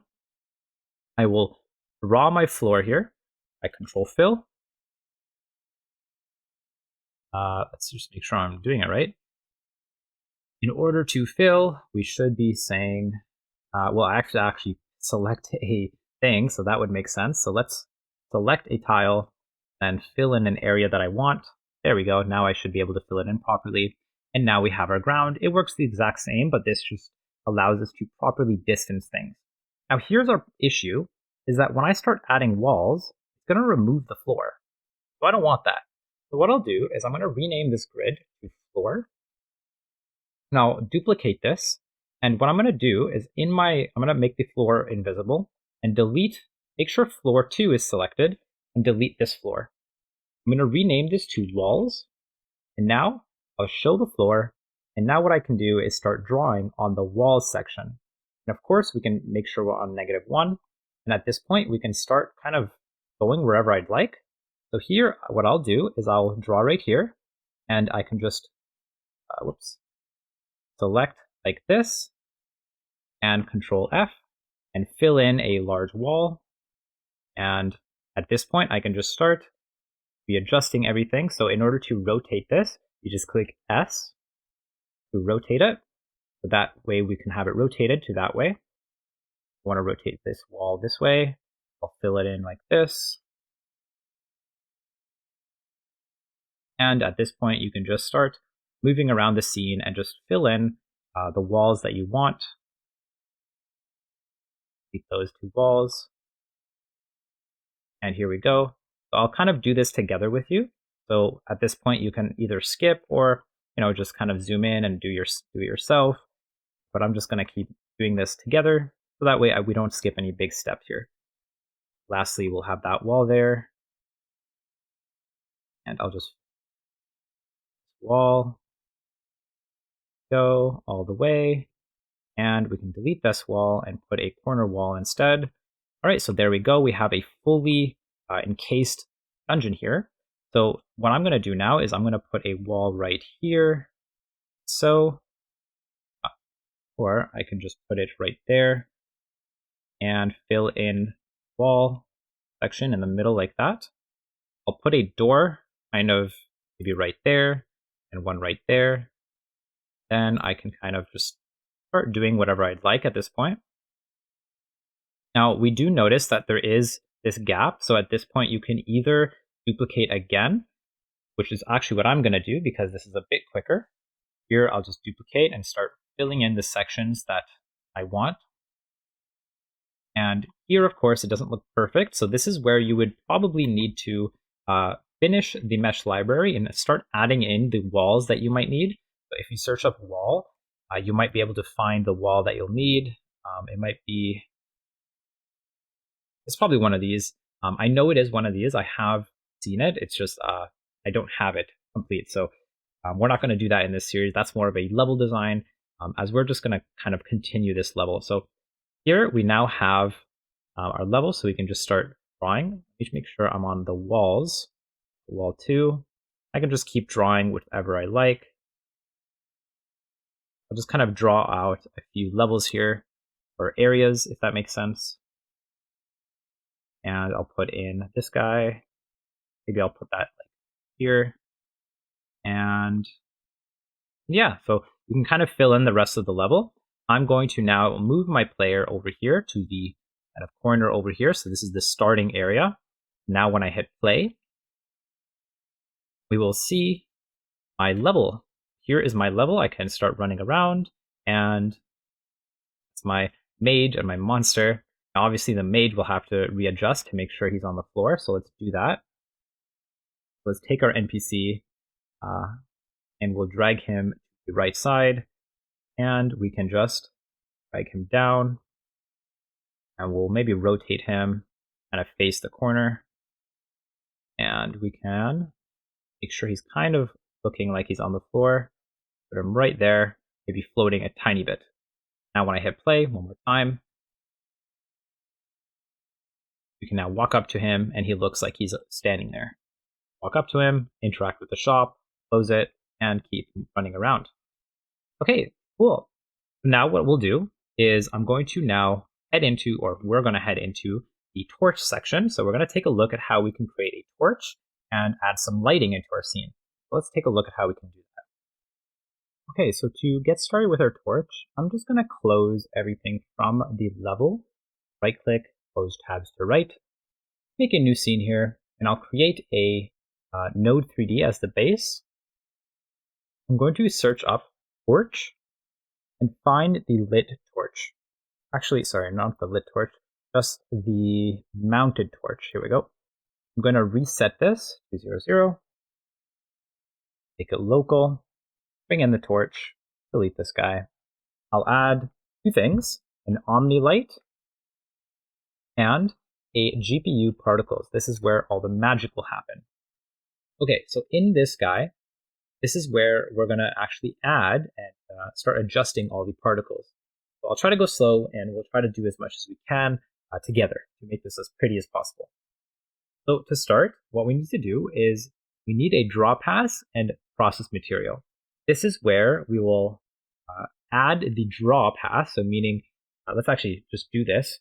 So if I go to path 1, I will add a mesh plane. Where is that? Plane. And now we want to, or sorry, not plane, quad mesh. Where is that? Quad mesh, there we go. Now you can see that we have this quad mesh here. Now it's not moving because there's no gravity, there's no things being adjusted to it, but that's okay. First, we're just gonna make sure this guy is pretty and do it, make it material-wise what we want it to be. So we'll go to the material. We're gonna select new standard material. We'll go into this, and now we can start coloring it to be what I want it to be. We'll go to transparency. I'm going to select the alpha, make it transparent between the things. Just okay on that. I'm going to go to blend and go to add. And we'll just click OK. You might have to restart your project to try to keep getting that. I'll do that a little later. Go to shade, unshaded. And then we will select the vertex color. I'm going to turn on the albedo. And we will go to albedo. And now we will actually select the color we want. Now at this point, you can do whatever you'd like. I'm going to select kind of a dark orange-ish color. So maybe kind of right around here. Maybe a bright orange, kind of like this. Something like that. Okay, so kind of pick whatever you'd like. All right, so now for the billboard on the bottom, we'll go to Mode, Particle Billboard. Okay. And then we're going to turn on the scale, keep scale on. Okay. So I'm getting annoyed by this. I'm just going to restart my project and make sure that error doesn't pop up. I'll be right back. All right, so I've restarted my project and no more errors. Okay, so let's scroll up a little bit. We're going to go to the process material now. This is where the magic will happen. This is where I'm going to actually essentially start kind of adding the particles. Well, here we'll go to new particle material, and you can see right away when I add this, it's already doing something. Now, what we want to do first is we want to adjust certain things. The first thing we're going to do is go into spawn. We're going to go into the angle, and we're going to change this to 360 for the max, and that's it. Now you can see that it is rotating kind of randomly. Next, we'll go into the velocity right under it. We will go into the direction. We'll set this to 0. The Z, we'll set it to 0.425. And then the spread, I'm going to set it to 0. So type in 0. And the initial velocity, we'll set the max to 3. And now we have a bit more of a jump for our particles here.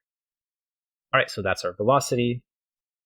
Next, we want to go to out of spawn into animated velocity.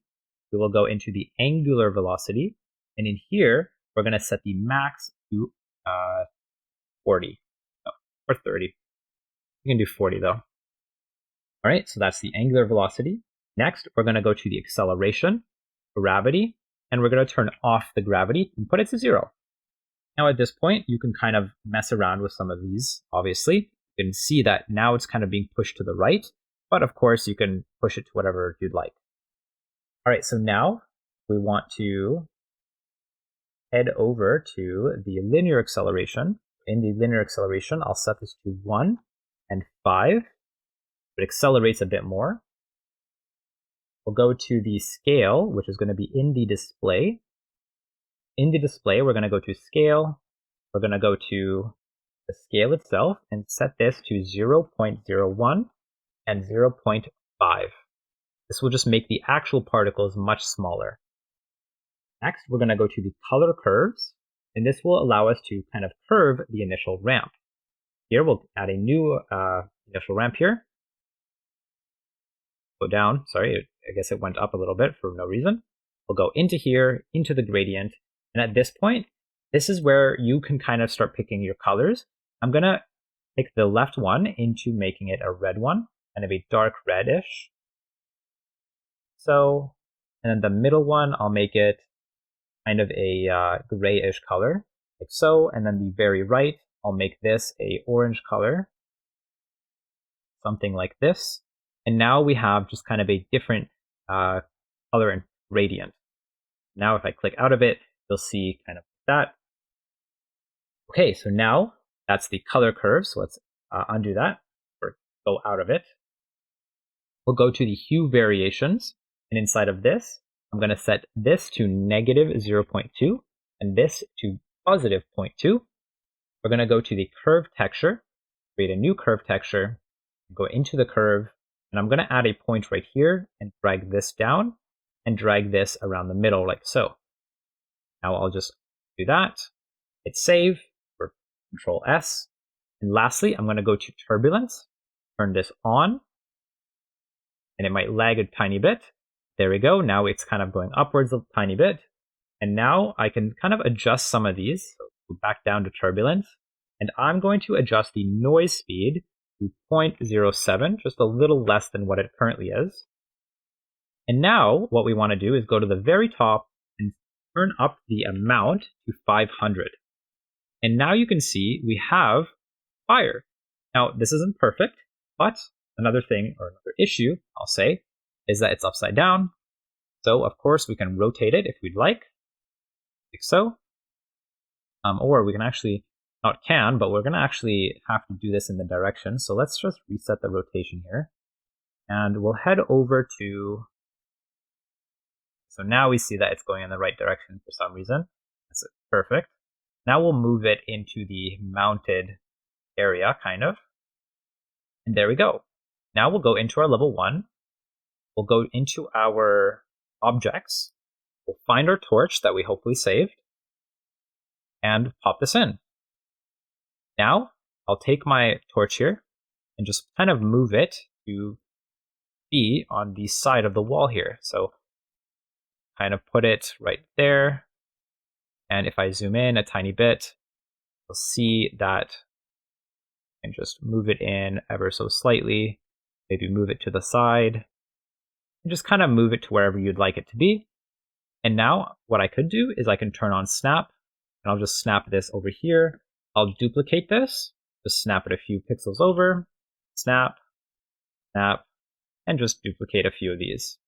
Now what I can do is I can duplicate all of these, rotate it by about 180, and then I can move this guy all the way to the other side of the wall.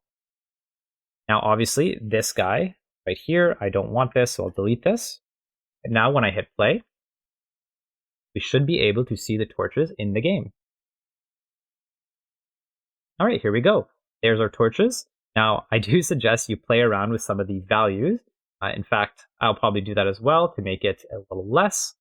But this is not bad so far. So yeah, it's pretty good. Maybe we can reduce the amount that it's being affected. In fact, actually, this one is not on a wall. So let's just delete this one.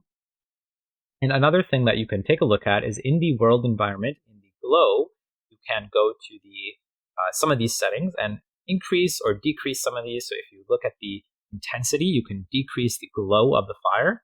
If you increase it, obviously that's probably too much. You can look at the strength of it and go to the bloom. I don't really suggest the bloom too much. Bloom is kind of a weird threshold. You can look at the HDR threshold and just play around with some of these values. They're pretty fun to play around with. You can also play around with soft light, maybe some of the other ones. I find additive to be, I wouldn't say the best, but it's probably the nicest in a sense to kind of add to our game. So yeah, so this is pretty nice. If you want to get rid of that like random direction, you can turn off the turbulence, which I think I'll actually do here. So I'm going to turn off the turbulence. And here we have the direction kind of going in a weird angle. So let's go to the gravity, the directional velocity here. Spawn, velocity. Here we can kind of adjust the velocity a little bit to whatever we'd like. or sorry, the direction. So here, maybe I can set it to 0.2, a random direction, 0.01, and this one I'll do, yeah, that's not bad. Okay, and you can kind of adjust some of these. Maybe the initial velocity, I want it to max out at 2. And now if we hit play, we have maybe a more consistent fire. Alright, so there we go. It's pretty long, but that's okay. I like this. It's not too bad. It looks pretty wonky, but looks pretty nice. Okay, so there's our environmental flame.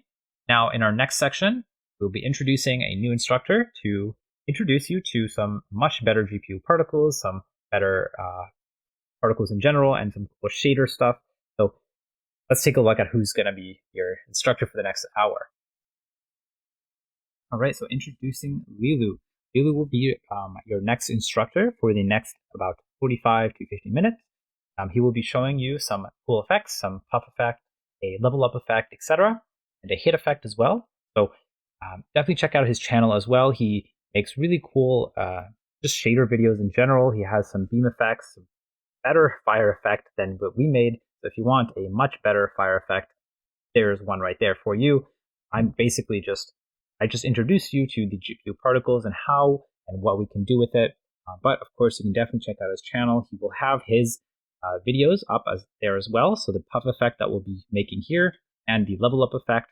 And once he's finished, though, we will be implementing them all into our game. And of course, we do already have the project files. So here at the very top in our assets, we have the VFX files. So if you don't want this and you want to do everything from scratch, you can of course just delete this, but it is here in the starter project. So let's take a look at how we can get started. So I'll see you all in about an hour.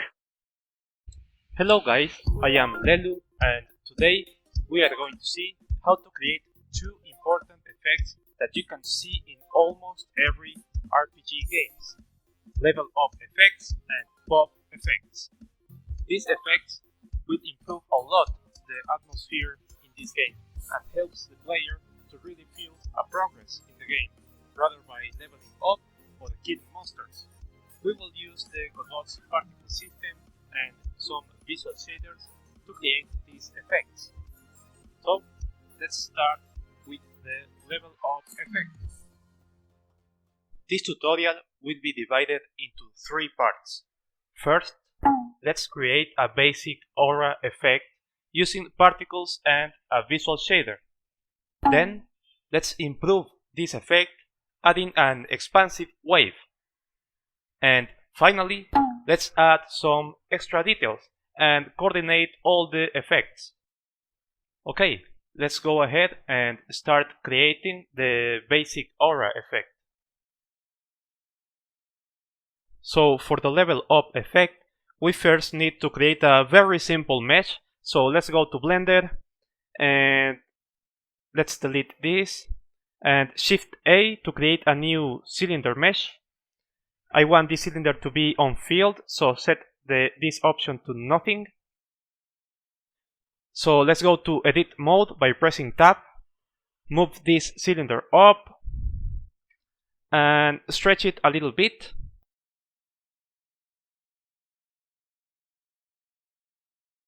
And finally press W and select Shade Smooth. Okay, so this is the cylinder. It's a simple long cylinder. The only difference is that the pivot point is at the bottom of the cylinder. So let's export this. File, export, OBJ. And let's name this cylinder long. Okay, so we are back in Godot. Let's import our cylinder mesh.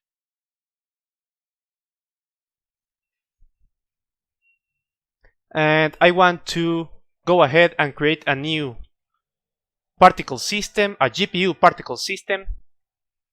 And in order for these particles to work, we first need to create a new particle process material and also in raw passes assign a mesh to be used for the particle system.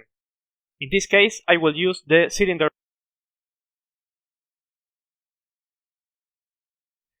And as you can see, we have a lot of cylinder meshes falling down. This is because of the gravity. So let's go to the particle system, into accelerations, and set the gravity to 0. Also, I only need one cylinder, so set the amount to 1.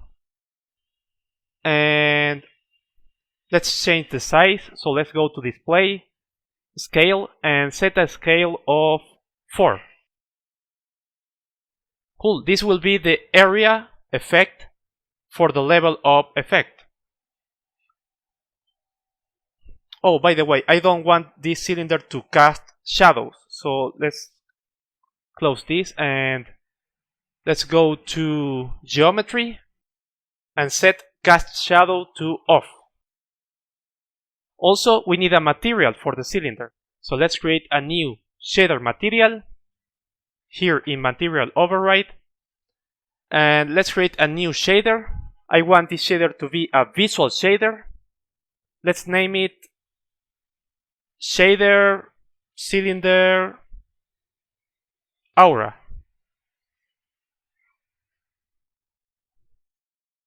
So let's open the shader. And I want to do some changes. For example, I want this shader to be, the cool mode to be disabled, so we can see both sides of the cylinder. Also, I want this material to be unshaded and disable shadows. Cool. So let's start creating the shader. For this shader, first I want to add a gradient. So right click and create a new texture 2D, set it to color, and select gradient texture 2D. So let's edit this gradient. I will pick these little points because I want this gradient to be vertical. And yeah, let's now connect the gradient into the alpha channel, and we can see this little line up here. So in order to fix this, let's modify the gradient a little bit, like so. Yeah, this is perfect. Cool, so we now have this gradient connected to the alpha channel. We also need a color, so right click and create a new color fragment. Let's connect the color, and also let's connect the alpha from the color. Oh, we cannot connect it here. So let's multiply the alpha channel from the color with the gradient. Cool, so now if we go to the particle system, we go to display in color curves, we can pick any color we want for the gradient. Let's pick, for example, a yellow with a raw value of 2.5, 2, and 0.5. A very strong yellow. Also, I want this cylinder to disappear over the time. So let's go to alpha curve. Let's create a new curve. And I want this cylinder to be transparent at the beginning and at the end, like this. Or maybe something like this. It goes from transparent to full opaque to transparent again at the end of the cylinder. Cool, so we have this interesting effect, but we can make it look even more cool by adding some special textures. So for example, here I have a lot of textures. You can use any texture you want. The important part is that the texture needs to be repetitive. So let's pick, for example, this noise texture. And I want to add this texture to the gradient. So in order to do that, let's pick the texture. This is a black and white texture, so we don't need to pick a full color, just one channel. And multiply this texture with the gradient, like this. So now we have this special texture attached to the gradient. We can also move this texture over the time. So in order to do that, we need to create a UV panning node. With this, we can move the texture. And we also need to create a time node. And if we connect the time node into the offset, see how the texture is moving. Very simple. I also want to control the speed of this texture. So let's create a new vector2 parameter. Let's name it, for example, speed.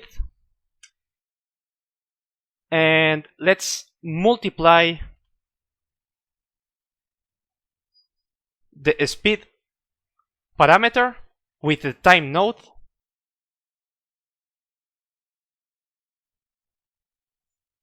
And nothing changes, and this is because we created a new parameter. So let's go to the particle system, let's go to the material. Now we have these shader parameters, and here we have the speed option. Let's put a speed, for example, of 1.5 into the x-axis and 3 into the y-axis. Let's do one more change. Let's say instead of using this noise texture, we want to use any texture we want.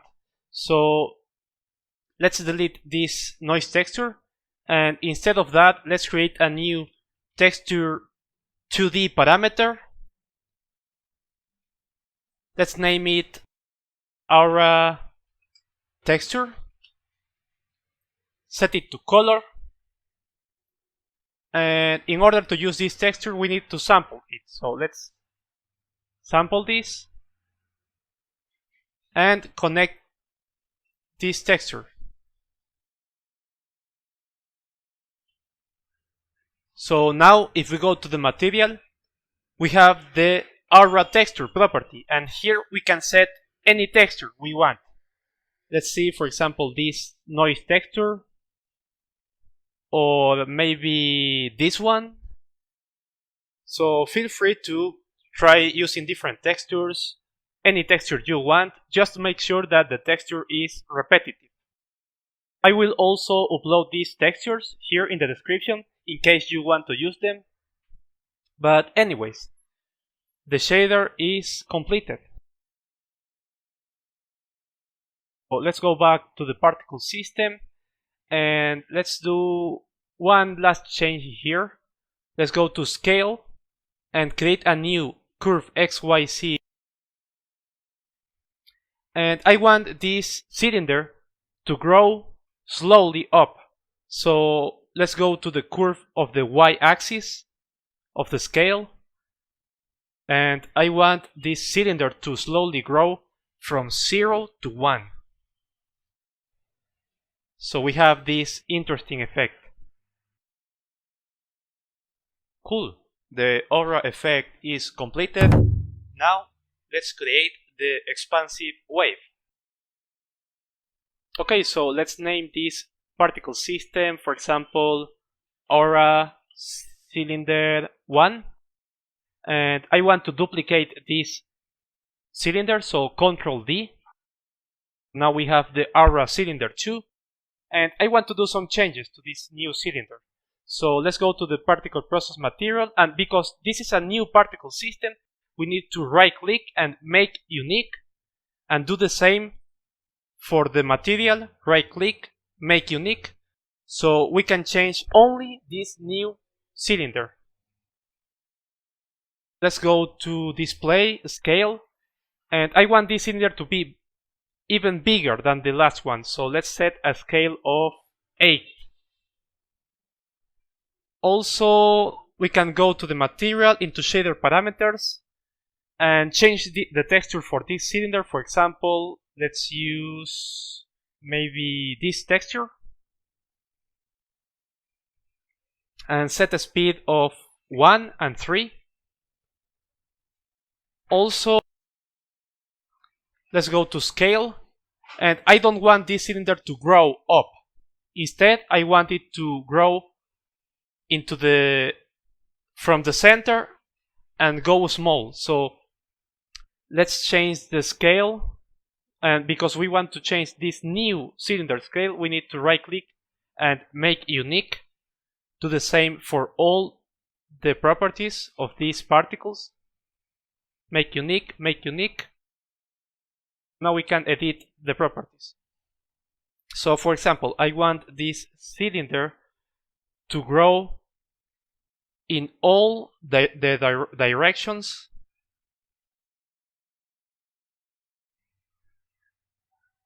but instead of growing up in the y-axis, I want it to go to shrink down. So let's change this curve so the cylinder goes from big to small into the y-axis.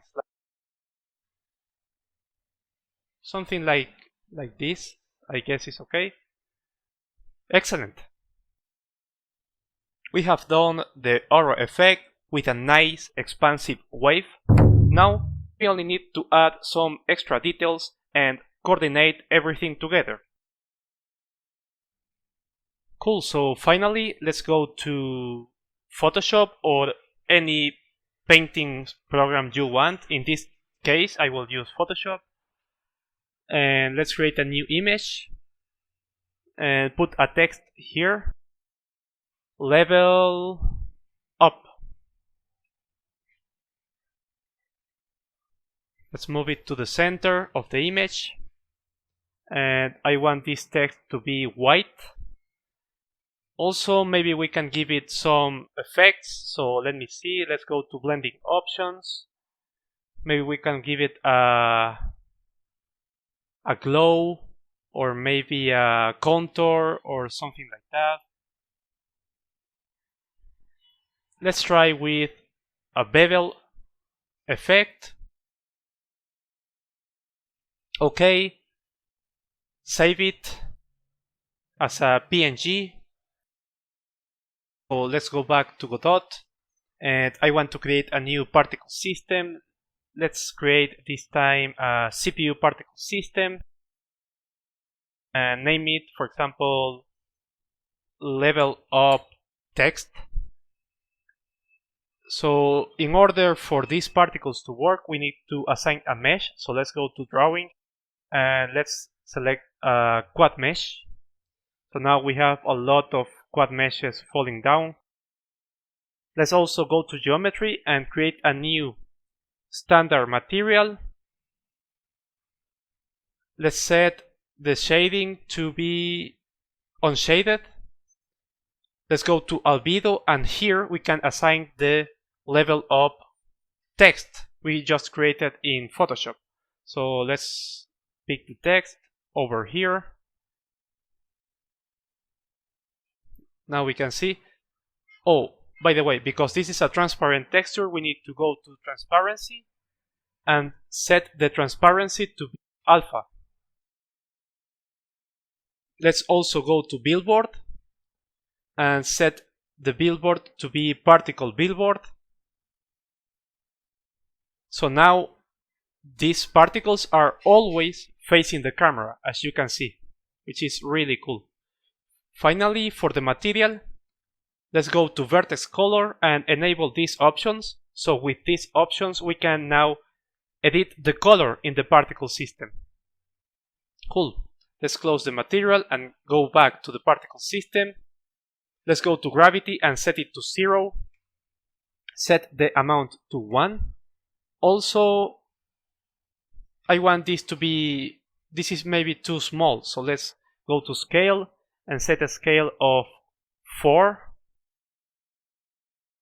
And maybe we can make this like go from small to big to small again. So let's go to the scale option and create a new scale curve. I want this particle to be very small at the beginning and then grow up and then go small again. Cool. Also, I want this particle to go up. So let's go to direction and set the direction into the y-axis, 0, 1, 0. And let's go to velocity and set a velocity of 2.5. Set the speed to 0. Let's go to color. And we can give it any color we want here. In my case, I want to use a raw value of 2.5, 2, and 0.5. Excellent. Also, I want this level up to disappear over the time. So let's go to color ramp, create a new gradient, and delete this. I want it to be transparent at the beginning, like so, and transparent at the end. Finally, let's go to damping and let's set a value of 0.8 and 1. Now, in order to keep everything organized, I will create a new node 3D and put everything inside the node 3D. And we can name it, for example, VFX level up. And right click and create a new branch scene.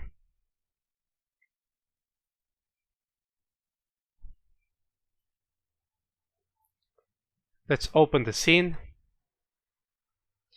and create a new animation player so we can coordinate all the timing for the effects using the animation player.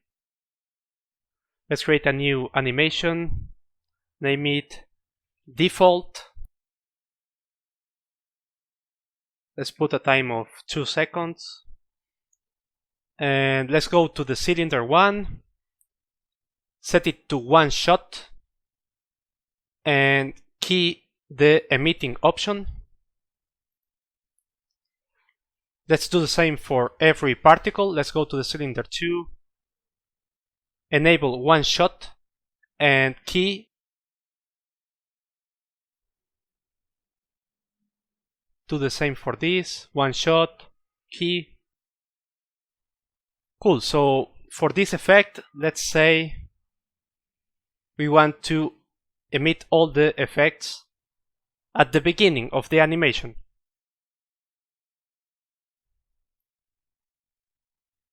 Let's play. So as you can see, now everything is coordinated.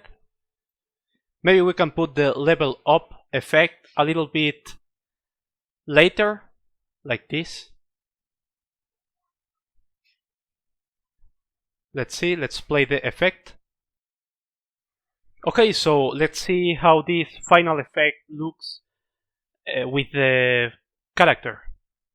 So let's go to the level 1 and let's make this VFX editable children so we can play the animation. And let's play. Excellent. As you can see, I added these little particles. It's just some quad meshes similar to the text up. But yeah, this adds a special touch to the effect. Cool. Our level up effect is completed. Remember, you can download all of these files for free in case you want to use them or study up close. Now, let's go ahead and let's create the puff effects. This tutorial is divided into 3 parts. Let's start creating some nice particles using a simple sphere. Then, let's convert those spheres into some nice animated clouds using a visual shader. And finally, let's customize the effect so we can use it in our game. So, let's start with the particle system. So let's create the puff effect. For this effect, I want to go ahead and create a new GPU particle system. And in order for this particle to work, we need to create a new particle process material and also assign a mesh. This time I will select the sphere mesh. And as you can see, now we have a lot of spheres falling down. So let's go to accelerations and set the gravity to 0. Instead of using gravity, I want to use a radial velocity. So let's go to radial velocity and set a velocity between 1 and 2. Cool. Now let's create a material for the spheres. So let's go to geometry, material override, let's create a new shader material, new shader, select visual shader, maybe we can name it, for example, shader puff. Now let's open the puff shader and let's create some stuff here. First we need to add a color, so let's right click and create a new color fragment, connect the color and the transparency. Also, there is one more thing. If I move the spheres, you can see how it gets this hard edge when it intercepts with the floor. I don't want that, so in order to fix this, we can create a proximity fade node. And let's multiply this node with the alpha channel. So now, as you can see, if we get closer to the floor, the spheres disappear, it fades. We can also control the value here. Maybe we can create a float parameter, let's name it distance fade, and give it a default value of 0.3. Cool. Excellent. Let's do some changes to the particle system. For example, let's go to the particle process material and I want these particles to scale down. So let's go to scale and let's put a random scale between 1 and 3. And let's create a new curve. And I want these particles to start big and then go small, like this. Maybe too much, maybe something like this. Perfect. And I also want these particles to disappear over the time. So let's go to color curves and let's create a new alpha curve.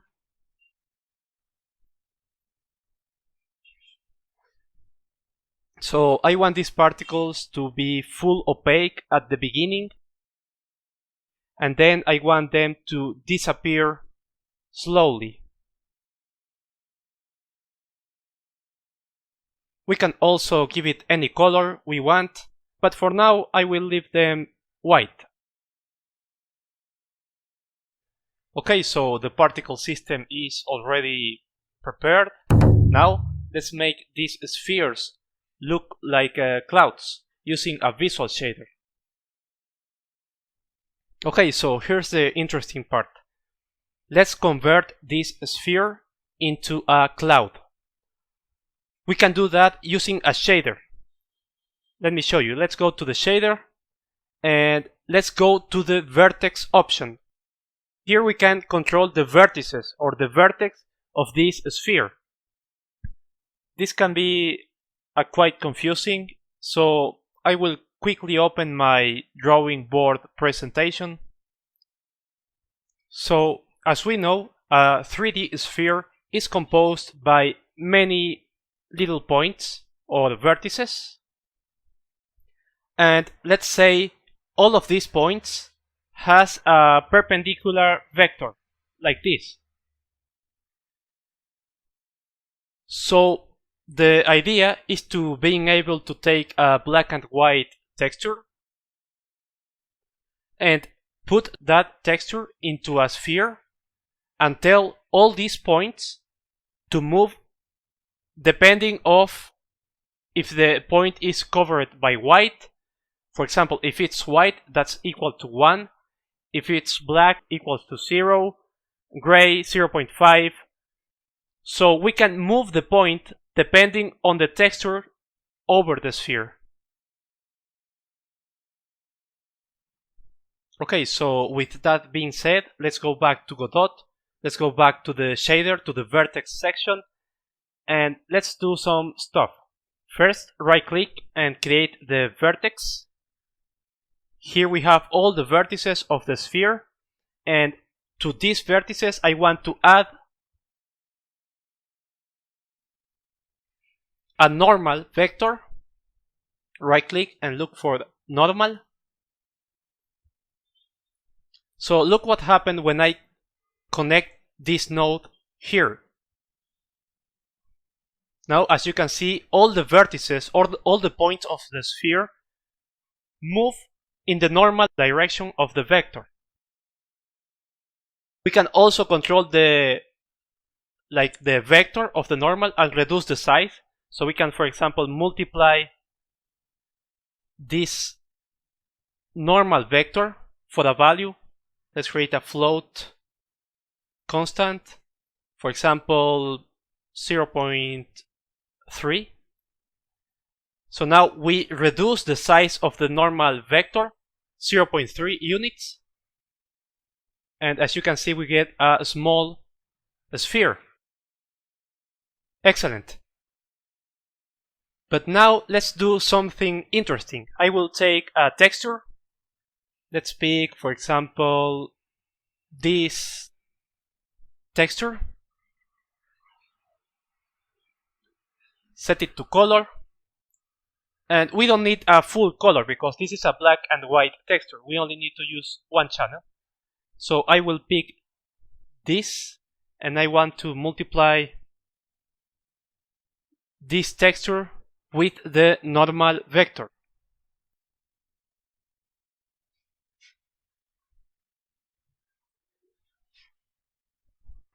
Excellent. Now we get this interesting shape.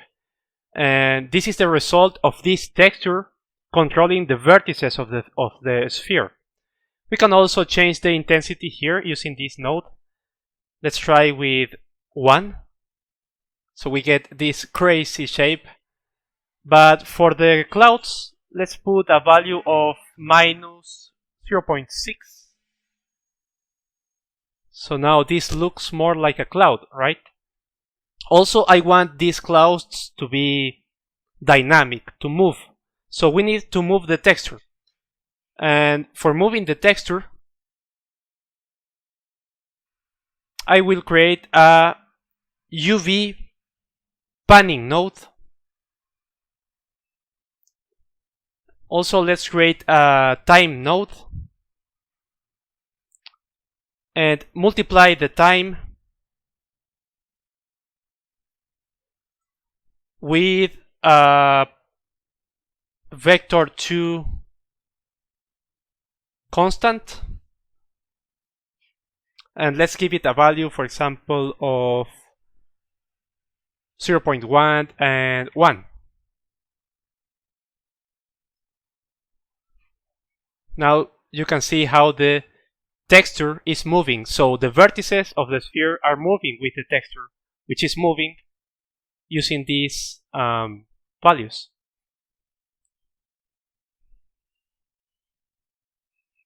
Cool. So I think this is cool. I think this looks really nice already. But there's one more thing I want to do. I would like these clouds to look more stylized, more toony.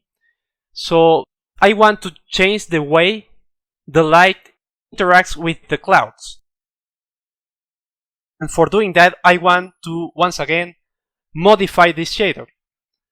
And this time I want to go to the light section of the shader. In this section, we can control like the way this sphere interacts with the light. In this case, I want this to look more anime style, more toony style. So I want to make sure that the light hits like in the hard way, the mesh, and also I want to give it a nice shadow contour to the clouds. For doing that, I am going to create a normal vector, and I want to dot product this, multiply this normal vector with a dot product with the Fresnel node. Let's set this Fresnel to through, inverted, and connect to the diffuse channel. And I know this might look a bit confusing. I am planning to explain this quite better in the future. I want to do a video about anime style in 3D games. But for now, let's just follow these steps I am doing in the video. Create a smooth step node. And create a float constant, another float constant that goes between 0 and 0.1. With this we can control the hardness of the edges. And now let's create a clamp node.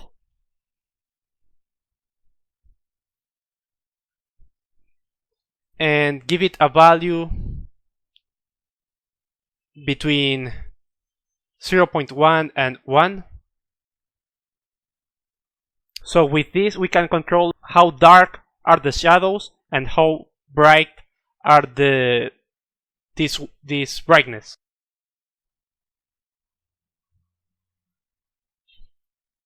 Cool. So yeah, this is the light node.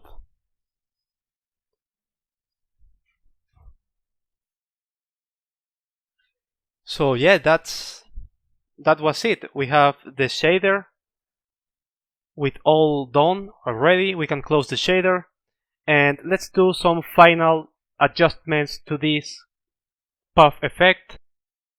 Set the amount to 12 and the explosiveness to 0.85. Also, I want to give it a random angle between minus 180 and 180. Let's go to position. I want these clouds to spawn in a ring position with a value of 1 in the y-axis and a height of 0 and a radius of 1.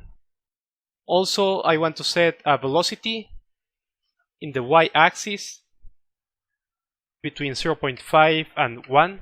And finally, we can give it a nice color. This time I want to use a color ramp. Let's create a new gradient texture. Enable HDRI. And I want to start with a really intense, strong purple with a raw value of 0.4, 0.05, and 1.2. And I want it to go to a full black color at the end. Also, we can give it another color over here with a raw value of 0.2, 0.05, and 1. That's it.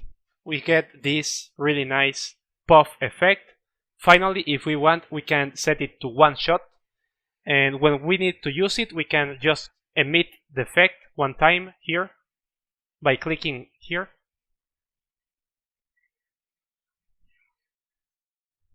I have also added some extra details to the puff effect, as you can see. I will not dive too much into details about this, since I have already done this in the past in my heat effect tutorial. If you haven't seen my tutorial, please check it out. Basically, here I have two particle systems. One is a big quad mesh with a texture that scales down with this curve. And I did another particle system which add a bunch of quad meshes with a simple billboard texture, and this simply helps to add some more impact to this puff effect. As for the step puff effect, it's almost the same. I just tweaked some parameters. For example, I have changed the color to a white color and changed the amount to 2 particles. Also, I have set a simple velocity into the x-axis only. The puff effect is completed, and now we can customize it as we want. And of course, the possibilities are a lot, but at least you have the basics done, and you can work from there. So that's it for this tutorial, guys. I hope you have learned something new today, and if you want to learn more about visual effects in Godot, please check out my YouTube channel. Thank you for watching. Bye. Alright, so now that we have all our FFX, or now that you've kind of figured out how to make them, we already have them, whatever you may have done, maybe scratch, or you already have them here from the starter project, whatever. Let's take a look at what we have and what we'll implement. So the first thing we're going to implement is in our player. So let's open up our player here, and we're going to now add the VFX that are in our player, which are the level up scene. So this one, we'll pop that in. We also will need the puff run. So the puff run, this one, we'll pop that in, pop it in, there we go. And we'll just make sure that both of these are reset to 0, 0. Go. Okay, so for the level up, I'm going to have to make this local, and now I have access to the animation player. So here, I don't want this to play by default. I'm going to uncheck that. Nope. And now, I'll actually rename this to... I'm not going to rename it. I'm just going to go into my script, and remember this level up function that we created? Well, this is where I will get node, get this animation player here, and we will play the initialize function, so in it. This is my level up, and we can test this out. Play, and if we go find a monster to kill, which we'll have to spawn them in just a minute. Here we go. Okay, maybe I'll, oh, he died. Okay, there we go, there's our level up. So there we go, we saw that we leveled up, and we even got the signal, and we played the animation. There we go. Now, what about the puff? Well, this is not too hard, because all we need to do is emit this every time I run. Now, of course, there's a few options. Either I can emit this while I'm running in my code or whatever. I'm going to do this through the animation tree. So in my animation tree, in my night here, pop my animation tree up, I will find the running A, which is the one I'm using, and every time I run, so maybe like kind of one step, so maybe one right there, I can go to my puff here and turn this on, or I'll just kind of track that, and here I'll have to click into this and turn this on. So now when I play this, you'll see the puff animation. So there we go. Now when I hit play,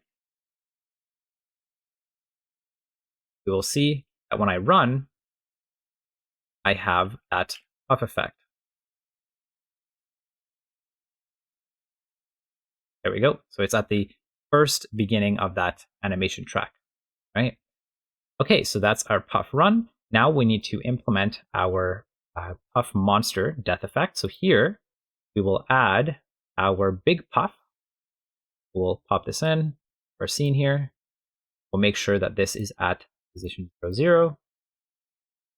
And now we want to, we'll want to make local. And here we have the hit effect. So this is cool, but this is the entire puff effect. So here we want this entire puff effect to play, but I'll uncheck this. Oops. So I want this entire animation to play right here when I die. So here in my script here, when I die in my death function, all I need to do is play this, play, hit. There we go. That's pretty much it. Now here, I'll just say get node instead, because I like to use a consistent way of getting nodes. All right, there we go. We played this animation. Now, instead of queuing free, I'm going to hide ourself, or I'm actually going to hide the skeleton warrior. Okay, and then I'm going to wait for this to finish, connect the animation finished. Once it's finished, then I will self.queue free. So now, what I can do here is let's head back to level 1, and I'm actually going to move my monster here to be right in front of my player. That way I don't have to wait for him to run all the way there. Let me just equip some weapons, stuff here. We'll kill this guy, he dies, puff effect shows up, and eventually he'll queue free. There we go. That is a cool way that we can do that. Now, of course, you can also, here in the death, of course, hide. So here, this is when the death happens. So here we'll hide the sprite, and here I'll just say get node instead. Skeleton warrior. There we go. All right, so that is pretty much it for our effects. We do have the hit effect left, so let's take a look at our hit effect. Here we go, the VFX hit. So we can pop this in. We can pop this in realistically anywhere we want. I'll pop this into my player here, and if I make this local, we'll find the spark effect. And this, I want it to happen on my sword. So what I can do is I can find my sword here in my right-hand slot, pop this in to my hand slot. I will take the position and reset it. And I'm going to take my animation player here for the knight. Play the T-pose real quick. This guy. Let's play the T-pose. That way I can move the spark effect. I want to move it kind of right around there. That's probably where I will hit something. That's where I'll actually, hit something. So here I'm going to turn off the hit by default. In my functions here, when something enters this area, so I can actually just go over here, go to node, double click this, and this will take me to where it needs to be. I can take this. This is my path for my hit animation. I will say get node, animation player, and then play hit. So here we go. We now have that hit effect being played every time I hit something.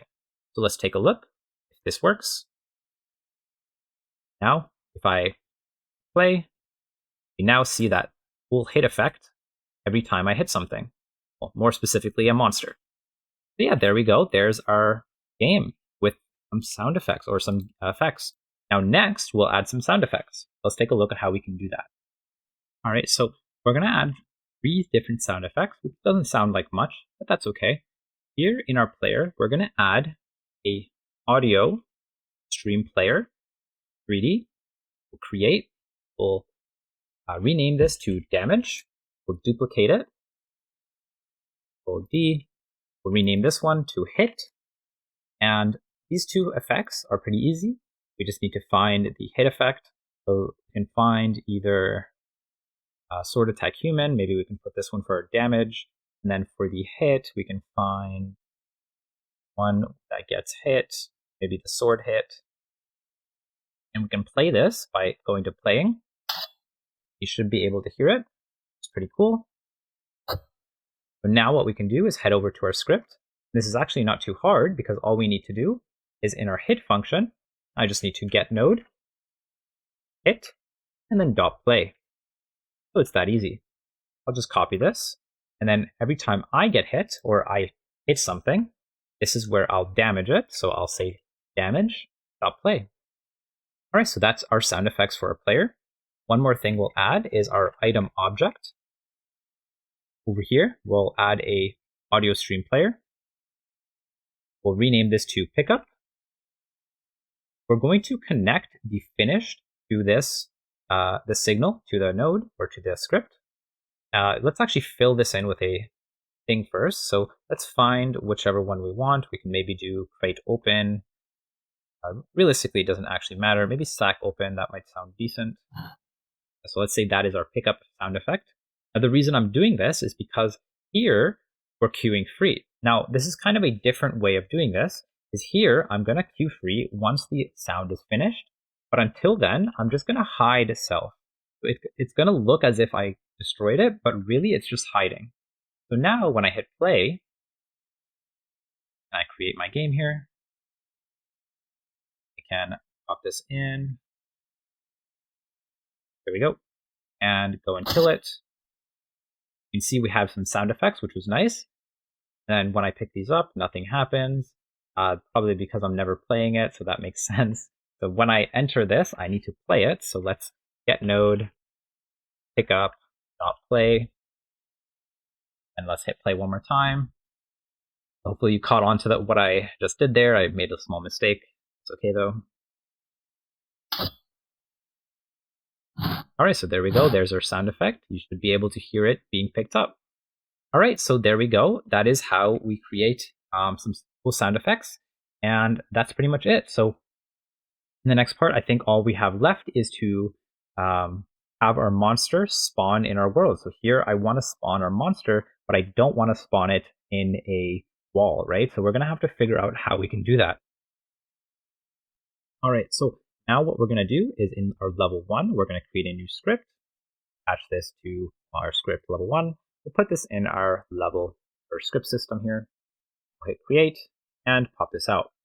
Now I'm going to onReady variable our warrior scene. We're going to pack this scene and I'm going to preload it here, say skeleton warrior. Here we go. And now I'm also going to load the grid map. Grid map to get node grid map. Now this isn't going to 100% work. Floor, because we renamed it. And I'll kind of show you why in a second. We'll kind of look through this together. So first, let's create a function, ready function, and we're going to say while the get node monsters dot get child count is less than 10. I'm going to start adding monsters until I get 10 monsters. Now what we can do is I'm going to get a x position and randomize it by saying randy range from -40 to 40. I'll do the same thing for the z. And then I'm going to create a monster temp variable. Now, monster temp. Now, here's the thing, is this monster temp, we need to instantiate it. So here we'll just say warrior scene, .instantiate, done. Now, we need to check to see if the grid map .get cell, cell item at vector 3i at the x 3i at the x position that I'm trying to add at -1 at the z position that I'm trying to add as well is equal to 0. Now, is it 0? Let's find out. So let's close this and head over to our walls and floor. Now, if we go to the library, the item, and 0, this is the one we're looking for. Here, I need to make sure I'm adding my monster on a floor cell and not a wall arched, right? So what I can do here is I can do two things. First, I can check to see if I'm on a floor, and then I can also check to see if I'm not in a wall. And I can do that by saying grid map walls. Here I can maybe rename this one to floor. Of course, here I'll have to just to grid map floor. Now here I'm checking to see if I'm on a floor. If I am on a floor, I now want to check to see if I'm on a wall. So I can do that by also checking for the same thing. I'll just say copy this, Except this one, I don't want it to be 0. I want it to be this one, wall arched. So I have to find which position that it is in. So here it is going to be 2. Now you might have a different one. Maybe you have something else. I don't know. You'll have to check them. And the number here is corresponding to the number we need. So here I'm going to make sure it's not equal to 2. Then if it is, or if it's not equal to 2, meaning I'm on a floor and I'm not on a wall, then I will add the monster. So to do that, I'll say monster temp dot position is equal to vector 3 at x position at position, let's say 3, just so it kind of starts in the air, and then z position. Then we'll say monster temp dot player is equal to get node player, because we need to assign the player to our monster, right? Because before we have exported it. Let's close this. So remember here we had it exported, but now we need to assign it manually to the code. Okay, so now we need to actually add the monster to our scene. So that's not too hard. We can over here we can say get node monsters dot add child monster temp. All right, so there we go. Now we will pray that this does not crash because we added a while loop. So hopefully this works out nicely. All right, here we go. We have not crashed, and we have some monsters that have been added to our game, and none of them are in the wall. So obviously all of them were added to this side. That might be because the positioning was over here. You can change the range that they get spawned in right here, right? Depending on what you want for the X and Y position, it really is up to you. I just did -40 to 40. I think that will cover a wide range. It might be more, it might be less. I'm not 100% sure. Actually, no, that should cover most of it. So here you can see that this is 30, and this is around -30, probably on the other side, etc. So this should cover the entire map that we have. And it will only spawn 10 monsters in our map. Okay, so that is how we make sure that things don't spawn in our walls. We make sure that they spawn in our map, etc. So, and it's a relatively randomized position, so it's pretty neat. All right, so that is it for this section. I believe we're done, but we'll find out. Congratulations on completing this course. The course was not very easy, pretty long, but we got through it, and good job. So we actually created a pretty neat game in the end. We have a relatively good working player with a monster and an inventory system that's pretty neat, and all that good stuff. So congratulations, completed this course, and pat yourself on the back. All right, so now what do we do next? What is the next step? Well, first of all, I'll just kind of encourage you to check out my channel, of course, and hit that sub button there. But what else? What else can I offer you to help you along? Well, I have weekly challenges, and the point of the weekly challenges is in terms of practice. So this is kind of you going forward. You need to probably practice. If you want to learn Godot or game development, you will probably need to practice. Now, I offer free weekly challenges. Every Sunday, I'll be offering and sending out a weekly challenge, and the next week, I'll be sending out the solution to that challenge. So every week, I'll essentially send out the challenge and the solution to the previous week, right? So I've been doing this for about 3 months now, and everybody has been enjoying it on my channel so far, so I'm going to keep doing it for a while. To access it, all you need to do is join my email list or my Patreon as well. The email list is completely free, so all you need to do is just hit subscribe, and you will be added to the email list for that. And yeah, that's it. So what else can you do? Well, of course, there are courses as well. I have several other courses on my website that you can check out. Some are free, some are paid, but of course you can also access all of it if you're a membership, or if you buy a membership, sorry. So definitely check that out as well. Now, the advantages of my courses specifically is that I try to structure my courses slightly differently than many other people might. And it's more specific in the sense that I split it up into kind of 2 or 3 different sections. The first section is essentially teaching you the concept and idea of what we're going to do and what we're going to learn to apply. Then in the middle, I give you an assignment, and that assignment will hopefully help you guide you into creating the game that we need to make. And then the third section, or the second part of that course, will be kind of like what we just did in this course. where I kind of just do a follow along, a code along tutorial where you follow me and we'll kind of look through the solution of doing the assignment and the project together. So if you're interested in that sort of format, definitely check it out on my channel. I have a few courses up for free and I have a few courses up that are paid. Definitely check it out, and hopefully I'll see you guys around.